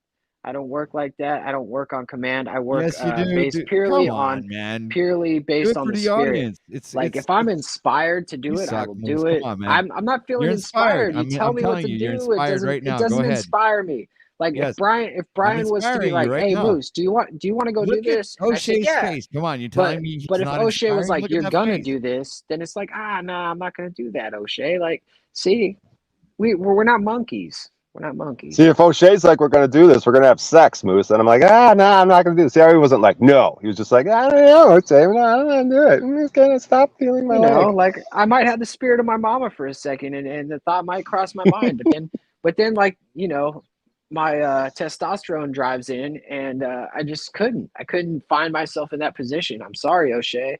You're This a is lovely awkward, looking man. but. This is like when like Verily's up there. I'm starting to feel awkward, dude. I kind of want to flirt I with mean, you. yeah, like you're getting turned down by a man, and it's not even like I wanted to turn you down. It's just like they put me on the spot, dude. Well, I mean, come on, man. I mean, you might just be in denial of you. It's all right though, Moose. You could just let it shine. It's just a bit, Moose. You know what I mean? It's just a bit. Just go with it, Moose. You know what I mean? Just don't I worry know, about like I'm not afraid to go with it. It's just like I'm not really like. I mean, the thing with the bit is you take the bit a little too far, and next thing you know, I might be hiking with you in the forest, and you might like put your arm around my shoulder or something, and that's like at that point, I don't know if I'd be man enough to say no. I Right. mean, you're a big burly fellow, and you might have a knife or a gun or something, and a mask. You might put a mask on, and that would scare me. Right. I could have a knife or gun in my pocket, or I could just be happy to see you. You know what I mean? So either way, Yeah, it'll you guys work out, suck. Moose. Oh, Sean's sorry. shaking his But head if you're because gonna, if you're he gonna, knows he made me mad if you're gonna be yesterday. with the dude, wouldn't you want to But be with we're one gonna that get looks through like a this, chick? Sean. Peniel, I still love you. Just please If don't I was bring gonna up my be with a child. dude, what? If I was gonna be, what did Wouldn't you you say, want to Rob? be with? Wouldn't you want to be with one that looks like a chick? Well, No, Moose Or is you so don't? effeminate. Like Moose is so effeminate that Beard doesn't even really like. Yeah, I guess I'd prefer if Moose had a nice, smooth, or like, you know what I mean? Like, And like I'm gonna admit that for you, Brian. You know, like you like young boys, and I have the body of a young boy, so it's no Yeah, somebody not a clip that. strange thing to me, brother. You know, I understand why you like me. yeah, I mean, throwing pedophilia jokes out there aren't that funny, Rob. You know what I mean? That's kind of. I didn't say no amateur hour. no don't say that. No, I said a You young did say man. young Hey, he's the one boys. that brought it there. He I said didn't say a boys. He said child. young boys. I mean, come I on, didn't young say boys. child though. I didn't say child. I wasn't talking a 13-year-old boy. I was talking more like a 19-year-old. You know, like fresh out of high school, still chicken chested, got chicken legs. Yeah, Moose, keep going. Tell us You know, what you're thinking about over there. I need to go lift some weights again, dude. I should, instead of talking to you, I should be fucking hitting the floor. Fuck yeah, you should, dude. Get all in shape for when I travel out there and we go on that hike together. The problem is you probably blow too fast. Yeah, you got to work on those clips. They tend to interrupt everything. I wonder, do you use OBS software? Yeah, I have it, but my computer, dude, wait, a year from now when I'm actually financially established as an official broadcaster on YouTube, then I'll upgrade everything and we'll have like some awesome fucking no lag, crazy internet. Everything's gonna be awesome. Fuck But yeah, it will be. for now, I have to limit myself to what I have and work with it. Right. Yeah, Well, and so I just want to point out to hold on one sec, Brian. I don't mean to interrupt you, but I just want to point out to all the kids out there, all the people in their 20s, 30s, lower 50s. I want you to understand that you're not a loser if you haven't figured it all out. Because Patrick here, he hasn't figured it out either, and he's given himself 2 years to figure it out. I'm going to hold him to that 2-year plan, and I just want you guys to know that there is a way that you too can live your life without purpose for so many years, finally find a purpose, and then not actually get there, because we might actually lose the world before the 2 years happens, like nuclear bomb, hydrogen cars, like all kinds of crazy shit. So Patrick, what are you going to do in the next month to make What you talking about, Willis? Patrick, what are you going to do in the next month Right. to get to your 2-year plan within a month? How are we going to do this? I don't You're know. gonna say nuclear fallout? Today, I'm going to Jay, ask no. GPT. I'm going to ask Chat GPT how we can get your 2-year goal done in 1 month. Give me a second. Yo, fuck that fucking AI fucking. You know what? Ouija. You're It's a fucking Ouija disgruntled board, you're a bro. disgruntled little boy It's a with a chicken Ouija chest just board. like It's Moose. a AI So you keep your Ouija mouth shut. board, my friend. It's a Ouija board. You're giving power to it. No, As your we small move into penis the gives power to it. Bro, we it's move- literally the same fucking thing as Ask Jeeves back in the day. It's just an updated version of Ask Jeeves, man. It ain't, bro. This shit's fucking gay and retarded. whatever. Hey, watch that word gay over there, dude. That's my point. Is that it's I'm even starting to be a little more sensitive to that. It's an even more advanced version in that I guarantee you. But the way you talk about it, dude, you make it seem like it's this fucking almighty powerful thing that's out to destroy humanity. Well, because he listens to No, Alex I'm making Jones, it out to man. be something He that listens people to are Alex putting more Jones. The power. I frogs don't are listen to gay. The Alex world's Jones, falling man. That's a apart. shtick. Climate Alex change. Jones is a shill. Give me a fucking Look, I do look, it. Hey, Sean. can we do it? We know you believe in climate change. All right, that's all we need to Yeah, know about you. okay. Totally, man. Totally. I do feel like there's something irks me out about it though. I don't even like when Moose reads the I don't like. I would rather not have anything to do. Like just something in my gut tells It's me I like don't this, really right? want. And I know Brian can align with this. You're getting. Yeah, I mean, where are you so getting like your you're totally information? right, but so building a substantial subscriber base for the OTW News Network is going to require a strategic and consistent approach, guys. Just because you can't think as fast as I can doesn't mean it's some fake shit. All right, compelling content. We need compelling content. Is the baby crying again? Ensure that OTW News I swear I consistently heard it in the delivers background. high-quality content, information, and engaging content, cover a diverse range of topics, provide in-depth analysis, and I heard it offer a again. unique perspective to All right, let me capture be more viewers' interest. well-rounded. Let All me right, be more now we're well-rounded. going to There is a define our use. target audience because most of the people on the panel are retards. Nature Our Valley. Please do it in a audience, succinct way. Please do our not audience is also fucking going to take us be on the a roundabout artistic journey. crowd. We want the artistic crowd out there, the people that are into dumb shit, people that like, you know, pretty much everything that's dumb in the world to fucking See, come he here. improvises All a right, little, like so that right there. Yeah, that's creative. a That's consistent schedule. That's what we need to figure out. We need to figure out how we can get you on a consistent schedule, because if you do not do the weekly, the bi-weekly, the daily, however we want to do it. Bi-weekly, Yeah, I was thinking bi-weekly. So if you figure this out, Patrick, we can get this going, because these are the tips that are going to get you to your goal Hey, Moose, I within a just month. realized if we started a magazine together, we could call it Bi-weekly. That'd be great. Me Dude. and you on the cover of Bi-weekly. Chicks would buy it all day, dude. Even guys would buy it. No, all right, so dudes. social media presence. Yeah, that's right. Your That was a funny social one. media presence is pretty low, OTW News. So I need to work with you on that. We got Twitter, we got Twatter, we got Minds.com, we got Facebook, and we've got like Rumble in the Jungle. Grinder. Collaborations. Now we could also do some collaborations, like you kind of do with Paul, but you're not doing it good enough. When it comes to Paul, you need to like work with him, tell him, hey, I'm going live on this date, this time. Just send him a message, let him know, and then he'll go live after you instead of going live during. So that'll keep your guys' people together, all right? And then optimize Moose, the SEO. the chat doesn't really like you. I don't care if the chat likes me. They can suck my dick. They can come up here and tell me. All right, anyways. So we need to optimize the SEO. I can do that behind the scenes. I don't need to tell you about that on air. It's pretty easy. But I actually like you, Moose. I don't know. Today I'm turning a corner, but even though you're talking a little bit too much, thanks, brother. I'm almost done. Almost done. I got 2 more, like 3 more, Holy and I fuck. appreciate you, Brian. So engage with the community. OTW, you do a good job with engaging with the community. So the problem is you're choosing the wrong community. You got a community Gas of tagging assholes Whiston out tribe there. right now. We also got a call to action and subscription reminders. So you do the call to action and subscription reminders, but you do them too much. So we're going to need you to taper off on the donations and the subscription thing. Have other people like Moose do it. Moose does it better. So if they do it good, just let them do it good. You know, analyze and adapt. So we're going to need to analyze Moose, what's you going got the, good you got to strike and for what's the going wrong. The fucking. Well, I mean, again, that's YouTube's bitch ass, but you know, Yeah. they Yeah, didn't get your I your take credit for satire. everything. I thought it was Look, funny. I thought the satire was funny. Whatever it was, the prosperity gospel thing. I've never been funny, but I appreciate you, Sean. Now you see you're coming around. You're coming around to thinking I have a purpose and I have some kind of meaning and I have some value, and I appreciate that, sir. But this is what I wanted to. This is what I was trying to say about the GPT thing. Is that in moderation, all things in moderation, man, even cannabis. But like, I can't stop that's though. up for debate. I'm connected, dude. I type it in and I start talking and I can't just stop. It's like I drink enough coffee that I can just keep I could pull a Harlow right now. I'm so inspired, and that's the problem, dude. I'm connected. I'm stuck. Don't use Chat GPT. It's going to take over your life, your world, your relationships. All right, Moose, just try to come on, man. You got a little diarrhea, man. I like you today. Like, let's just go with the flow. I'm falling apart, Brian. I'm falling apart. I need a hand. Yeah, you're all right, Moose. Take a breath. We got Nachiketa here, man. I want to see his face. Nachiketa, can you please never go off camera? You're hot, dude. You got it going on. You're the new thing, man. Come on.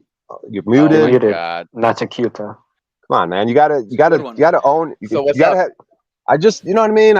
You're the newest thing, dude. You know, people like new shit. You know, like you ever hear like guys like they like new pussy? You ever heard that expression? I mean, I'm not trying to, but have you heard that expression? You know what I mean? Like people like now. You know what I'm saying? You're the new hot. You're the new thing, dude. You gotta you're embrace like the it. Zetetic warrior. Yeah. Right. Hey, since we're all like being all homoerotic here. Zetetic warrior. Zetetic warrior. He was on here a few days ago. Pull up a video of Zeta. Hey, pull up that video of I've been here for 7 years. I hate it here. Medication's not working. Can you pull up that video, please, so he could know who Zetetic warrior is, please? Like seriously, Medications don't work. just type that I've been into here 7 years. Just literally type Sorry. that in to a search thing, and that guy will pop up, and then we can play the video for a second just to show Nachiketa who Z is. I think that'd be nice. Anyways, I've seen him before. I think I have seen him before.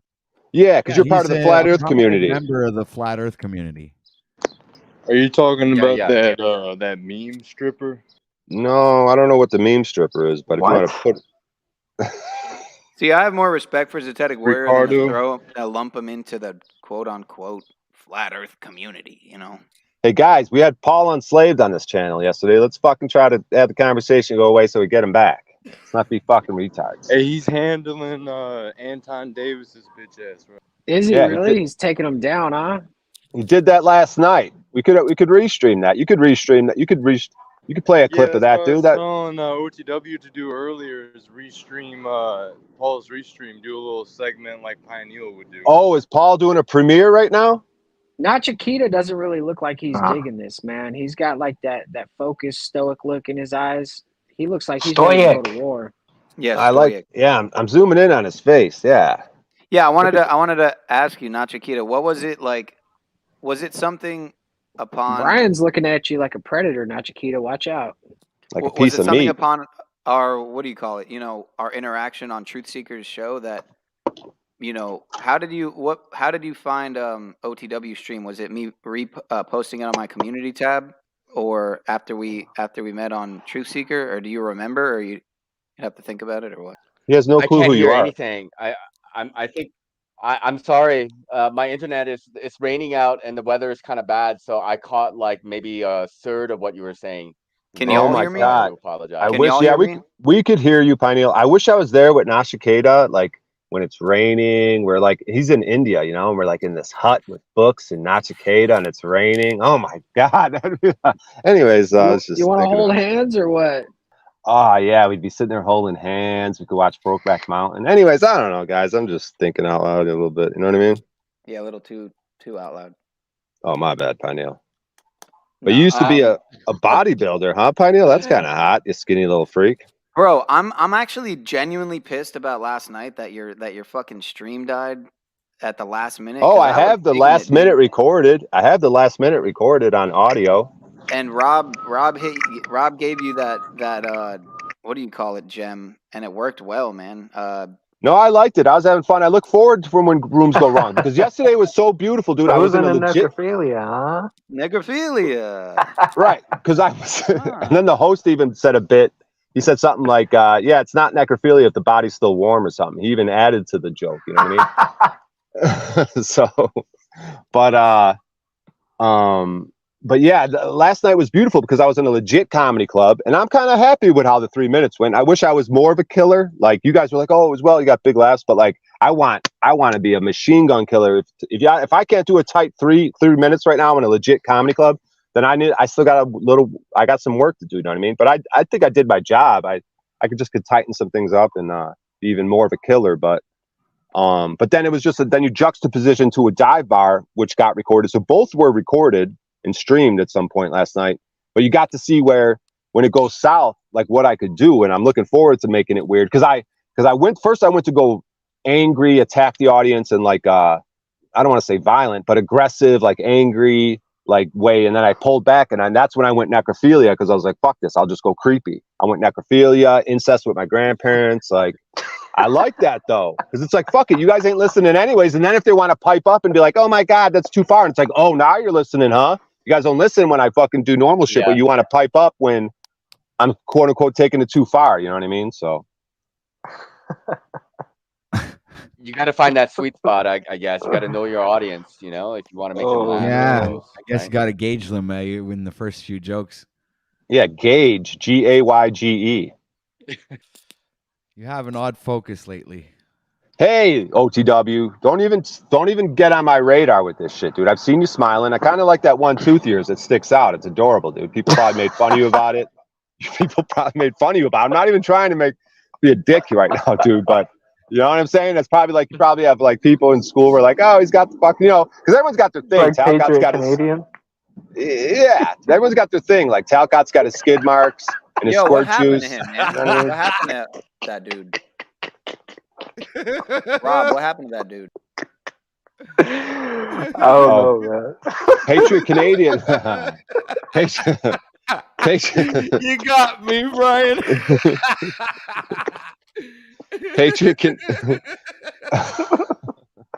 Patriot Canadian, I think, had a nervous breakdown. The last time we saw him, he was in a hospital.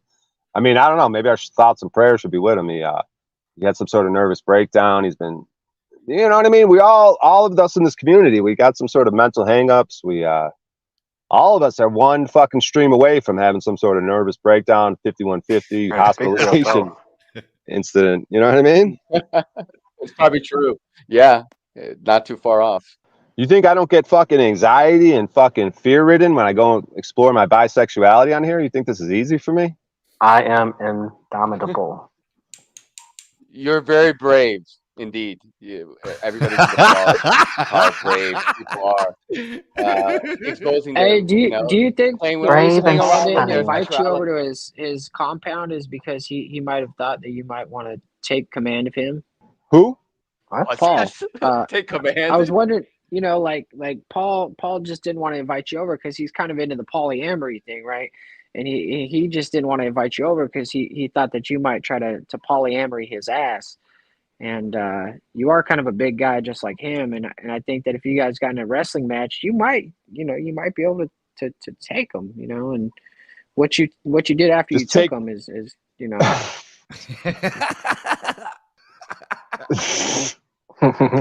just take what I want, huh? Just take it. Paul comes on stream, looking all depressed and shit. He lost his mojo. He's like, fucking. Well, and that's why we have to be careful of the things that we want. Be careful what you wish for, right? You might actually get it. Oh, right. Nachiketa. I don't know, though. I don't want to be careful with Nachiketa. I want to wish for him. Wait. The thing is, often with people, they think they want something because they only get one side of it. It's just like girlfriends or wives, and then you think, oh yes, it's going to be awesome, and then you get married and you didn't realize the other half of that relationship, as an example. Oh, right? me and Nachiketa married. Yeah, I like thinking about that. damn, you guys are hitting it off good. I should be the new fucking matchmaker. We can call You're the it the moose grinder. Hold on. Holy Order of the Loose Moose. Hey, Peniel, you brought them together, but I really made them come Thank together. Yeah, come together. Spread, pound, and come together. Yeah. Marriage is what brings But no, dude, us here. that set, Brian. today. It was pretty tight butthole, man. Whoa, what? It was tight butthole. Yeah. So, what was a tight I just butthole? want you guys to be a little louder when you say that. What are you saying there, Pineal? What was a tight butthole? Your set last night, man. It was good. It was very tight. So you're gonna refer to my set as a tight butthole, okay? And I'm the freak gay one over here, okay? That's just an interesting way of describing my comedy, but okay.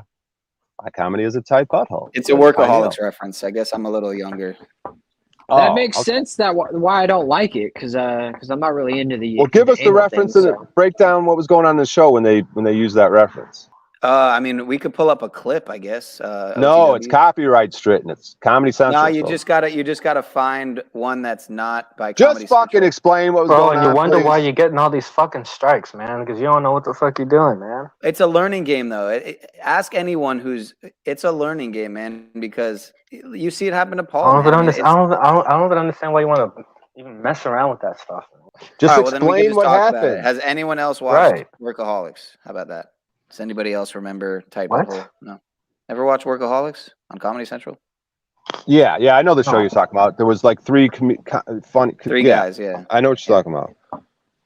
Yep. It worked. And pretty much only one of them seemed to really go anywhere. The Adam dude. He was on. So I'll try to break it down a little bit. So it was three guys. They worked in an office. It was kind of funny that they worked. It was like regular office that any Joe Blow could work at, and it was just it was just pretty funny.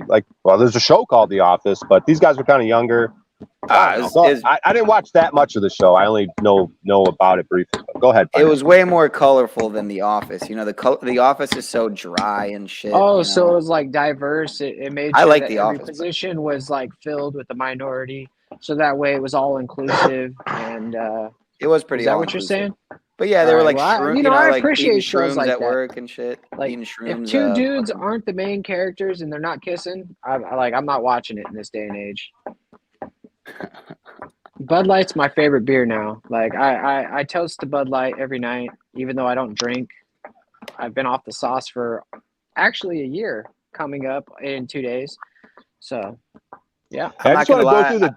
Go ahead. I don't approve of your daytime drinking there, Rob, but at least it's not a fucking Bud Light, and that shit's not too bad. Nigga, I just got don't off approve work. of What those. do you mean Nah, daytime I get it. drinking? I just got off work. Nah, I get it. I've had one of those. They're It's not still bad, actually. day drinking, bro. What are you talking about? It ain't night. Yeah, but day drinking has that connotation. Well, so does that name Moose. I don't know what that means, Not but necessarily.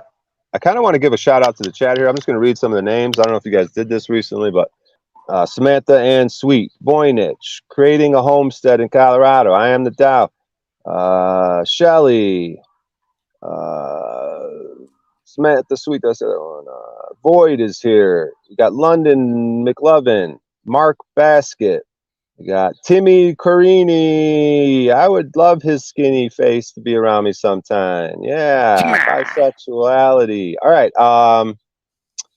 Who else we got here? We got 76er. We got Moose. We got what else the fuck is in here? That's probably good enough for now. Christos Diapelli, the Bodos. We got AK something. All right, that's probably good enough for now. Fuck it. Back to what we were talking about. Thanks a lot, Brian. Oh yeah, no problem. Do you guys ever think about like? Have you guys ever thought about like the agenda, like behind the trans agenda, and like if there's anything behind it at all, or is it Dude, just people like it having affects me. It's affected freedom of me personally. expression and? Wait, say that again. Who are you? Yeah, there is a big agenda behind it, of course, obviously. Who are you? You're asking Nachiketa who he is, Rob? No, I'm asking the Dow who he is. Yeah, Talking Oh. about I don't sleep with Rob. Nigga, who the fuck is you? What did he say? Nobody I knows. don't. He said what? Let me see. He said We've been trying to figure it out for a while, and when I say I we, only I mean sleep with Rob. He means he's attracted to you. What's the problem with him saying that? He I ain't thinks you're the attracted only to one. men. But dude, that's the whole bit. You're supposed to be the sexy one. That if any of us went homo, it'd be with you. That you holy just. shit, he just admitted it's a bit. Wow, you just killed your cover there, man. So I you're mean, it's not a actually bit for fucking- me, but Paul does it, and so it's a bit for Paul. But I don't know, would- man. I'm on to you. I think you might secretly be fucking hetero. Well, maybe. Yeah, that's probably what I'm hoping for. But I'm fucking gotta explore it. I can't just keep it in denial and then like have it be some fun thing. Right. But what we were talking about something there before. Tight butthole, Brian. Back to the tight butthole. Come on, Pineal. Enough, dude. What do you? I know, right, Rob? We got Rob. Yeah, here. that's my fault. That's my fault. I diverted that whole thing. That's my fault. Nachiketa asked something and I totally disrupted it. I'm sorry. Yes, please don't ever do that to Nachiketa. Please, Nachiketa, will you repeat what you asked? You beautiful man. He's busy. He's got important business. It's raining. His internet might be funky. He can't even hear us. So I love think he Nachiketa. said he literally lives like off grid in a Yeah. tent. So He said he lives on like a mountain. Yeah, on a mountain in India. That's fucking hot. That dude is a warrior, dude. Can't wait to make love to him. Anyways, fucking Sun And I think he Tzu. said it was a hut. I think he said it was a hut and not a tent. ooh, in a hut with Nachiketa. Yeah, fucking a Sun hut with Sun Tzu Nachiketa. Jr. on the panel. Fucking Bruce Lee's son. Yeah, he does look like. That's what I Bruce Lee. believe he said. Fucking What? hot. Oh my goodness. So what did Oh, you have he's a question, Nachiketa? You're back. Did you had a question a few moments ago when we got derailed? Maybe you forgot it. It's No, not a I big mean, deal. no, like, I don't know how you guys feel about it, but I do believe that things are happening for a reason. There are factions involved, and you guys were talking about this Mobani guy, but I mean, to me, I see there's who's kind of a Mulvaney? trans agenda, and there. Oh, Yeah, I don't know who Mulvaney is either. Oh, but I think he's talking somebody's about down there in the chat. Bud Light. The Bud Light. Oh, Okay, that dude. okay. Yeah, somebody's down there in the chat though saying in a yurt with Curry and Brian, if you bring Curry, I might go to a yurt with you because I love Curry. I fucking live for Curry, man. In a hut with Curry. That sounds wonderful. Yeah, me, Moose, Timmy, and Nachiketa in a hut. Yeah, because they're kind of skinny, feminine kind of dudes. I could deal with that. Anyways, you're saying Nachiketa? After the lights off, No. Timmy's ass probably feel like a woman's. Damn, thanks for the reminder. I'm gonna add some Exactly. You guys are like too dead on with your gay shit. Of course, that's. Anyways, that's Kata. Please go ahead. I don't want to interrupt this gay conversation at all. I mean, Whoa. Whoa.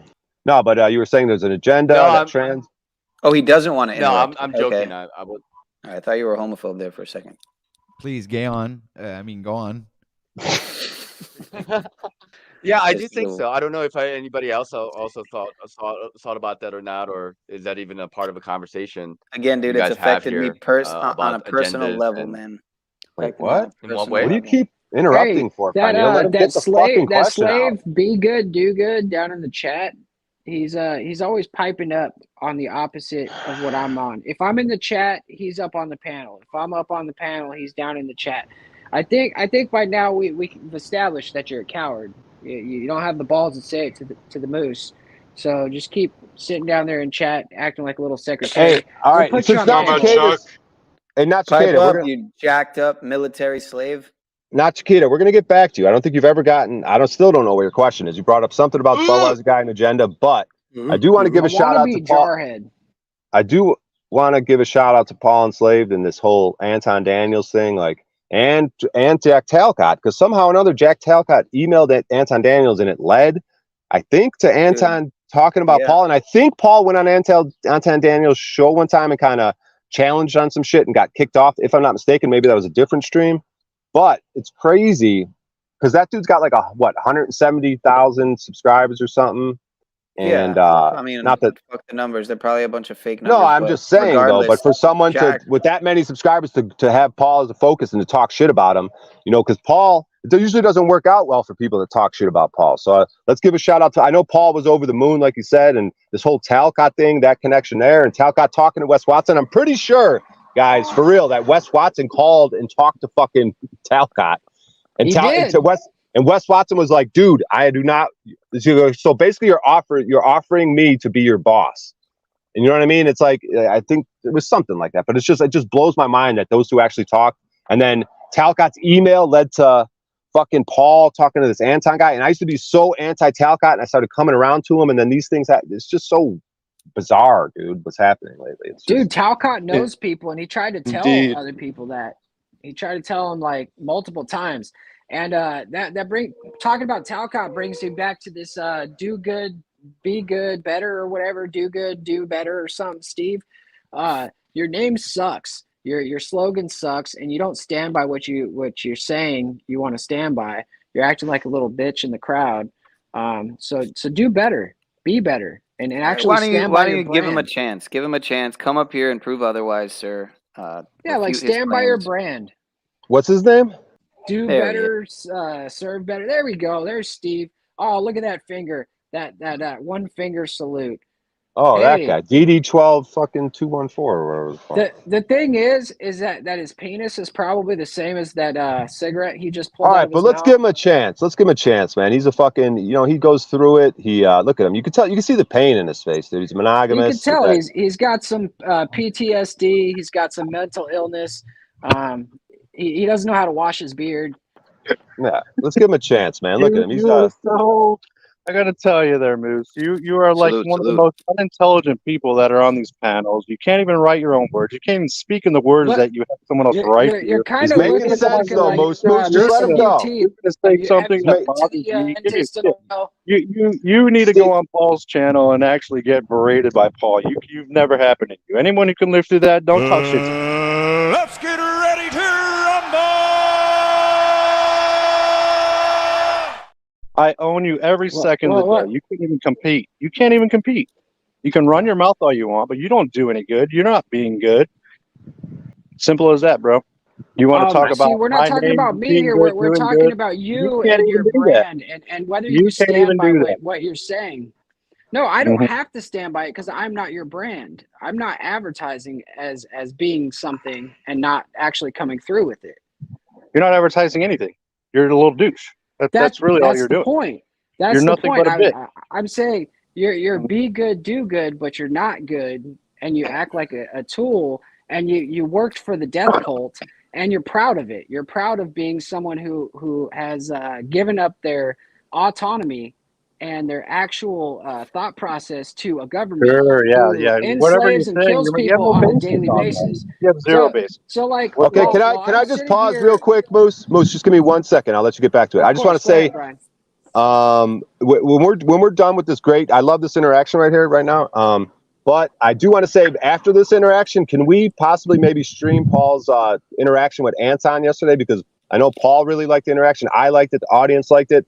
Plus, it's rights and freedom. It's showing Paul getting pulled over. So there's a lot of elements going on there. If we could run some of it, maybe, even if it's just a little bit. Wait. So, Brian, that would what be you're my. saying is we actually want to see from a real patriot. We actually want to see what a real patriot does and how a real patriot stands for rights, freedom, and truth, instead of talk to a fake A real patriot. Well, this is patriot. between you and you this is know between. anything about accomplishing anything in your life, man. Hey, gentlemen, 1 second, please.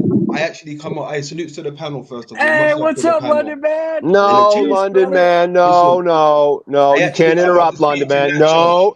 No. Web There's Nacho. something going on, London man. No, you're not going to do it. These guys are having an argument. You got to wait your turn. Nope. Go ahead, Moose and Steve. No, Moose doesn't do anything good whatsoever.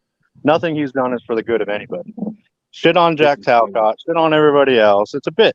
What's? It's not worth anyone's time. It's fucking Yeah, but annoying. the thing is you keep watching, Peace out. right? You keep watching, and Yeah. numbers See you keep later, rising. London man. Sorry. Go ahead, Moose. Sorry, I I'm interrupted not you. watching your channel. Good job. I don't like actually like try to work to get you to watch my channel, but if I did, you probably would, because you're like that undercover hater. But I'm actually proud of you. I'm proud of you. You came up to the panel. You I'm always actually on like panel, bro. I'm always here to talk shit right back but you're at you always talking shit talking to me. smack like once I leave. You're never saying it when I'm there, and that's why I call you a coward. And that that's cool because you're a Well, military you're guy, still there right? watching, So listening, aren't you? you're So you can come trained to right kind back of like on, you take little puss advantage boy. of the situation, and you're You trained can in come right back tactics and on. stuff, right? So when I walk out of the room and you start talking shit about me, that's your Just like I tactic. was Because to your if you did face. it I'm when I here was now. in the room, nobody would agree with you. But because I Sure. left the room, they No, a let you lot of do people that. think you're annoying as fuck. You're as No, bad as that's the not fucking true. tribe. It's not true at all. No, they love me. The Yeah. people love me. The people have told me they love me. They send me free gifts. Because you're a I've gotten follower. so many things You're from a the follower. people You do what you're out told. there. You talk about me Yes. being a slave. You That's do what why you're I told. signed up for the military, because I do what I'm told. Yeah. I work for Big Daddy government, and I don't You're too care. weak-minded to do something like that. You're too weak-minded to do something good for somebody else. No, It's I just who you think are. that's You're actually always. not being weak-minded. I You think need. that's being You need less strong, standing watching. up to You a need system less of watching. oppression and that kills little people and bombs Wes is wedding your buddy. parties and You do kills something. little You do it kids on in your own. Afghanistan You can't do and it on your own. Syria and Russia, I Ukraine, guess a and good all over I the guess a good world. question for Steve would be, do you have any regrets about military ones? Yeah. No, he About doesn't being in the care. Marine Corps? Dude, if Steve None. could be a police officer, he'd be the first person to be choking a motherfucker out. Okay, let me rephrase my question then. Do you have any regrets about what you were a part of? Very good. Yes, of course. Very I've good. already stated that. Everybody knows Very that. Hey, do you drive a F-150 or F-350, Steve? Nigga stupid. Hey, Most, that observation, I don't know if it applies to Steve, but when you just said that people say shit when you're out of the room because it's unopposed, I thought that was slick. That was a nice observation. No, it's just true, though. It's true. Like, he was sitting in the chat yesterday, and I see him in the chat. He's not saying nothing rude, nothing. And then I get off the panel, and he comes up and starts talking shit. Like Yeah, come because on, you dude, say have some balls. you read some story like the tribe does that you didn't even fucking write, and you're making it as if your own. You can't even speak that intelligently, let alone write that intelligently. So give me a break. Everyone knows you're fucking putting a bit on them. It's bullshit. Dude, Everyone sees you it. don't understand the fact that I wrote it down. I wrote down an entire 3 pages on Well, how Jack come you can't Talcott, speak just that like way? I've done on If Paul. you can write that way, but you can't speak that way, it's pretty sus there, buddy. No, you didn't let me finish, you idiot. But I'm an idiot. that's typical of people with low IQs and low intelligence who have to join the military because they can't do anything else in life. That doesn't faze me. You can say whatever No, the you truth want. doesn't faze Paul you can. because you've accepted the truth, and I'm cool with that, brother. I'm cool with that. No, I see, love you for who I you think are. from I don't myself. like you, but I I don't love let you, what other Steve. people think that I should be. I don't think what other people think I should be. I think for myself. So try that. Yeah, if you thought for yourself, you'd never join the military, brother. But that's all right. Mm-hmm. So that's what you get from it. The military's bad. Screw the military, right? I get it. That's cool. No, it's more in depth than that. But you want to stick on the surface on things, so we're just going to tell it how it I'm is right, and I'm move right on. here. Because I'm right I here in don't your have face. 3 hours to sit here I'm and on talk camera. I'm here to talking you, shit. I don't a fucking like it. jarhead. I think what you do, you don't benefit any of this community other than making jokes. That's all it is. It's simple as that. Which has a benefit, you know. Oh, sure. Well, I gotta go. All right. He We've ran. got here is failure to communicate. What movie Yeah, is that so from again? DD just because 214 you're not ran. intelligent enough to see the value that I offer to many people on the I don't think that metaverse, was cool hand Luke. He ran, Moose. You You're right. he You're won. right. did He run. ran. So you But victory. You don't have to say what else anything was he more. supposed to do, man? What else was he supposed to do? He was either going to surrender or lose, You and know so what's surrender crazy, was the only Moose? thing. Remember when I was calling you the nut low recently and I hate you? I literally told you I hate you. I'm turning a corner today, Moose, and I'm Yeah, actually he physically did attracted to well, you. didn't he? This You is read my crazy. mind. I thought he did fucking well. He threw in some comments about dude intelligence and called him a coward on the sly, and then he made good points. I'm impressed. It was some high quality trolling right there. Well, you never know what's a troll with Moose. That could have just been serious. No, I hear that baby in the background. Oh, don't I get me recorded that started. sound. I Is got that it for me and recorded, so Moose? every time you guys mess with me, I can make her cry. Do not make her cry. Is that her That's crying? Do not make funny. her cry on purpose. Don't be It's a pinching your baby, computer, Moose. fool. No, he recorded it, man. He told that yesterday that he already recorded her. Unless it's not true, I don't know. So some of that was recordings of her. CPS, man, sent to your crib. No, I would all say he over there pinching the baby. Well, because you guys were making such a big deal out of it yesterday, and so I was like, okay, well, let's go with the bit. See, I work with you fools. If Babies you cry. give me respect, I give you respect. If you give me something to work with, I roll with it. So you're saying some of the baby cries we heard on stream yesterday were you, who in the midst of the baby crying bit, recorded a piece of it and then was playing it to us. That's what you're saying. I think so. How were you playing it? How were you Duh. playing it on stream? What were you playing it on? I play it on my computer and put the microphone right up to it. All I got to do I is think put my he's head saying up he's to my playing it computer. today. It might Okay, have been play real it right yesterday. now. He's playing Play it right today. now. I'm not inside right now. I'm outside. I'll play in a little bit when I go inside. So the baby cries we've just been hearing are a real bit. Your baby crying. I just walked outside. Yes, it was. And I just heard her crying a little bit. Oh, I thought he was saying it was he was playing the clip a second ago. But he's Bro, saying she's it not was even here. So I just heard it again. I just heard her again. I heard it too. He's a liar. See how he lies? Play the clip of him sneezing. Moose, you got to quit with the fucking lying, dude. Even if it's little white lies like that, Moose. No, fuck that, dude. It's fucking lying, dude. You can't be fucking lying like that, dude. I'm trolling you, dog. Don't do that, dude. You could say fucking trolling, but dude, you're a fucking. It's white lies, dude, and that shit fucking irks me. I don't like that. I mean, I did it to people, but I did it to a woman. I did it to a woman though. When I get scared, I did it to 2 women though yesterday. So I'm being a hypocrite because I did it to 2 women yesterday. There was one I had my camera on her. I was streaming. I lied to 3 women yesterday because and it was 2 of them had to do with the stream, and the other one I was on stage because the first one was I was asking her questions. She goes, "Are you live streaming?" I said no. Then the second time, it was 2 times it was about the stream. Then the second time a girl was on stage, she goes, "You live streaming?" I said no. And then the third time was I was telling this chick I want to fuck her in front of her boyfriend, and she goes, "You talking to me?" And I said no. So that was 3 times I lied. So Brian, I love the fact that it bothers you and that you thought about it and you regretted it. You regretted it instantly. I love that it bothers you that much, man. That's the sign of a solid dude. Yeah, that's true, man. Yeah. That is. And Joe, I didn't get to say hello to you, brother. How It's you good to doing, see man? you, man. You as I'm well, and you're good. looking good today. I love the way you just assembled that guy. Maybe that sucks, makes both us bad people, but I think you're doing good today. Oh man, I just throw it out where throw it out when I get it. If he never threw it out my way, he'd never get it back coming his way. So it's just karma coming around. That's all. There's no bad feelings or anything like that. wish Nachiketa would throw it out my way.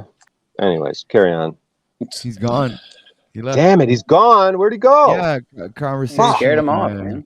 Son of a bitch. Damn it. He had enough couldn't stand you anymore, Ryan. What about Paul and that guy Anton? I watched some of it. I'm trying to keep up and catch up and all of that shit. I know Brian just said maybe we should play some of it. What are you guys' thoughts on what happened? Because of course I didn't watch all that shit. Oh, it was awesome. Yeah. He didn't get to see it. Joe Cool didn't get to see it. OTW. So please, what do you think about that? You want to pull it up? He just Or? said he saw I don't some of know. it. I did I see think some of I it. think Joe Cool might. I'm guessing he might have got a little triggered during watching.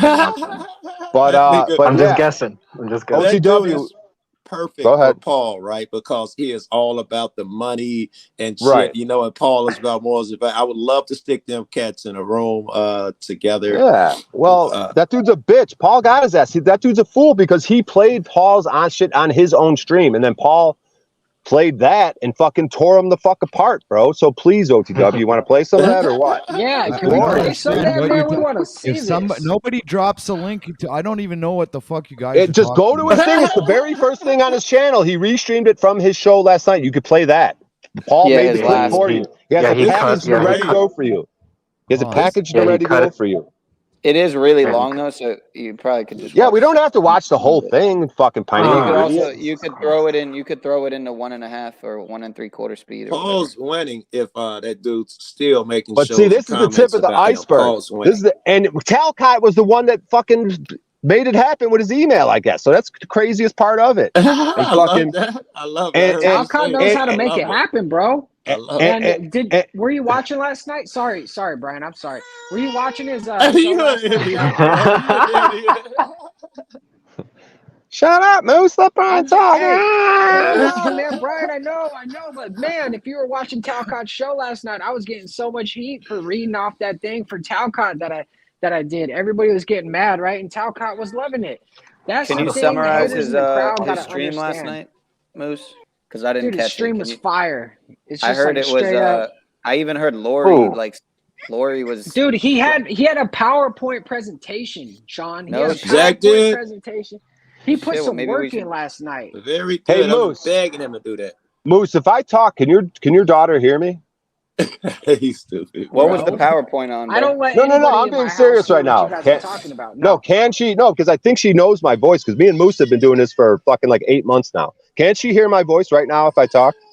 No, I told you no. I have headphones on. Okay. What was the PowerPoint about? Like, do I'm I have to go interested. back and watch it because it Yeah, sounds I'm interesting? But I'd interested. rather Yeah. not have to go back and watch it. Like what the Come fuck? on, man. It doesn't matter what the PowerPoint was. Wait, about. what do you want the fuck Absolutely, about? because What the we've been fuck? begging Action, him. bro. We've been What? begging him to Action. show what action All right, he's wow. taking. If he Good put up shit, a man. Good PowerPoint, shit. I'm very interested in how logical and how smart these points he came in with. If it's the PowerPoint to go see the UN or to better his life, or whatever, I'm interested as fuck. Dude, it's awesome, bro. I think it's about commitment. And then I came in and I read some cool shit and like, dude, it was hot. Some But it's not as platitudes. Okay. it's not as hot as this Paula and Slave thing. We got to watch the Paula and Slave thing. Then we got another segment. All it from is just a bunch Talcott. of flowery So, Bro, platitudes. we got the Flowery last 3 platitudes. hours of this show is already Like that already Victor put Otto on. So goof.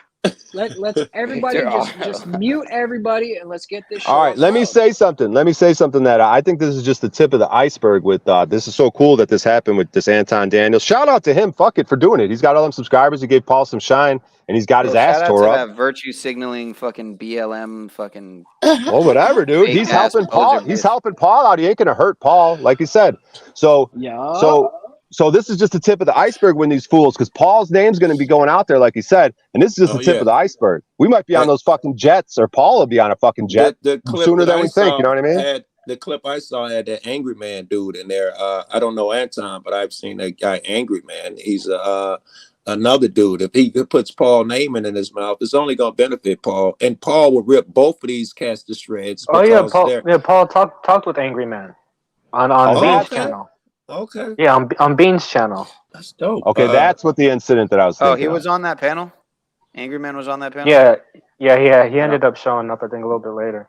How many subscribers is that? I know I'm not about the numbers. I'm just curious, though. How many subscribers does that angry dude have? At least 150, 200,000. That's a guess, Oh, but I'm see? absolutely sure of it. Yeah. Oh, cool. No, I'm just saying. I'm not saying. Not, obviously we're not about the numbers, but it's just if they have numbers and they It's want to come good at for Paul, Paul. then good. He's Yeah. got almost 500,000. He's got Oh, 465K. But again, how much of those numbers are real, obviously. But Hey, yeah, it's yeah. not all about the numbers, but when you're trying to make a paycheck and you're trying to especially when just, they're not real. do But your if thing. Paul actually gets numbers, then it is all about the numbers because Paul actually does the real work. So you know what I mean? They can Yeah, only he deserves benefit to get Paul. paid, Yeah, right? can only benefit Fuck yeah, Paul. he does, dude. I think Paul hit the nail on the head too when he said, because he brought up basically the fact that what do you call it? What was the dude's name again? Anton or Anchorman? Anton. Yeah, Anton. He brought up the fact that he had in the past faced some censorship or something. I don't know what he Yeah. could have possibly done to. I mean, it's easy to go against fucking community guidelines on this fucking Tell me platform, about but it's easier to run into them than to avoid them, obviously. But he brought up the fact that Anton probably got back out there and started walking the line and doing the fucking race baiting and all that bullshit, and that obviously brings that they'll push that they'll push that. Brings, black Ah, folks can't right be on. racist. That Come brings on, the Pino. boys to the Black yard. people can't be racist. Right, I Come know, on, right, man. Rob. They push that Uncle Tom catch. Any motherfucker they want to get up and say, be a good corporate slave type bullshit. They support and push that bullshit. Yeah, Uncle Tom and House Negro. Am I allowed to say House Negro? Uncle Tom and House Negro are the same kind of thing, right? Same shit, yeah. Yep. Right. I use both terms. Of course, I say house nigga, but I don't suggest you do that. You don't need to smoke. But yes. But these numbers, man, are a joke. Because honestly, it was just the other Brian's day. from Chicago. He's from Paul had Chicago, Joe Cool. I think he's alright. He better not be. Oh, you thought that's my Anton. I'm like, we ain't claiming that nigga. Yeah, no, you're from the west side, so you know where Cermak and Colon is. You know where Cermak and Colon is. I was on Cermak the other day. I just got another phone turned on as if I ain't got shout out.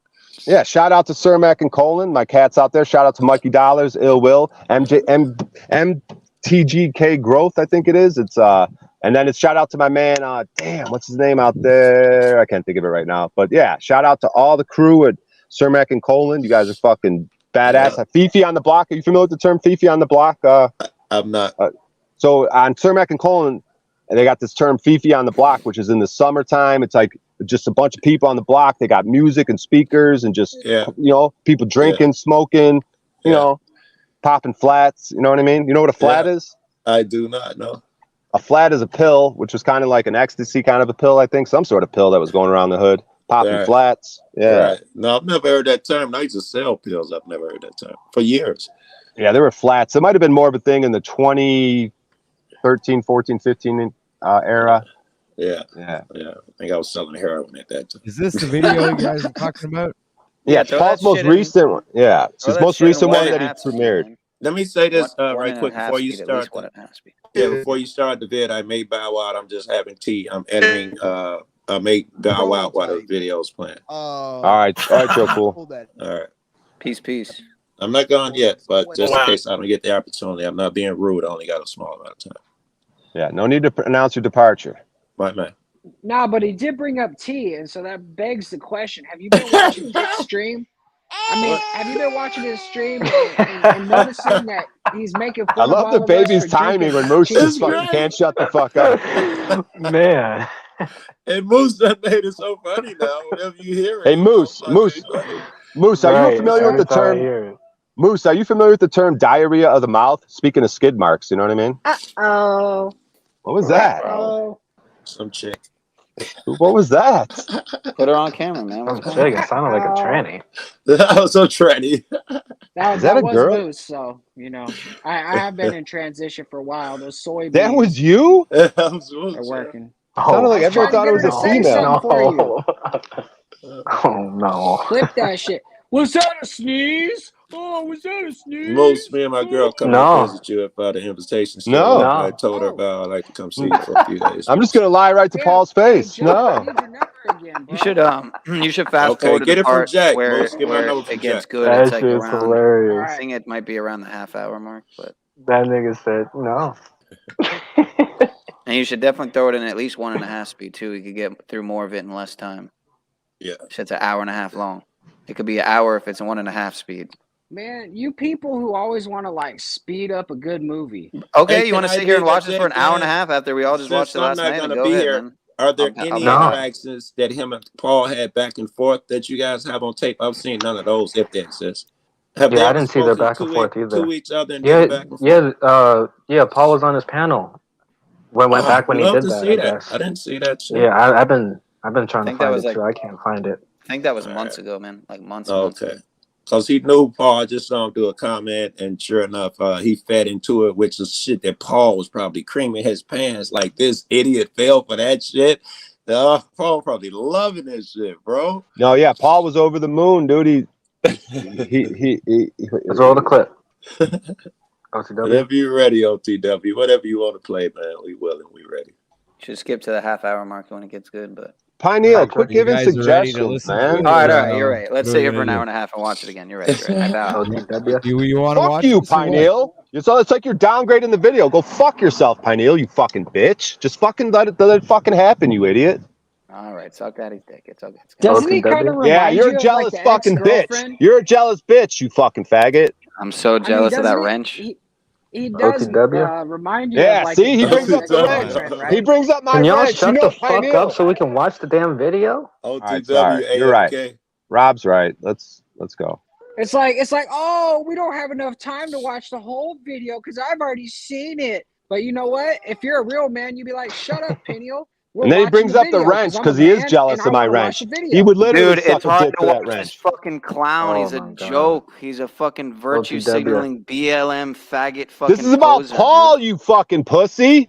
No shit, but I Yeah, have to man. listen to this clown to hear it. You know what I mean? Well, you don't You're have so to. You could change your stupid, station. Pineal. Just Where leave you then, at, Pineal, you OTW? fucking Right, you pussy. don't Where the have fuck to are you sit at, here. You man? could change your station, Pineal. Where If you you at, don't like the OTW? Play car, the video. brah, the Play the door's right video. there, homie. Play the video. Play the video. All right. OTW's AFK. No, I'm not. Oh, that's Hey, right. you're lucky OTW OTW. hasn't given me the producer privileges here yet. Yes, I'll be we are. slapping people left and Yes, we right. I'll are. be slapping your ass. Oh, I'm just waiting actually, I for love everyone to to hear. calm down. All right, I So love I to hear guess When you guys people's. OTW is sign just off, playing the I'll play the teacher role video. right now. He's like, I'll wait. I'll wait. That's right. Children, settle down. What was that, Peniel? He's pissing you off. Why are you making you mad, huh? Not playing the video, making you angry, huh? OTW, what are you doing, dude? Just play the fucking video already, please. What's going on? He's the teacher. He said he'll wait. Oh, okay. This is great. Okay. Did Oh, God, no. Wow, now we gotta watch it in like point like 0. Can't even buffer. He doesn't have the broadband. Hey, let's all turn our cameras off. Yeah, turn your cameras off. Oh, shit. OTW, back it up like 10 seconds. Maybe Even it some usually people in the buffers a chat were little saying bit you when were triggered like a Hey, are you still using AOL? Right. See, it was boring for a while, right? It was boring for a while, and I said, it's only a matter of time to bring my next come up. You Hey, know, with numbers, hey, maybe put us Pioneer all. was right. I can't listen Hey, to an hour and a half. audience. Shut- The only stream. Hold up. Just shut up. How about if you put all of us in the background, all of us in the backstage? Maybe that'll help with the bandwidth, and then just play this video because you don't need us on the fucking panel. Like, put us in the backstage for now. Play the video and see if that helps. Yeah, and turn the Why don't you quality down, just too. line us up and put us in the gas chamber? You don't need us anymore. Just gas us out, and then when you're done with that, then the halls will be clear, and you can fill it up with people that are actually not retarded. Why'd you say turn the volume down, Pineal? I didn't notice. I got to go in that all enslaved, and then I got to funnel people over here, right? So they're all going to go to the channel now, the original channel, and that motherfucker's like completely shadow banned and or taken over, and I don't post content there. But yeah, I mean, you just fucking took my picture. I don't care that you took an unflattering picture, right? Not that I'm the prettiest thing from any angle, really. But you took a picture of me now and you put my name up there. You just promoted me. So I'm guessing that as savvy as you are, you know that, right? In this game, that no publicity is bad publicity with a bunch of slaves that you cater to. So, oh boy, I got to get back on that channel now because I'm going to have a whole new list of folks who respect me once they see what's on the channel and hear me for a certain amount of time. And even more fun, I'm going to have a whole new list of haters and trolls I get to play with. So thank you, Anton, with hundreds of thousands of subscribers on one channel, 1 million on the other one. Just did an interview with Charleston White a couple months ago. I am so close to getting in the room with you slaves. Don't you get me in the room with you slaves on that fucking couch, smoking that good reefer, talking that good shit. Don't you do it. So thank you, Anton, for the publicity and promotion. You fucking, oh my God, I'm so good at what I do, Jennifer Amy. Do you see why I'm so good at what I do? Right? How I get a hook in them? I'm a fisherman of men, right? So now here's my new promotion. Here's my new, I told you I was going to get entree into the African-American community, didn't I? Didn't I, months back? How long ago is it now? Over 6 months ago? I said, I'm going to start this pimping shit. I said, I'm going to expand my horizons. I'm going to keep an eye on certain people, and I'm going to get a hook in people. And I'm going to get in the conversation. The White Gorilla is going to be in the conversation with all your favorite African-American stars on their little broadcasts, getting to all that big money and talking some good games sometimes, but missing the bigger point. So that's where I come in, all you bag chasers, right? Because that's all this broadcast and most of it's about at the end of the day is chasing fiat and pussy on some level. So thank you, Anton. Oh, man, this is like better. This is the best present I could have had for birthday, for Christmas. Man, I'm excited. I have to continue. As though they have more power than they really have over you. But we're going to have a conversation because I'm going to unlock you. I'm going to show you the truth. And I don't want you to be out You won't talk to me, you bitch-ass motherfucker. I was there this morning because your shit comes up in my feed when I go on there. I was there this morning and you ignored me. You won't have a conversation with me, but that's cool because you already did everything I needed. Put my picture and my name out there to all your people. Thank you. That means Charleston White and other folks are going to know who I am on some level if they don't already. And we're going to get to something here. We're going to get to a conversation and we're going to change this game. You're feeling a certain type of way about your lot in life when you got everything and every opportunity. And so yesterday we had this guy jump up on the panel or jump in my chat. He should have just shut the fuck up and stayed out of my way. Yesterday we had this person that jumped into my chat and his name just so happened to be Paul as though he has any right to have. Just remember this, folks. See, the person down there said it right there. First of all, I was already that on some level because I had strangers walk to me in the middle of nowhere. I walked out of jail, walked across the street, had to stay at a motel because I was in the middle of nowhere, got arrested traveling. And I walked out of jail across the street. Some guy goes, "Aren't you on YouTube?" I go, "Oh, here we go. The spirit's working." See how the motherfucker works? Right? I walk right out of jail with nothing. Nothing. They took the car and all my possessions. Walked out with nothing in my pockets, nothing. Soon as I crossed the street over the motel, guy smoking a cigarette. "Hey, aren't you on YouTube?" I said, "Well, what do we mean?" He goes, "Some kind of traveling video." I go, "Yep, there we go." He goes, "Here, bro, here's some money to stay the night," right? I stayed the night, got my shit back, sent him the money back over. He never expected me to send that money back over.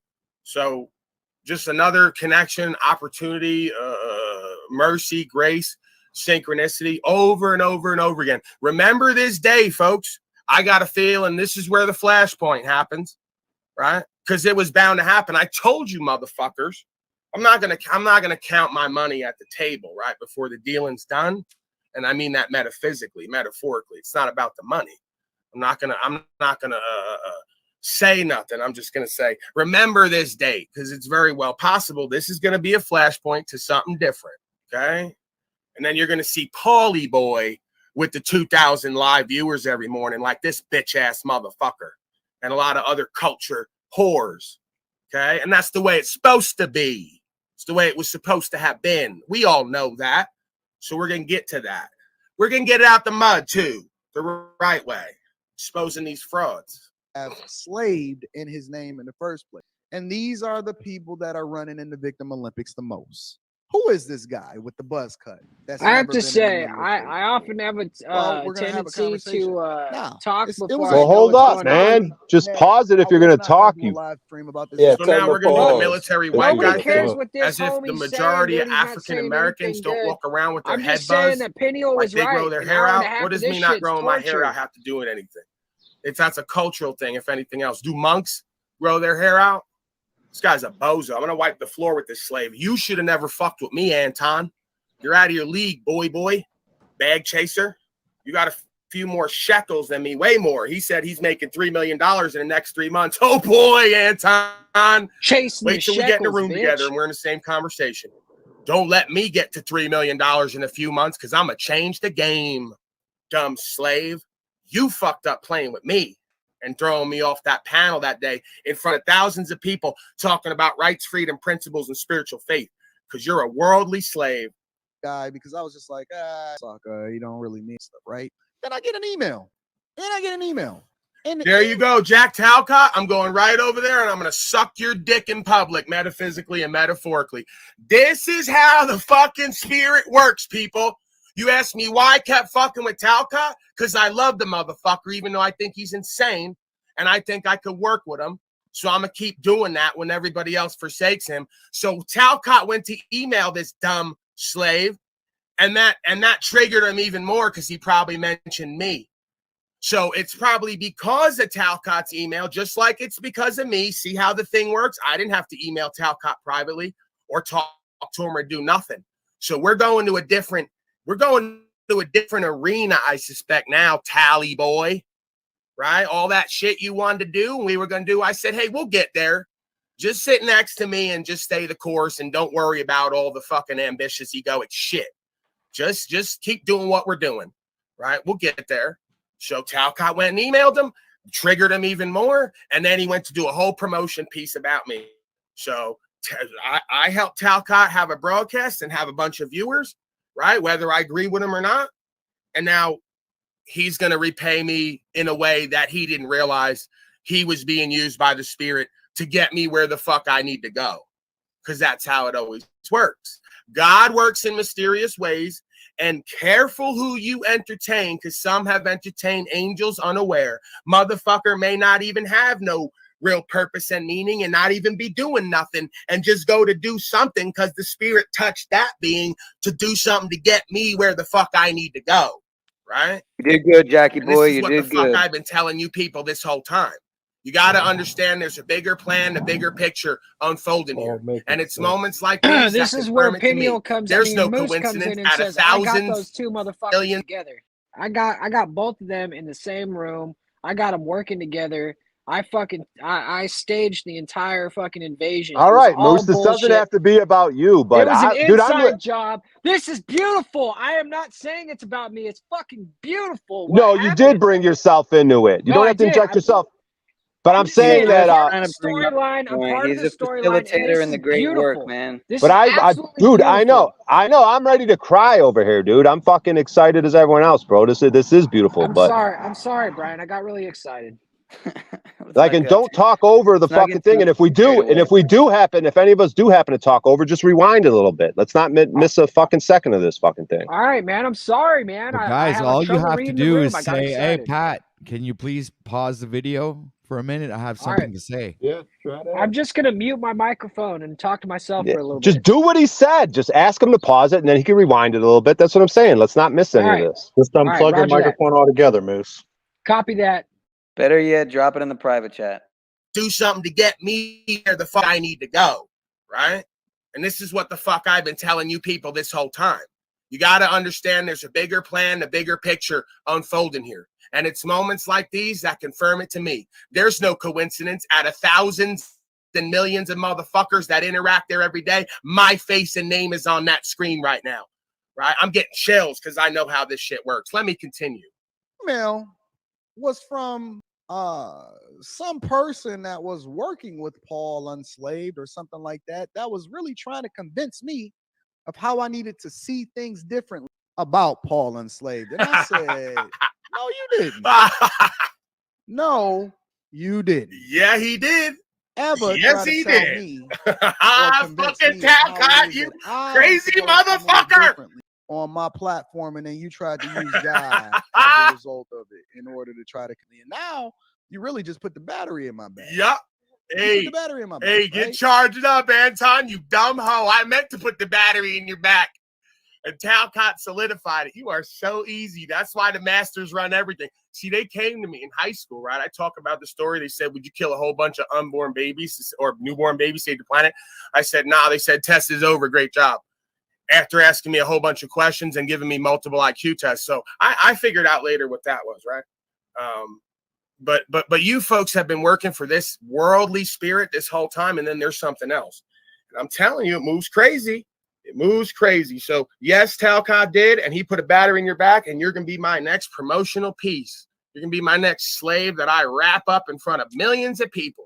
Because now I'm feeling a certain type of way. Now I feel like it's important for me to have this because nobody is going to tell me what to do with my platform. Oh yeah, we are. I'm going to tell you. And that now I know that he was feeling a certain type of way, right? Because that means that I got to him.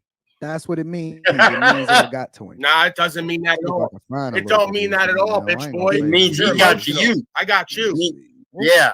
You're in the room with me. I'm supposed to be nobody. I'm supposed to be nobody in the chat. You didn't get to me. I did my job. See, Tommy boy, Illuma Tommy, and the rest of you dumb online metaversal troll slaves. I ain't been on the metaverse. The YouTube and the metaverse wasn't my shit. That's your life. I took real life to the metaverse, and I'm still moving quicker than you. You come on my shit. You all come to me to troll me and fuck with me. This is where you should have been at and what you should have been doing. Playing with bozos like this, using my name to get me into the conversation, to spearhead a new understanding that you all could ride with and ride next to. Y'all ain't couldn't do it, right? But me. Talcott got it done. Y'all ain't investigating me. Talcott got it done. More you. importantly, yeah, they're in the room with me now, and that's the way it's supposed to be, right? So now you can't leave. What was yesterday? The 22nd? Triggered. I got a lot of emails yesterday. I'm sure you did, Anton. You're getting to 3 million over the next few months. Don't let me get to 3 million in 3 months. Don't let me do it. Don't let me do it. Because I'll put a fucking billboard outside Anton's house with my big white gorilla face on it. Don't do it. You don't want to see me with all the money they got that they spend on houses and cars and bullshit. You don't want to see me with it because I'll do different shit with it. Anton, I was introduced to you and your channel today from Paul Unslaved. Fucking Talcott. I'm a new subscriber and I would love an opportunity to change your mind on a few things I heard you say today.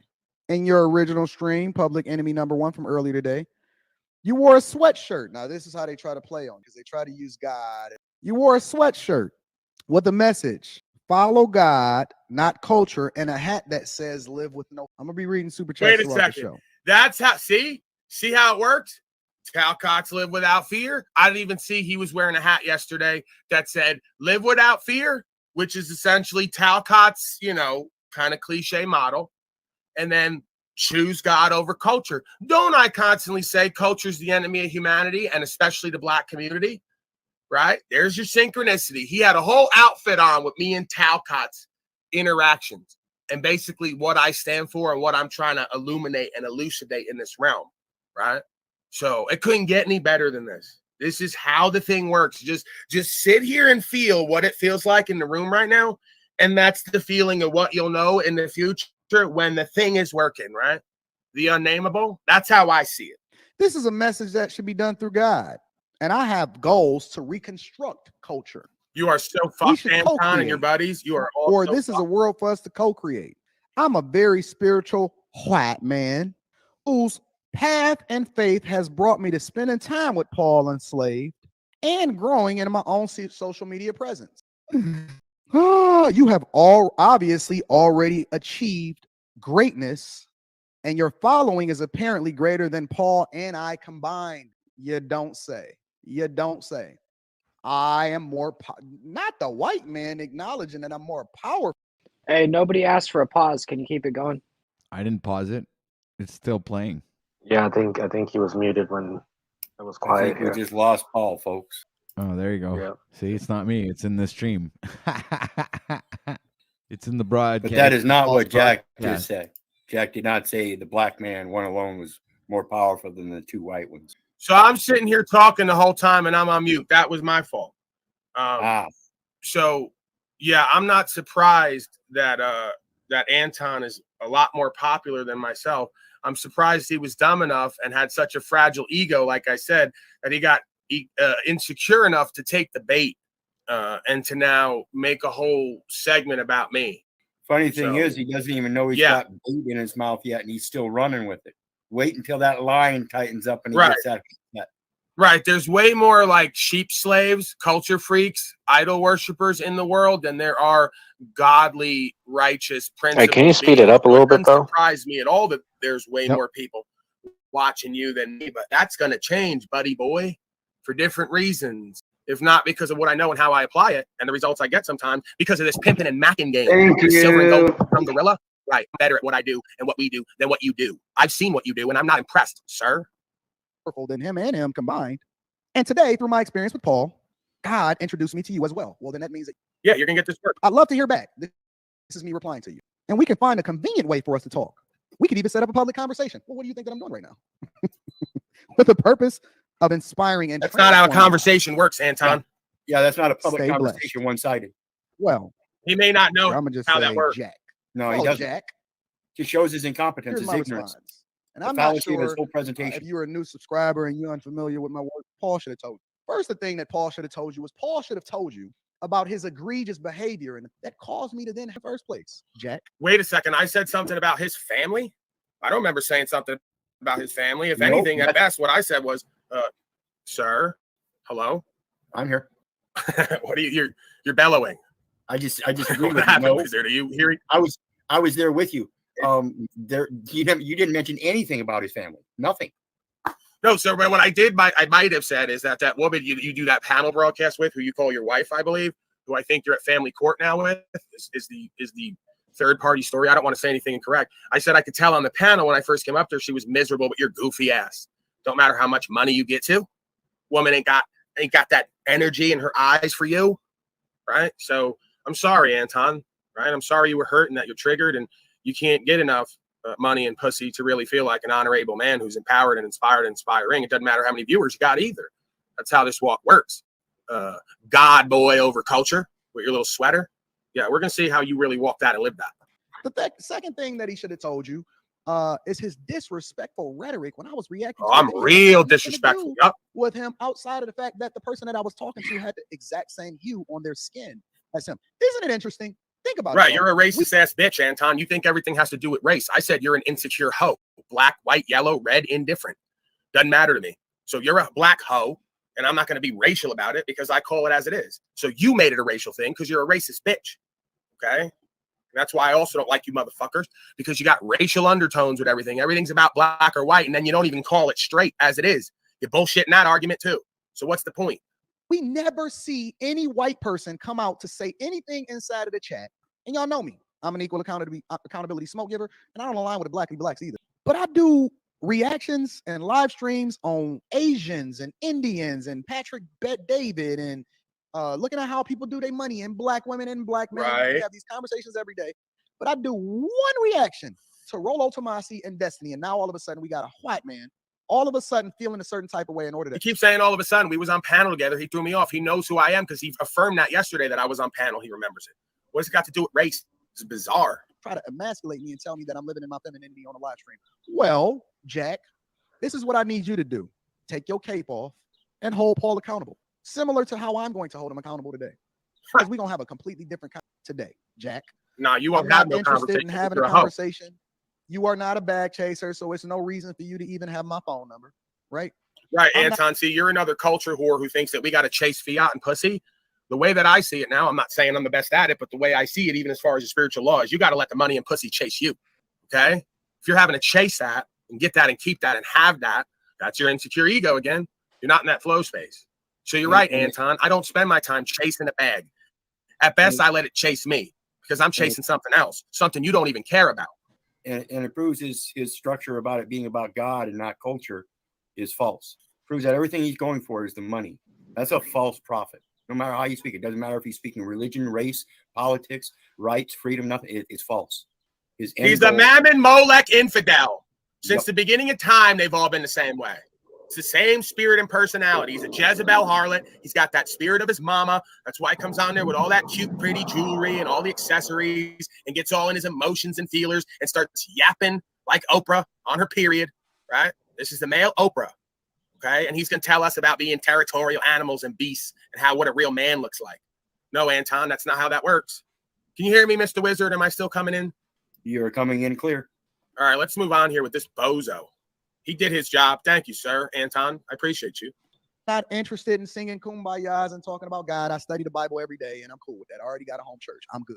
Any person that's sitting here trying to use their platform in order to get more visibility as a result of me, but can't add any value into my life, should not be on my platform. And again, you're not a bag chaser. I've never seen you at a meetup, so it's no reason for me. I am. All right, so if you don't go to his meetups for bag chasers who are all about chasing money, he don't talk to you. That's the difference. Paulie Boy was in a tent, gave up. Excuse me, sir. Can you not hear me when I'm? What are we doing today, Wizard? Are you excited for this event? Is that what that is? You excited for Anton and where this is going? No, I messed up. My bike broke today. I need heavy medication. All right. So, right. All right. Someone get that to him. I don't know what I was saying. Right. The bag chaser meetup. If you have to go to a bag chaser meetup to talk to somebody, then you're not legit. I was at the tent. Okay. Gave up everything. A very comfortable lifestyle where I was putting away fiat every month and pretty much could do whatever I wanted. Gave that all up and went to a tent to explore more of myself and being on the land and getting back to a supernatural creational space. Okay. So while I was doing that, I was talking to people one by one, unslaving them, or at least attempting to give them my understanding, which they were using at court and other areas of their life. So right out of the mud, you bag chasing freak. I was tracing truth, rights, freedom, principles, and spiritual faith and self-knowledge. And that's the difference. I'm an empowered, inspired, inspiring being. You are a worldly, reprobate infidel, and I can't wait. I'm telling you, I'm excited today. I'm so glad you told me about this, Moretti Creature and others. I'm so excited for what's to come, I feel now, or at least even just to be in this conversation. Very exciting. What your forefathers used to be. I am a savage. I am unapologetic. I truly don't give a fuck about your feelings. Right. I can't wait. I am not the type of Christian that you used to. I'm a different type of Christian. I'm the type of Christian let me get do the dirty This is work. how Talcott's going to talk to this motherfucker. Just like this. I would love to fucking see you face to face. And so I would love to fucking Paul see you never face to asked face, for you bitch ass motherfucker. So I have none for him. And I'm going to unlock exactly who y'all are and what y'all really are today. All right. So this one is for you, Jack. Paul. Let's figure out who Paul is. Yeah, figure out who I am. Let's do a little bit of research. Let's see how he does research. Paul. See how you do research, Anton, to figure out who I am. This is Paul Enslaved. Paul Enslaved, ladies and gentlemen. Paul Enslaved, ladies and gentlemen, is a white man with buzz cut that apparently has been acting like he's spreading this on that. Oh, Jennifer, do you hear that? Ooh, I was unsafe, right? He's a savage, Anton just said. He's a savage. But now we're going to push a narrative. Well, just so you know, Paulie's been banned from YouTube for pushing misinformation. Ooh, I wonder if the bag chasers on the street who are doing prison time would want to know that Anton likes to dry snitch and use the system against the white man or any man that he doesn't like. Policy infractions. Do you call up on your homeboys, Anton, when they violate policy, code, and statute? Right. Godly Christian who stands for rights, freedom, principles, personal choice, and not worldly systems and serving two masters, man's laws and dictates, and their fraudulent bad faith false claims, right? Because that misinformation I was banned for, you didn't research if it was true or real or not. You just ran with the popular narrative, right? Like they all do. Supposed to be built for y'all, right? No? Let's find out more about him. You are so fucked.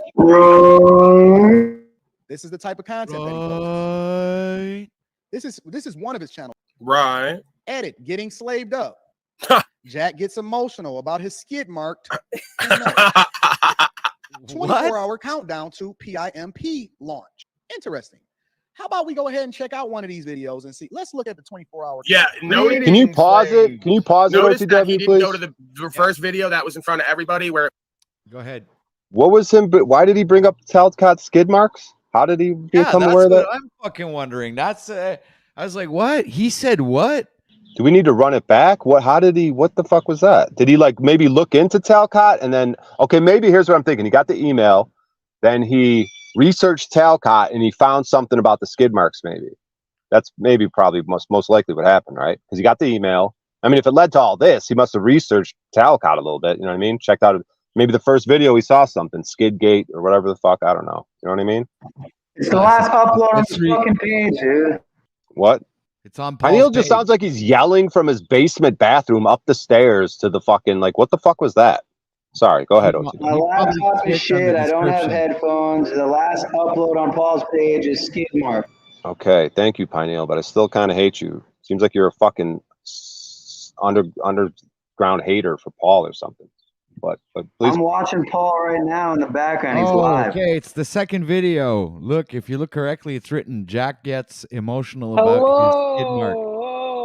Hey, how about we do this, OTW, since Paul's live? Can you go ahead and hop on his, can you like merge or hop on to Paul's stream or something? Or how can we do this? I think we should all just go over to Paul's. Yeah, I'm going to end mine. I'm just going to go over to Paul's. Sorry, OTW. But this is awesome. Do what you want, OTW. I think I'm going to end it and I'm just going to go over to Paul's. But this was great, OTW, and everyone else. I love you all. Have a great time. I'm still up for an hour or so. Let's look at the 24 hours. Yeah, Greeting, slaves. Notice that he didn't go to the first video that was in front of everybody where it was me traveling without license, registration, insurance, and plates. Anton, wonder if the homeboys do that. Right? Stand for rights, freedom, and principles. So you would play that, but you're going to go to like the innocuous, just the random videos of me and then try to pick them apart. So we'll play this game, Anton. No. Wow. What a way to start off a video. Well, that's the thing, Anton. I got to get a hook in everybody, and I do that with a little bit of pimping and macking, old style. So I got to kind of get in your ego and insecurities. So I kind of call everyone slaves, and then I watch how they react. And then when they react like a slave, I not only know it's true, but I know I've done my job because I show how easy you are to be manipulated, like your masters show you all day, every day. Problem, reaction, solution. Way to start off a video. Is this the person, Jack, that you would like to then remove myself from having a conversation for? Oh, right, because when Charleston White comes on there and he does his videos talking about raping white women, and then has to say later he never did that. He was just playing on people and their feelers. When he comes on and talks about killing white people and then says later, I never really did that. I was just saying that to fuck with people, right? So you ain't going to win this argument, Anton, because you regularly have people on who are community activists and stand for rights, freedom, and principles, but have an online persona at times where they get in people's ego and feelers to get a conversation started. Oh, oops. See how that works? Boy, would folks be proud of me, how I just pimped on your bitch ass. About to say, the worst part is that not only did I pimp on you, but like Tony Montana said, I always tell the truth even when I lie. So you actually are a slave. So I was pimping and macking and telling the truth even when I lie. Black man with a red beard and crooked teeth that's being held accountable by his girl that's sitting literally in the damn right. I got red beard and teeth, and no, I'm not being held accountable, and that's okay. If she would, the woman next to me, hold me accountable. I was laughing with her and kind of winking at her about teasing about the idea about slaves, right? And coming on doing a short video to address people and saying greetings, slaves. It's kind of like, laughing about that a little bit, playing around. So it ain't about me being held accountable by the woman next to me. This guy is so bizarre in his ego. It's just fascinating. Neither here nor there. Let's continue to hear what he has. Well, I'm not going to wait. Yes, I'm pulling through Taco Bell's drive-thru. So as this man sits in his car in a Taco Bell drive-thru, typing hard in my chat, feeling like he can hold me accountable. This is the type of person that y'all fear? Is this the white man who's ahead of the white power struggle? Wait, I don't understand. I'm not white power now. Here we go with the racist narrative. No, that's you, Anton. You're the racist bitch. I'm not white power. What does me being a little bit playful at a Taco Bell have to do with power? What, because you got viewers and fiat, you're more powerful than me? You won't get in a room with me. You fucking ran off your own panel from me. Couldn't even fight me verbally and then ran off your panel. You're a hoe. What the fuck does being powerful have to do with it? I don't even have to be in a room with you to be more powerful than you. Look what the fuck I've done that you haven't done and won't do. Crying about going to court and dealing with your lawyer slave. Your little daddy there who runs your life and talks for you at court. Are you kidding? Are you kidding? The level of inspiration and spiritual faith and empowerment is no match between me and you with all your fake teeth and the accessories, right? And all the jewelry and all the skincare products I'm sure you use to keep your skin moist and glowing like a little hoe. Are you kidding me, Anton? You are so overtly or indirectly feminine and got that spirit of your mama. You are not a threat. Not only on the screen, but in the room with anybody. Nobody's threatened by you. That they built the system for. Don't worry about it. We're going to get into it today. I'm proud to say it. It's exactly what the man just said down there. Sun Tzu said, know yourself and know the enemy. You'll win 1,000 battles without even fighting. I already won this little back and forth battle you've created without even fighting. Because who and what I am on record is something you'll never be. You punk ass bitch. You don't stand for nothing. So I won again without even fighting. Now, with that said, you may be aware of the recent bannings for misinformation. That's the claim, the allegation. Completely false, unfounded. With that said, though, we're going to be going live over here tomorrow because, we have two channels. They're obviously nothing alike. Okay. We don't want to hear anymore, Paul. That's we fine. don't want to hear anymore. You didn't want to hear anymore when Let's I was see up what on else we can panel talk with you about, neither. Paul. Out here in these streets. Paul, what are you doing? It says right there what I'm doing. Let's see how Paul lives his life. All right. Right. Let's go ahead and go into. So first thing that comes up when I do it, banned video, police right to stop, all of that. Okay, so let's go to the second. Oh, hey, how's it going? Oh, so Anton just did it again like a hoe. Did you see what he just did with a little smirk on his face? So the first video with the most views that got taken down for misinformation that I had to repost edited, that has almost 33,000 views, that originally had hundreds of thousands on YouTube and millions on third-party websites like flatearth.com, still has 5 million views at least on Facebook, right? So you won't talk about that video or go to that video, which is I'm most well known for. You want to go to the second video where I get arrested by the police, still doing what the fuck you won't do because you're a bitch ass motherfucker who don't know legal versus lawful and wouldn't apply it anyway because you need a lawyer boy to talk for you. Boy, I can't wait. You won't get in a room with me, you bitch.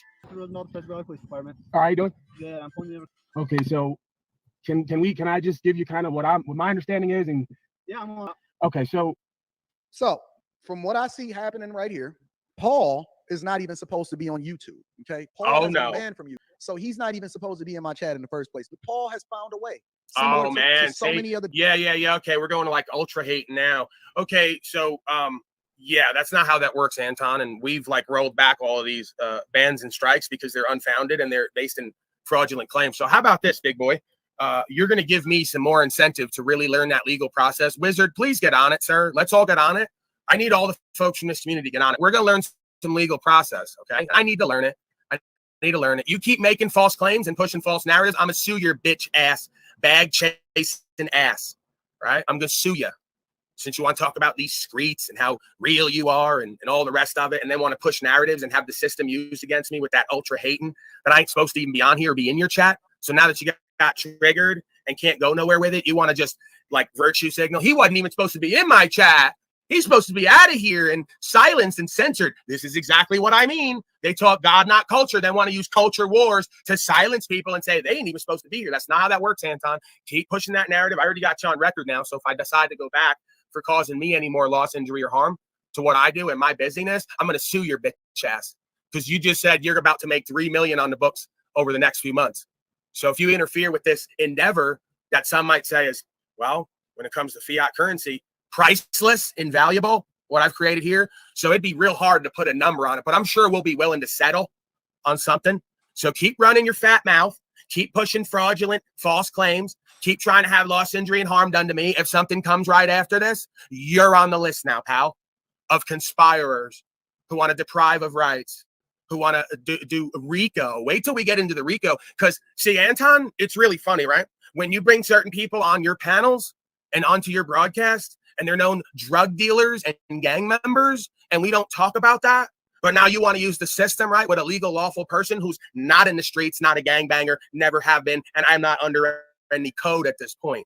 So you want to play this game, right? You do a lot of profiteering off of association with street people who I'm sure have a less than savory background. You better watch your dry snitching hoe ass, Anton, because nobody's going to go after them, right? Because they ain't got the bag, all the people on the street. You're going to go after your bitch ass, all them hip hop police and the feds. So keep playing with me and others in that kind of arena. You ain't going to win in any arena like that. So just keep it to the back and forth, pimping and macking talk about how you're better than me and you're a black man and you're powerful and all that. Don't get into keep pushing that censorship system using narrative where you keep making false claims. It ain't going to be good for you and your reputation either. Dusty black people that I see in order to be able to try to get back on the stream by starting multiple different channels. And now he's out here getting pulled over, just like some of these dusty black folks. He's over here getting pulled over by the popo. Now, isn't this the same story that I see happening with black people? Paul, tell me you're not over here getting pulled over by other white. Right. I'm getting pulled over because I do something you won't do. I can't wait to get it right with him. I shouldn't keep talking. I just, it'd be nice if he'd stop being a bitch and have the damn conversation. Cops. The same thing that I see black people getting mad and feeling some type of way. And instead of you presenting a license, registration, and I got that, Anton. You think that the system was set up for you. Oh, okay, man. Well, I'm the man of the people. It was set up for me. I understand the law. Anton. You don't remember power to the people? Right, huh? You bitch ass. Supreme Court over and over again. See these fake ass real N words, like they say, with the A on the end. I don't mean the racist epithet, right? I mean, see all these real N words who are like leaders with the culture, not culture. They're not for free speech. They're not for God-given rights. They're not for freedom of travel. They want you shut up, censored, banned, silenced, not free to move, and under their policies and codes. Anton, you fucked yourself with this, bro, spiritually. Go ask the Vice Corporation. They played like a few seconds of me and involved me in false claims, and they're not going to exist soon because they're doing bankruptcy. Someone's about to buy them out, so we ain't going to know of them soon, right? Because you all think you're too big to fail. The Tao says 10 times shall you be harmed, those who try to interfere or harm the righteous man on his walk. You filthy little slave, bless your heart. I feel sorry for what you just called down on yourself, worldly fool. The fool's mischief is sweet. Keep giggling like your mama there with that little pursed lips. Coin your words or purse your lips in your rectum, right, wizard? Coin your words or purse your little lips. Absolutely. Now you call down something you don't even understand. The fool's mischief is sweet until it sours, and then he has to drink. Prescott Valley Police Department, of who and what I am. All right, I'm a private man moving my property from point A to point B. Okay, hold on, wait. Prescott Valley. Oh, so now Anton's going to attempt to try to partly dox, partly insult me because he thinks that I'm from Prescott Valley. So I guarantee he's going to go, some white man out in the middle of nowhere who saw hayseed from a field. No, Anton. And I'm not from LA like you either, little boy. Okay, that's the difference. He's one of these Hollywood folks. He's live now on his second channel. So he's in Prescott Valley, Arizona. All right. Okay, well, if he's live now and folks got him open, then it's not like I would tell anybody to do anything, but I definitely couldn't stop folks from, going over there and maybe having a conversation with Anton, right? Reminding him maybe, like we've done in the past, that he might have a daddy, right? Yeah, he might have a metaversal daddy who he's so triggered by that he needs some proper instruction to motivate him to become a better man and stop being such a culture freak. Wouldn't you folks say? Yeah, he's over there talking about feminism, intimacy, and putting women in their place. Yeah, it doesn't matter because he monitors the chat and he gets triggered by me. So now my name's in his mind and on his heart, right? Because I suspect it already has been, like many folks. So when you remind him, maybe if you do, that he has a daddy, he's gonna get to getting triggered again and having my name fly out of his mouth. My dick's gonna go in his mouth and the name's gonna come flying out. And then we just keep moving. The more they keep hearing my name, the more we keep having the conversation, the more we keep moving. All right, you see how it works? See how it works? When you talk that good shit, that real shit, that spiritual shit in a loving way, they don't listen. Okay, when you mirror what they are, and you do that pimping and mapping, they start having you into the conversation, right? So I knew what I was doing when I started doing this, and I told everybody I'm going to start a little bit of a different aspect of myself, call out the old Paulie boy from on the block a little bit, and I'm going to use that as a mask. It's not necessarily a false ego; it's an aspect of self, and it's in check. And sometimes I let it out to play, because I know it gets results. That's how you be a fisherman of men. These folks ain't on a righteous path. They don't want the truthful, the loving, the godly, the righteous. They want what they think is the real. So I'm going to give them the real as I see it, right? And I'm not going to punches. And I'm going to go into your ego, as they say, and grind on it. They always say, you're always grinding on my ego. Right, I told everyone at some point months ago, I'm going to start a different process here to get to a different place and with different conversation with different people. And boy, is it working, okay? And that's why I am the God of all media. You're not going to convince the people any different at this point either, because it ain't even about me as a personality or persona. It's about that thing that moves in me and works with me. It's better than a master general on the war field. I don't even have to strategize and calculate, really. I have a thought, I put it into action, and the universe shifts around me, it would seem, at times. Boy, is it amazing. White. Okay, cool. So you're in Prescott Valley, Arizona, Paul. Let's go back to the video. As I said, I'm not driving a motor vehicle. I'm not a citizen. I'm not an inhabitant of the municipality. I'm not a resident. I'm not a person. Okay. Do you have a driver's license? After he get done with all of this sovereign citizenship bullshit. Oh. Listen, motherfucker. Do you have a license and do you Nope. have a registration and insurance? No. We don't want to hear that shit. Listen. This is what I've learned. That's what you learn. about the Yeah, system. you learn They how to don't be care. a good little house slave, Anton. Well, I ain't that. Exactly. I ain't a slave. That's why my name's Paul Unslaved, because I've learned how to not be that. And that's why you ain't for God. You're a culture freak, because part of this culture is a legal society and legal code. So you learned how to submit to that. Good little house slave. Care about what color you are, fam. Do you got a license and a register? This is the type of man that y'all sitting here telling me that the system was made for. Okay, let's see what this does. No, you have to make sure that you say the whole name. You can't just be over there saying Paul's your daddy, Anton. Right? He said he subscribed to tell him that, and then I'm saying you have to make sure you use the whole name. Paul Unslaved is your daddy, so that everybody sees. Remember, it's about branding, right? Like Talcott paid thousands for brand, and everyone does branding and marketing. The best brand is no brand; it's how you live, unslaved. Okay, the best marketing and game is no marketing and game. Be unslaved, and you'll get talked about and marketed and promoted by word of mouth. See how it works, Anton, and the rest of you corporate beta male slave who spend all this time, energy, and money. I did it from an Android.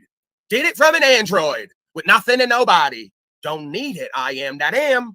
So make sure you let him know it's Paul enslaved as his daddy so everyone else can see it and he can see it. And remember how this works. You're in a room with me now and you can't leave. The fuck I got going on? I'm genuine. Anton Daniels, Millionaire Morning Show. And what's the other one he's got? Make sure you let everyone else know in the chat.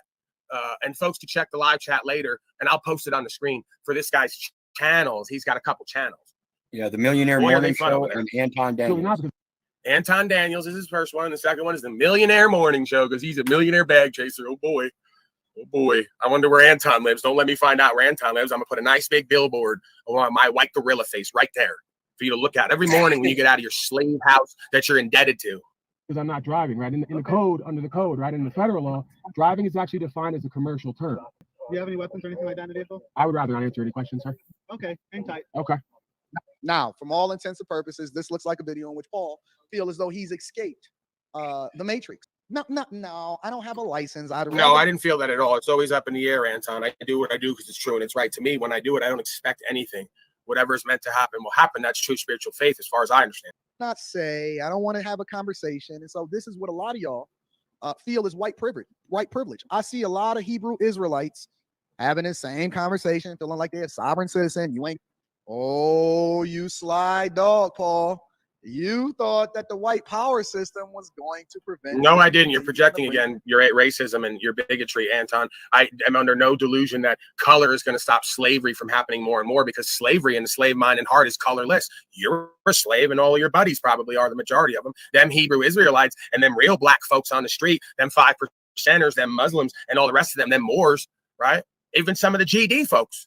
Right? There's even gang member folks, Bloods, Crips, GDs who understand the shit and will apply it because they say, I live by the law of this code that I'm under with these organizations and these people and whatever spirit runs through me. You could argue what it is one way or the other. They don't follow legal society and legal code and white men in suits, Anton, and I don't either because I'm a white N-word, Anton. That's right. I'm a white N-word. They've been telling me I am all my life, so I'm owning that. Right? I'm just like all the black folks on the street that they call the N-word, Anton. See the big lips and big nose? Right? I don't have the white privilege. I'm not a millionaire morning show host. Right? I was living in a tent. I didn't think the white power system was going to save me from myself and the slavery that my white father and your black father created here, chasing bags and pussy. I didn't think that. You thought I thought that? Man, he's confused. You on a summer dram screen. But guess what, Paul? We're still here.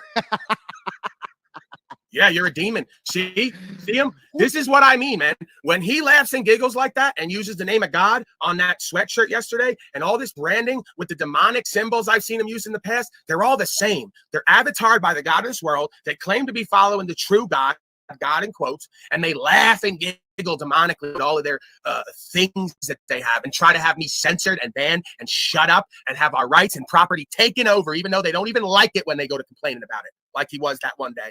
This is what we're dealing with, folks. Get a good look at it and watch the journey from here. One way or the other, you're going to see what it's all about. We still. Oh, well, you'll be here. Been here since the beginning of time. This walk hadn't changed. But we get up. We fall down. But we get up.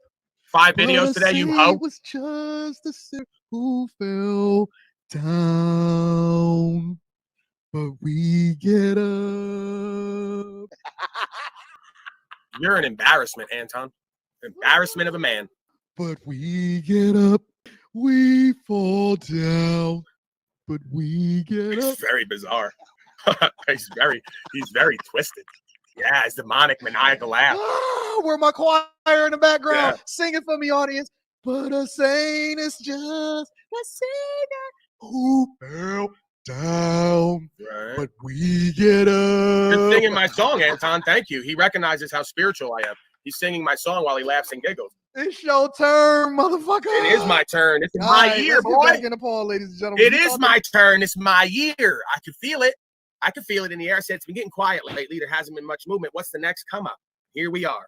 So it is my turn. Thank you, Anton. I love to be in the conversation. He got off, but we get up. We get up. Yeah, it's funny because Anton doesn't have to sacrifice anything and go to jail over and over again and deal with the courts and learn how to do it and be an honorable man. He makes thousands of dollars per broadcast, right? He doesn't need that. And he doesn't need it for the rest of us either. Let's say He feeling safe. Do I look like I'm feeling safe, Anton? I'm looking rather, anxious there a bit of what might happen. I don't feel and look Look at him. safe He's there. sitting there chilling. He thought that he told the I'm police sitting there something. chilling. I'm chewing on the side of my mouth, Anton. Why are you speeding it up, showing that I'm a bit nervous? Because they might kill me like Chase Allen or the thousands you're of not other gonna get white folks in the street. They do. Paul said he's every about to year. get out and have a conversation. Paul, did you just get out of the car? Hey, so I just wanted. All right, yeah, I just wanted to give you a little bit more information. Okay, no problem. You see that? You see that? Paul thought he was special. Paul. No, it's not that I think I'm special. I just do whatever the fuck I want that occurs to me to be the right thing, and I kind of surrender the rest. So, and because I'm not belligerent and not triggered in my feelers and not bitter, I'm able to communicate in a way where most of the time folks feel non-threatened in most scenarios. Slave thought that he was going to get out and have a conversation with the police officer. That police officer said, listen, get your white ass back in that car. Listen, I understand what you thought you was going to do. Paul, get your fucking crooked teeth back in that fucking car before I come over there and put you in your place. Y'all thought that these people were special. They not. Have y'all ever seen a meth head? Meth heads aren't really black. They white. How they deal with poor white folk is a completely different way in which they deal with successful white folk. This is a class war. This ain't what Paul thought it was. Get your white ass back in that car with that buzz cut. You not Eminem, you not Paul Wall, and you definitely not Bubba Sparks. I rock with Bubba Sparks. Shout out to Bubba Sparks. I rock with Bubba Sparks. I'm muted again. Okay. Thank you, Jennifer. I'm getting rather good at this broadcasting thing, huh? There's Anton showing his worldly ways again, that because I don't have money, I have no power, right? But I've seen 20 and 30-year officers on the front of the court steps almost go to crying and change their ways immediately after arresting me weeks before, because I stay true to myself and the word, and I speak it with love and care, and I don't get into a fear space of what they're going to do to me or what they're going to think of me, right? You could say I'm crazy and think I'm crazy. I'm going to go with what's in my heart, Anton. You wouldn't know about having heart, Anton. You think your power comes from that bag. I don't need to be Eminem and Paul Wall. I'm better than those motherfuckers because of the way I choose to live, what I choose to put my time, energy, attention on, what I choose to worship, you might say, because that's what worship is. Time, energy, attention, the truth and what's right, being careful, having a heart. If I'm going to die for that or go to a box, then that's what needs to happen. You might want to learn that, Anton. That might be that God over culture thing that you've been talking about. But we definitely ain't going for it, Paul. Get your white ass back in that car. I don't care if you ain't going for it or not. That's what I'm going to do. Don't you get it?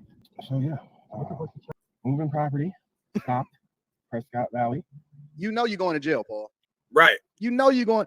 That's fine. When a man starts to evaluate his options and he's talking to himself, it's only two situations that happen in. Either you know you're going to jail, or your girl just caught you doing something that you. Right, Anton. I'm putting it on the record that this is what I'm doing once and for all. I'm going to keep doing it, and whether I go to jail or not, I'm going to come out and do it all over again, no matter how much bag I get to, because it ain't about that.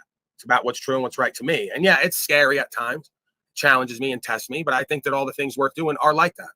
So yeah, you're right. I knew before I left the house that I may be going to jail that day. Anytime I leave the house riding around, traveling without everything, I know I might be going to jail that day. That's how being a quote unquote brave man works, Anton, is every day you ride over the hill, you might not fucking come back. You wouldn't know nothing about it, you punk ass comfortable bitch.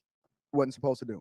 When you start reciting things back to yourself, I'm reading Super Chat shortly. When you start reciting stuff back to yourself, it's only one of two things that's gonna happen. You going to jail, or your girl just caught you doing something that you wasn't supposed to do. Okay, Paul, let's see how this plays out. Right, there goes Anton showing his heart again. My girl caught me. Girl caught me doing something I wasn't supposed to do. What the fuck are you going to catch me doing, Jennifer, that I ain't supposed to do? Exactly. Because I'm pretty sure I could do whatever the fuck I want everywhere in life. That's the point of being a grown man. So Jennifer can't catch me doing something I'm not supposed to do unless I did something wrong, which has caused loss, injury, and harm, in which case if she caught me, I'd probably be doing it in a way where I didn't care. But I don't do wrong. I don't cause loss, injury, and harm, right? And if I did, I'd probably be ashamed. So that's the only way I guess you could catch me doing something, is if I was doing something worthy of hiding, okay? But I don't lie, cheat, steal, and cause harm like you. So there's very little to catch me doing. I'm curious as to how Paul is going to get himself out of this situation, because it's not enough that he's white. He just told the cop, listen, I'm about to go out. You just told everyone I'm going to jail. Back in that car. We don't. He can't like tell his audience that right under the link that he clicked, it says arrested at Prescott Valley. So you knew when you clicked the link that this is how I'm going to get myself out of it. He's going to arrest me and take the car, and I'm going to do. Well, I didn't do a jail time for that. He put me in the back of the car, took the car, and then released me, and we had to walk. Okay, so you know what happens in the end, Anton. Why are you pretending you don't? Says it right under the video. Are you that slow on the uptake, or are you that much of a bullshitter? Expect you. You over there with your cloth seats. It's a strong possibility that your car is smashing in the front. Okay, Paul, that car has no damage on it. That car was mint condition and clean. And yes, Anton, it's an old car. It's a used car, because I don't like to have my whole life indebted into a car. I don't need to ride around in a nice car to feel like somebody with a slave tag at that. So we can make fun of the car and all the rest of it. You know, we won't talk about who the men we are on the scales of justice in front of the eyes of the creator. We won't focus on that. Just my crooked teeth, the fact that I'm a meth head, I'm a white power racist scum, and I have cloth seats and I drive a Maxima, right? From like 2002, which again, it was fucking mint. If you saw it before, it was, whatever. It's been through hell at this point, moving all around. They broke the window out of it, went into the car, just to the slave, broke the window out, ran into it, and all the rest of it. And I haven't gotten to it because I haven't been using it and I really don't need it. And there's a lot of other shit going on, right? We're actually like trying to do something with our life beyond this concrete jungle slavery that you're all used to. Yeah, I guess he's going to make a call, see what they say, and get back to me. Okay. Go here, Paul. Let's see how that plays out. They're going to arrest me, Anton. Read right below the video. Call, see how that goes, and he's going to get back. They're going to arrest me. All right, Hoyt. They're going to take the car and let me go. I go back and get it right back, and then I go on my way, right back to what I was doing. Look how you looking in the mirror. Cop got to be walking. Right. Mm-hmm. Showtime, nigga. He loves it. Oh yeah, police is gonna do something to you. We love it. Drive. Are you giving me an order, sir? Or? Yes. Okay, can I just have your first and last name, and can I have your W-9 information, please? Because I would rather not. Okay.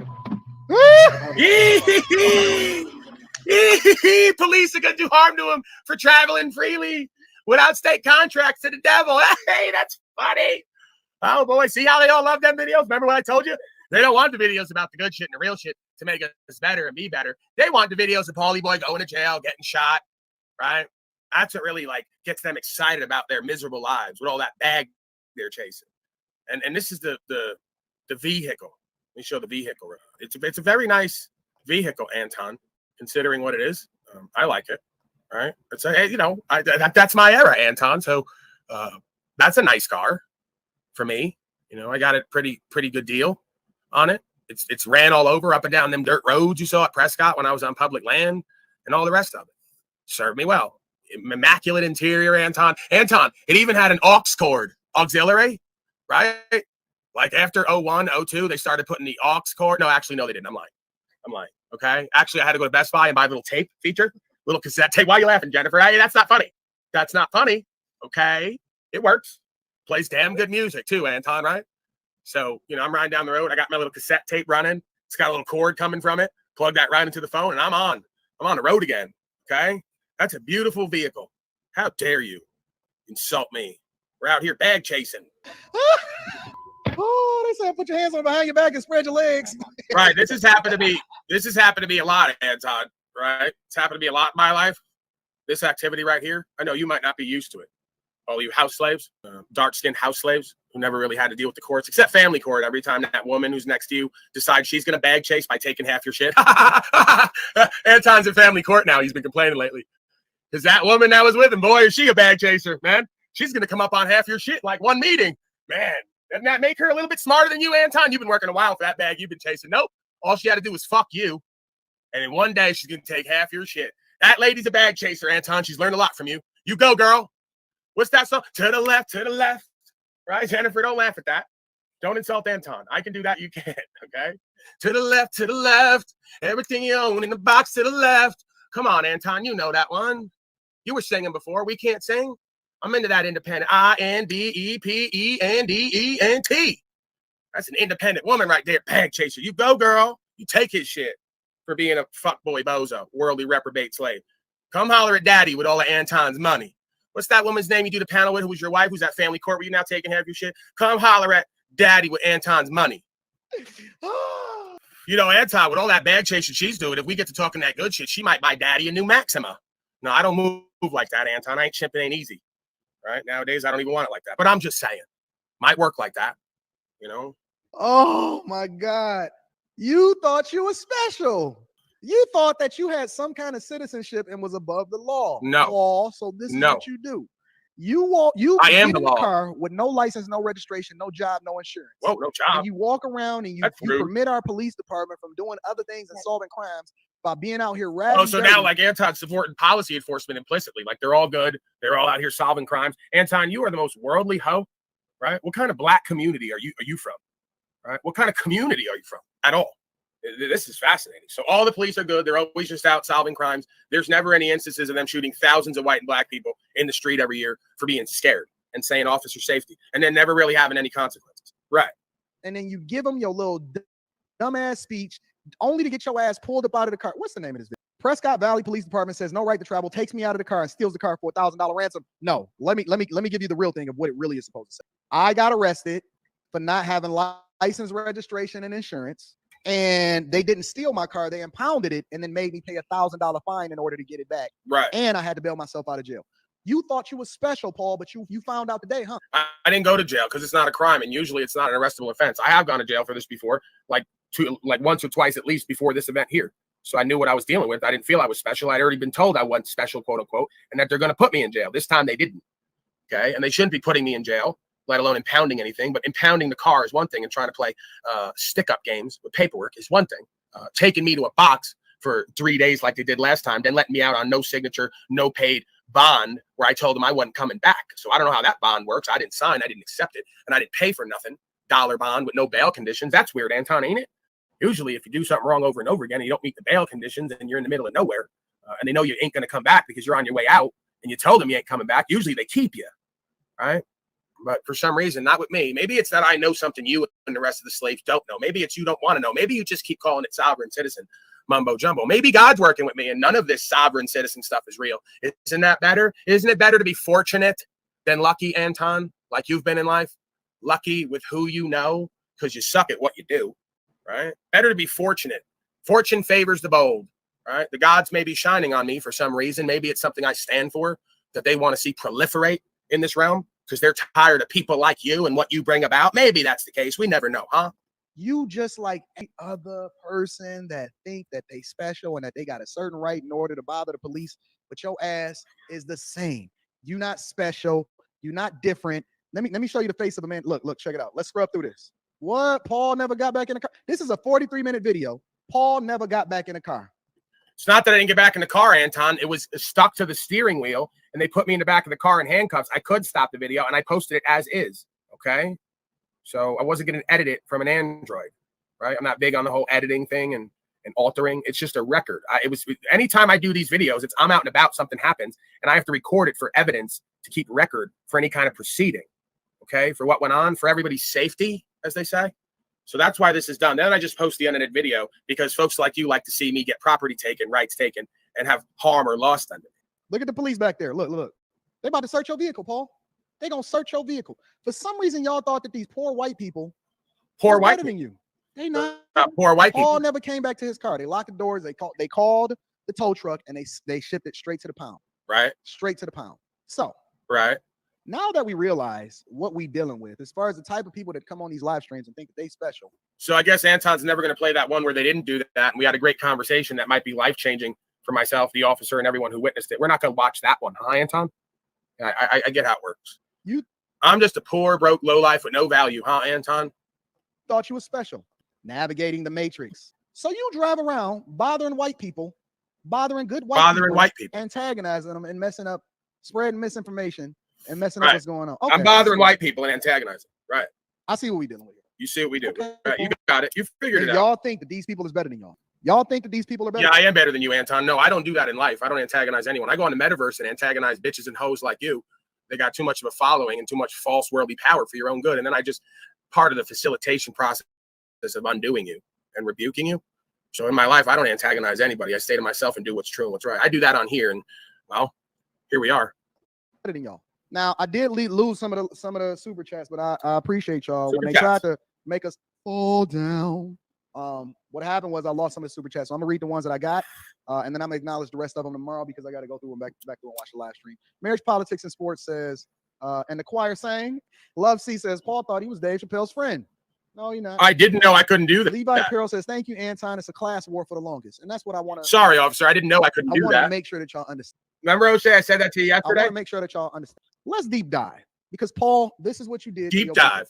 You did this to your people. Yes, I did. I'm curious. Yes, I did. No, we're gonna transfer now to men going their own way. You're right, Anton. I did this for my people. You know who are my people? People of all colors who stand for universal law and what's true and what's right. So I'll take that, Anton. You're absolutely right. Daddy died for your sins, you worldly reprobate collectivist. Absolutely. So I do that. I did that, and I do that for my people, and because for myself first and foremost. because I adhere to my conscience. And whoever would ever put that there, I adhere to that, as you should and everyone else out there. So I think we're going to go our own way here. We'll play it out, but he's going to transition now. But great segment on me, Anton. I couldn't have done it better myself if I was writing your part of this script in this long game story. Where y'all think that this whole MGTOWN movement? Thank y'all for the super chats. Make sure y'all subscribe to the channel, turn your notifications. I'm apologizing for the people that I couldn't get to as far as the super chats. Yeah, this is a guy who pronounced the word stoic as stoic yesterday. He goes, look at the white boy. They're trying to act all stoic. So this is what you're dealing with. Boy, is this going to be fun. Don't let me get in that room. Keep me out of that room. Might be okay to do little segments on me, but don't get me in that room. The super chats disappeared when they cancel me, but we back. Oh, we got back up. So Anton was banned from YouTube too. I thought so because I saw it on his thing one day. So Anton gets banned for misinformation and the rest of it. They tried to cancel him, but when it happens to him, he's doing what's true and what's right. Racist rants, advocating for harm and loss, making false claims. That's cool. That's like godly stuff, as he says. Me, I'm a bad man, and I should be silenced and shut up because I'm antagonistic. See the hypocrisy, folks? I apologize for that. Definitely going to acknowledge y'all tomorrow. Hey, do you guys remember when I did the all-black panel that one day with the guy who says Anton was a bitch and a hoe? The guy Beans, because I found him on a live stream one day. I went on there, and we were rapping, and I went back on my live stream one day, and we went back and forth, and I was in basically a holding tank of sorts with about 8-10 African-Americans, and they all started going in on me with the words, questioning me, going back and forth, and by the end, it just, some folks said it kind of felt like Paulie Boy was running the place. Isn't that interesting how that works? I was So there. let me get in the room. Right, you were there. So they said, wow, that was a great interaction because you took us full circle. You went a panel of 8 large African Americans who might be intimidating to some folks, right? And they all went at me and they started joking on me and asking me the questions and holding me accountable and saying I was crazy at first. And by the end, it was the white boy's punking him. He's talking some real shit. What's the fuck is this guy's problem? They're all fighting each other and or agreeing by the end that who and what I am and or what I stand for, how I present it, is superior to whatever nonsense was going on in the room or in these folks' life. So that's a beautiful thing. And it's not about worldly personal power. It's about spiritual faith power of self-understanding and having a heart and speaking it in a way where it moves people to change. Okay. So that's what I live for, Anton and others. And you've seen it firsthand over and over again. What is this fight, right? The whole red pill. Watch the video on Amazon. And on Amazon, they were having this whole conversation about a red, right? All right. I think that's pretty much it. He got his little emotional rant and racist rant and triggered rant out of the way. I don't know if my video is good. Is my video coming in with my teeth, Wizard? All right, so that was interesting. I think I'm going to shut this down for today, guys. I got a couple of things I got to take care of. So we'll be seeing each other tomorrow, bright and early, here on OTW News, the Grand Rising Show. Today was number 27, so be ready, be early, and be the best that you can be. Be all you can be in the Truth Army. Yeah.